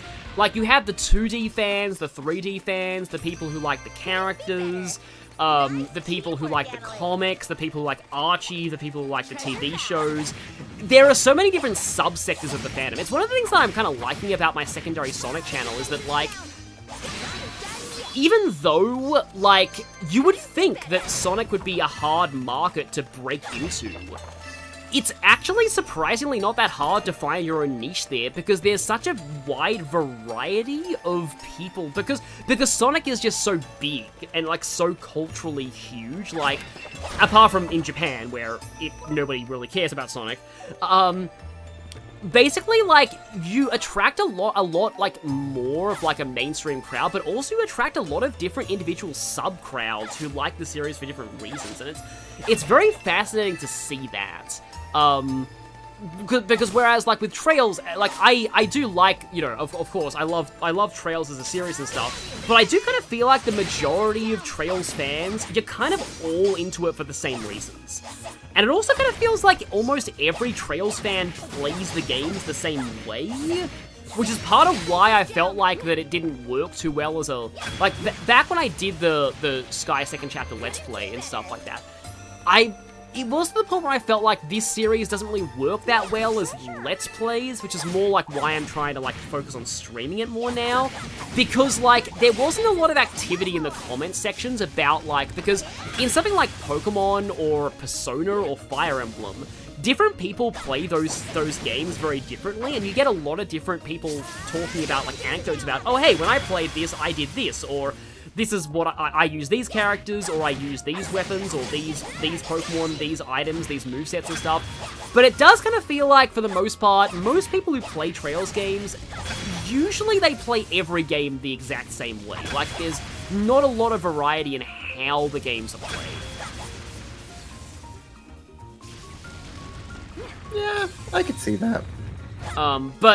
But yeah, that was kind of how I saw it that way. Anyway, this is just my random. Oh yeah, that's an attack that is gonna get an enemy advantage if it hits. However, the enemy will be dead if that happens. So, not like the enemy advantage actually helps them. So we're at, okay, there is still a little bit more of this. I think we're pretty much almost at the end. Yeah, this theme is nice. This is the place that has what music does this play in? Oh, it plays the Autumn Leaf. Oh, okay, the music in this place in the third is, like, beautiful.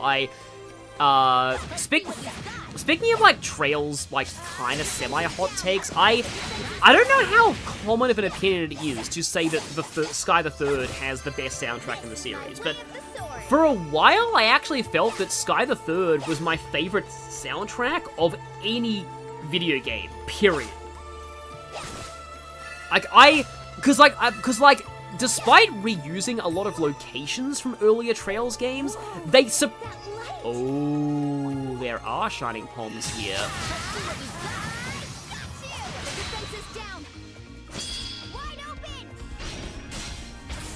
Do wonder if I'm going to actually be able to kill them here, but I suppose we'll see. Yeah, here we go.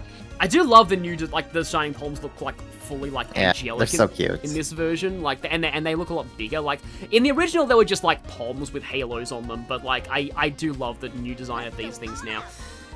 So, question is, do I go for the 200 CP S-Craft, or do I use a strength buff and then... Or... I have another idea. You also have your enhance ready.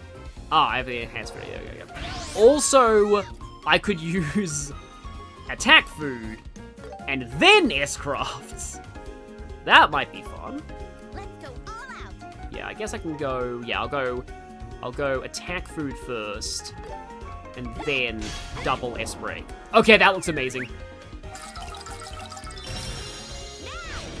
Yeah, I believe attack food was also, like, incredible for fighting Shining Palms in the original game as well. Just because of, like, how high it's... Because the damage formula in the original was kind of weird in that, like, a tiny difference between attack and defense made it for a massive change in damage.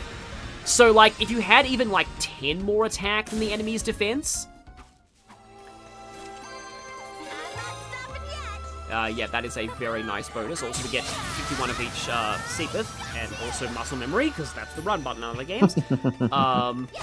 But yeah, so, yeah, like, and because attack food was just so, like, high in power compared to, like, your,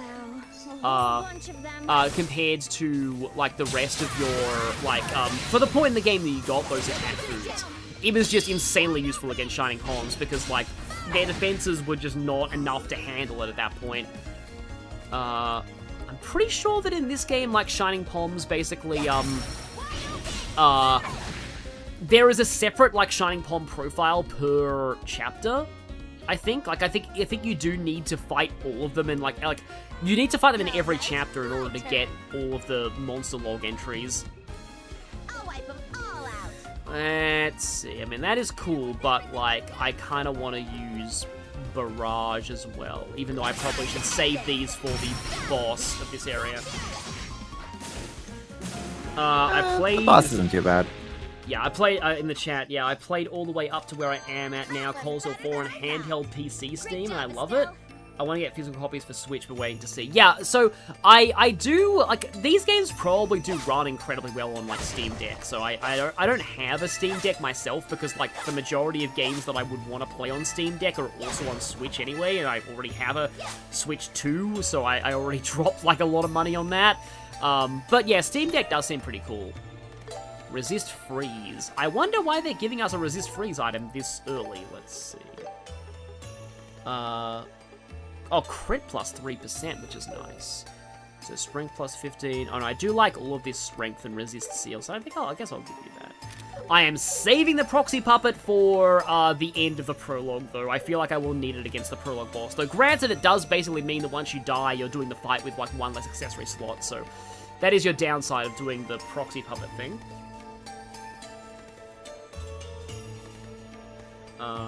Death by Sweets. Somebody was watching the Trails second chapter playthrough when it came out. The lack of yeah. That is that sort of a thing, because, like, I feel like a lot of stuff in Trails just kind of speaks for itself. Like, there isn't really a lot that you can really add that much to with comments, so that was just kind of another reason, I feel, but, especially since with a Let's Play format, you might have some videos where it's just like, here's all the side quests. Yeah, See you guys next time. Yep, I had a lot of videos that were just, and some videos that were just story as well, like, just talk, just dialogue. Like, I remember, like, pretty much the entire conversation with the Queen in one part was, like, just, like, all one part. Like, there are some videos that I was, like, totally perfectly fine being their own video. For example, a certain part later in the second chapter that I won't spoil. But yeah, that was also the case.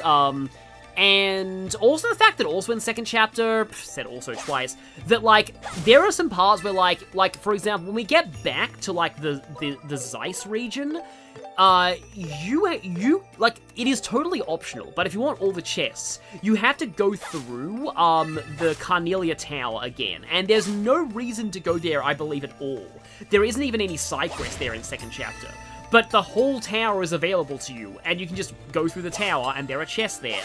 And so, there's pretty much just... I believe that's where in my Let's Play I use that time to talk about the localization history, because I'm like, there's no better place to do this, because this is just like, I have to go through the tower, but, like, it's the same dungeon we went through in the first game, and it's just, there's just chests here, and there's no real other reason to come here. But yeah. Did you find all your equipment? Yeah, so I have I have the armor on the Okay. body, and our weapons are Yeah. still the same, yeah. And I have all Okay, of then these. you're good. Yeah, so I should be pretty much good. Yeah, it is true that a lot of people were just getting into the series at the time and didn't really have much. I am glad that, like, a lot of people actually got into Trails via my Let's Plays, though, which was, that was kind of what I intended, because, you know, at the time I did them, I don't think, like, it was 2019, Trails wasn't, like, I bet that's the exit. What do you say? that hugely popular at the time, but I am glad that I helped spread the word for Trails. Oh, thank the goddess. Especially for, like, Sky, because I feel like the majority of people, like, played more Cold Steel at the time. Tisk, tisk. Tisk, Trying to tisk. escape while mommy's away? How very naughty. Uh-oh. Uh-oh. It's one of those people. Uh-oh, Klingy, you're in danger. Yep. It's the ASMR voice. Welcome to my hunting grounds. Who is this lady? Who is this lady? And why doesn't she have any armor on her belly? Estelle, stay sharp. Whoever this woman is, she's the real deal. Where can I sign up for our My, Patreon? what you have is a perception. And I was already shocked to see you up and about after inhaling Female all that Jaeger, gas. the most successful Patreon of all time. You bracers are plucky little prey, aren't you? What do you psychos want with us? And why'd you attack the facility? I'm not taking questions. I'm giving you two choices. Surrender, or be hunted down like good little rabbits. Can we fend her off with the gear we have? Annalise! Right. These kittens have claws. Amusing. And they would replace with lances like the other kittens here. Now this will be a It'd be really hunt to funny remember. if Estelle says, like, Annalise, and then Annalise goes, right, and then one of them just, like, heads towards her, and the other just starts running away, because, like, they just That would be completely amazing, yeah. miscommunicated. Also, this theme, I love this theme, yeah, but this theme is just, I forget, like, I think this does play at other points in this game, but, like, yeah, this song is, like, great. This is maybe one of my favorite battle themes in the whole series. I feel like if I ever, Silly you know what I, You stepped right into the you know what I should, you know what I want to do? Yeah? I Even kittens have claws! want to maybe at some point make like a list of like underrated Trails music, because I definitely, well, I mean, I don't know if I call this song underrated, like, because it's a really good song, but like, yeah. I don't think I want to blow all of my CP on Earthlance right now. Oh, I should also use, I don't have enough CP for Morale, yeah, that's why I was doing arts in the first place. So I guess I can do Airstrike. I like how Airstrike can blind now, because I don't think it could do that in the original. Annalise is up to, it's only a single level of Pedal Dance. Let's go into a second level of Pedal Dance. Is it mandatory for these female soldiers to show tummy? Because that feels like a combat safety issue. It's not as bad as Fire Emblem Fates, where female Armor Knights have like no armor at all on their back, and also female Cavaliers don't wear pants while riding a horse, which is... Fire Emblem Fates had some very questionable design decisions. I'm sure there's some tactical advantage to it. Yeah, there must be some kind of tactical advantage. Surely. Surely. I do remember that attack. Yeah, I think that attack is like Seal or something? Or Speed down, or Movement down. It's something down. It's some kind of debuff. Okay, now I can actually Morale. Uh-oh. Oh, that's why they gave us the ice protection. I was wondering if it was like they're like, okay, so they're giving us anti-ice accessories. I'm like, there's gotta be a reason for that. Alright, Comet steals bonuses. Let's not give you that 10% heal turn, please. Oh, or I could miss, and you get the 10% heal anyway. And you get countered. Yeah. You ready for this? Yeah, that's the thing about you being a gun enemy. You get to counter from basically anywhere. Sorry, but Take this! okay, there's the poison. Okay, I only have one more turn left on the speed boost, so I need to Pedal Dance again. Not good. And then do I have any poison cures? I do. Don't give up! Oh, they went really hard on these guitars for the song. I do like it a lot. Is there a steel? Do I have a steel bonus? Okay, back attack bonus. Sword Wind, remove buffs. Okay, I don't think I have a skill. 8 Leaf Blitz will delay, so you could just take the... Okay, yeah, that is good to know. I do, like, that is an idea that I did have, is to make, like, a guide video one day on how delay works, because there's, like, again, it's kind of assumed knowledge in a lot of playthroughs, but, like, it is actually kind of complicated on how it works. Uh-oh. Uh-oh. Hold our own if we use combos, but don't get carried away. Okay, at least she didn't get frozen. I know I said, okay, good, she didn't. Although, I think no, Estelle is the one with the flame lighter. Also, I am kind of hurt right now. I think I should be healing. I do, yeah. Because I may have issues if I don't. Do you have any healing arts? I have... Oh, I do have an AoE healing, good. And it's gonna go first, because yeah, the good thing about healing arts is they do have very fast cast time, which sometimes makes them useful for stealing turn bonuses. Like, sometimes, like, I like to just cast, like, healing to steal a turn bonus rather than for the actual healing itself. Okay, Annalise time. You have a crit turn. I should probably delay you, at least attempt to delay you. Here we go. I'm not done yet. Die! Go. Okay, strike. I guess I can use the chain. Okay. We have the bonus gone. Turn to ice. Take this. Turn to ice. She hasn't been lucky with those, but I am not questioning that. Also, let us power through the poison with our with that, and I have Annalise as a crit turn. However, I probably want. I don't have the. I mean, I'm gonna be able to do this without the S-Craft. Like this, I'm getting pretty close to finishing this. Yeah, this is probably not gonna be that difficult. Let's just go. Here we go. 8 Leaf Blitz. I'm not done yet. Die! Oh, I think I know what character you're talking about. Nameless Name 9 in the chat. I think I know who you're talking about.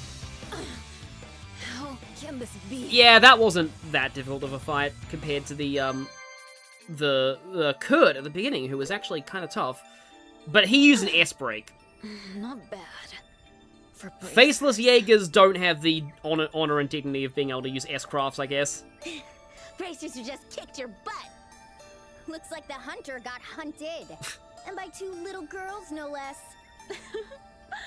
Oh, but the hunt has only just begun. Again? Hold your breath, Estelle. I like how at this point they're used to the whole smoke grenade thing. We've already captured the artful tactician. You're utterly alone and outnumbered. Be wise. Surrender.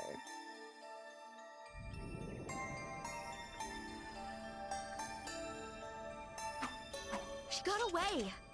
Annalise, we shouldn't go after her, right? Right. Could be a trap anyway. By the way, Estelle, when she said we've already captured the artful tactician... Oh yeah, she meant Kurt. No doubt about it. Yes, what other artful tacticians do you know? Yeah. Hey, but don't worry. This is Kurt we're talking about. Even if they do have him, he'll be okay. Plus, we've been training this whole time. We can handle a challenge. You're right. Crisis protocol, survival skills, counter-terror tactics. Yeah, we've got this. Now it's time to apply what we've learned and rescue Kurt. It's almost like everything you've been learning in this training program has been preparing you for this specific moment. Yeah, that's the spirit. For now, Oh, what how a about thunk. we head back to the complex? The enemy might be camping out over there. Let's find out. Oh hey, we got You're the right. normal forest theme back. Onward to the complex. So yeah, that main complex is the end dungeon of this, and we can also fast travel between places. I wish I was positive. Actually, I think you could first go back to I don't really back see to base, myself and that then you way. head to the Besides, last dungeon of the can't afford to Prologue. stop what I'm doing. Not here. Yeah, because I would, I think I might go back to, like, base, and then... Yeah, here we go. And then maybe I'll call it for the stream. But I do want to open up Annalise's, like, main slot. Oh, right, this! Oh, yeah, there's a BP thing here, I'm pretty sure. you have to check certain things and then deduce something. Oh, right. Actually, I seem to remember that you don't even have access to the shops anymore. I think that's why the prologue is so rough, because, in the original on Nightmare, because, like, I think they've kidnapped your shop people at this point, or something? I want to say that you don't actually have access to the shops anymore. So, that could, like, you get access to your Orbit shop. Okay, yeah. Yeah, Secret Forest Path is a nice song.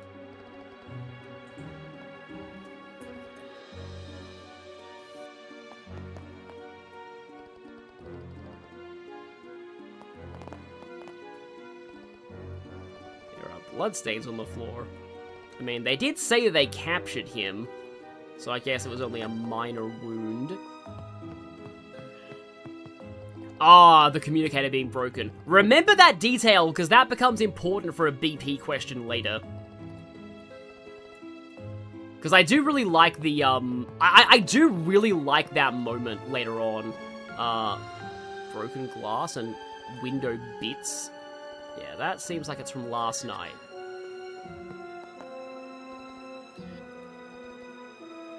Ah, they took our food, yes. They knew that our most powerful weapon was the exploding cookies, so they denied us access.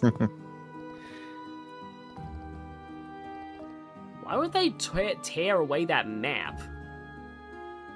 Guess that's what we're about to answer. Yeah, like, that question is pretty impressive. A lot of people think that it's kind of out of character for Estelle to be that smart in that moment, though, so most people kind of like treat it as canon that Estelle gets that one wrong, but it is very impressive, the logic that you use if you actually get the right answer there. Anyway, that's probably going to be next stream.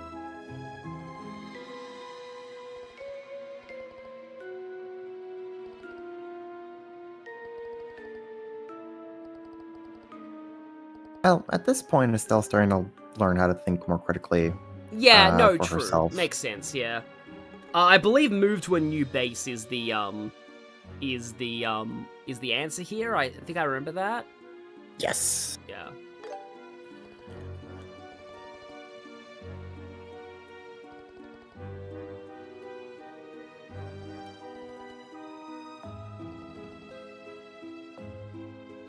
Yes, as we saw during the attack yesterday, this place got attacked yesterday, so yeah, they don't want this.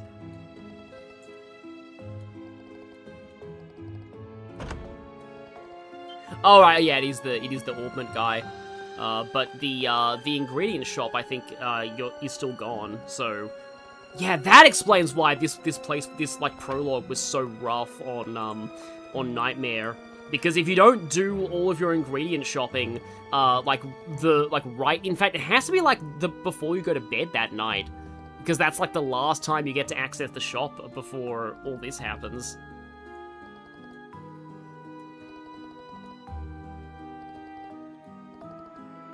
I mean, granted, you are a non-combatant, so your gender has nothing to do with that. It's probably good that you escaped.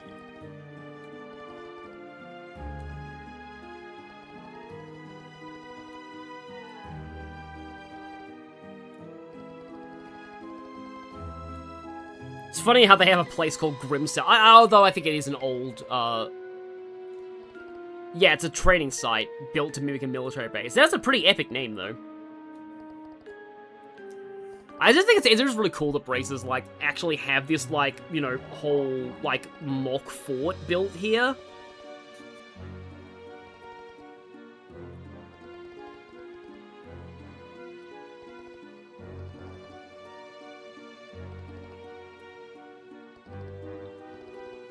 I mean, hopefully you can rewire something, like, there's something left for you to actually fix in that thing.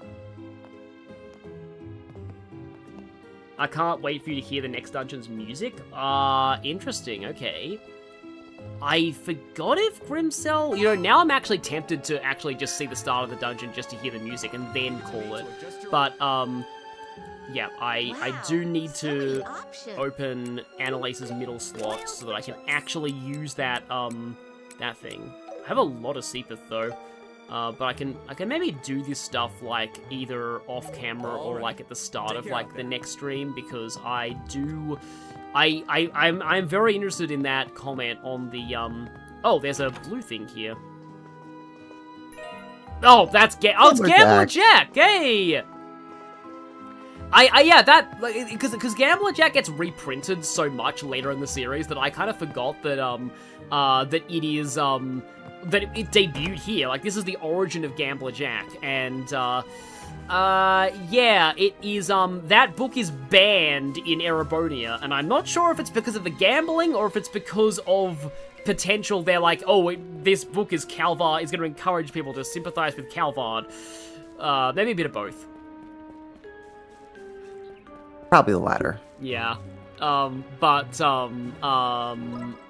But yeah, I do, yeah, because the chat kind of hyped up, I do want to at least hear, like, the music for, like, the dungeon, and then I think you are actually allowed to go back here, but yeah, let's just, oh, that looks cool, yeah. Although in my head I always pictured the fortress being taller than that, rather than, like, this makes it look more like a, sort of a circular thing. Interesting.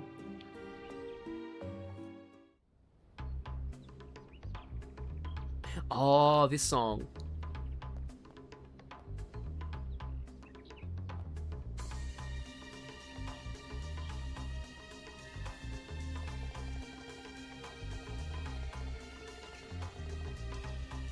Yeah, no, Erebonia definitely has casinos. They have no problem with gambling.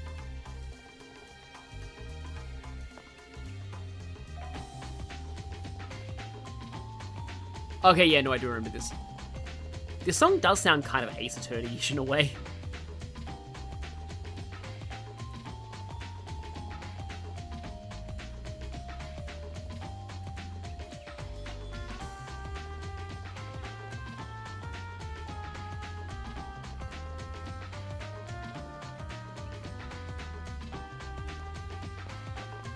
So nice use of, I think that's a saxophone?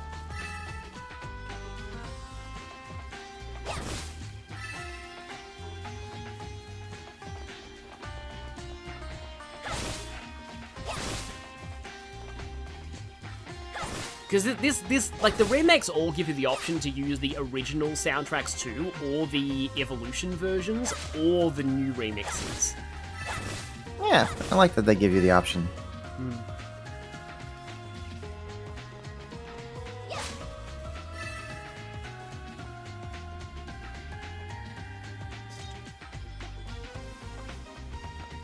Yeah, this part of the song's cool. So apparently this song is no longer only used in a single one-off dungeon. Interesting. Didn't expect they'd change around where some of the songs were used. Also, why was there a monster's eye just in that bush randomly? Maybe the song gets used later in like some new side quest or whatever. Wait, was this normally used for the...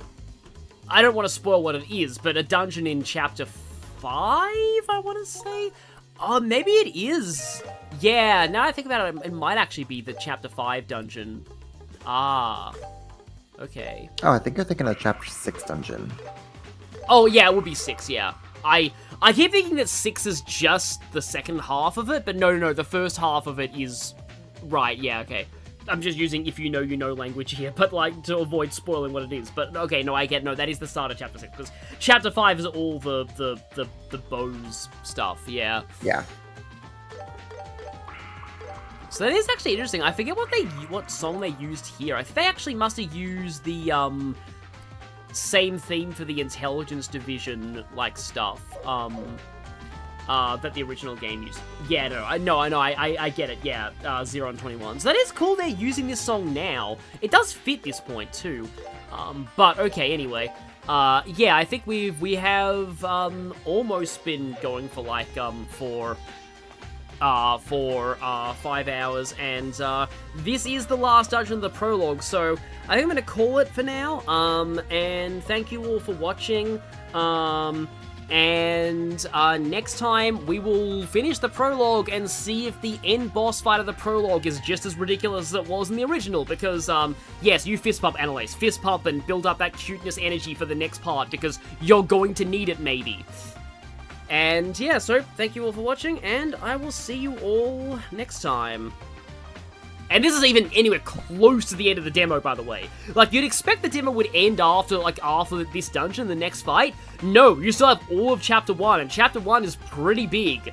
So yeah, the demo will probably keep me busy until the full game comes out, honestly. So yeah, look forward to that, and yep, thank you all for coming, and good night, everyone. Have a good night, guys.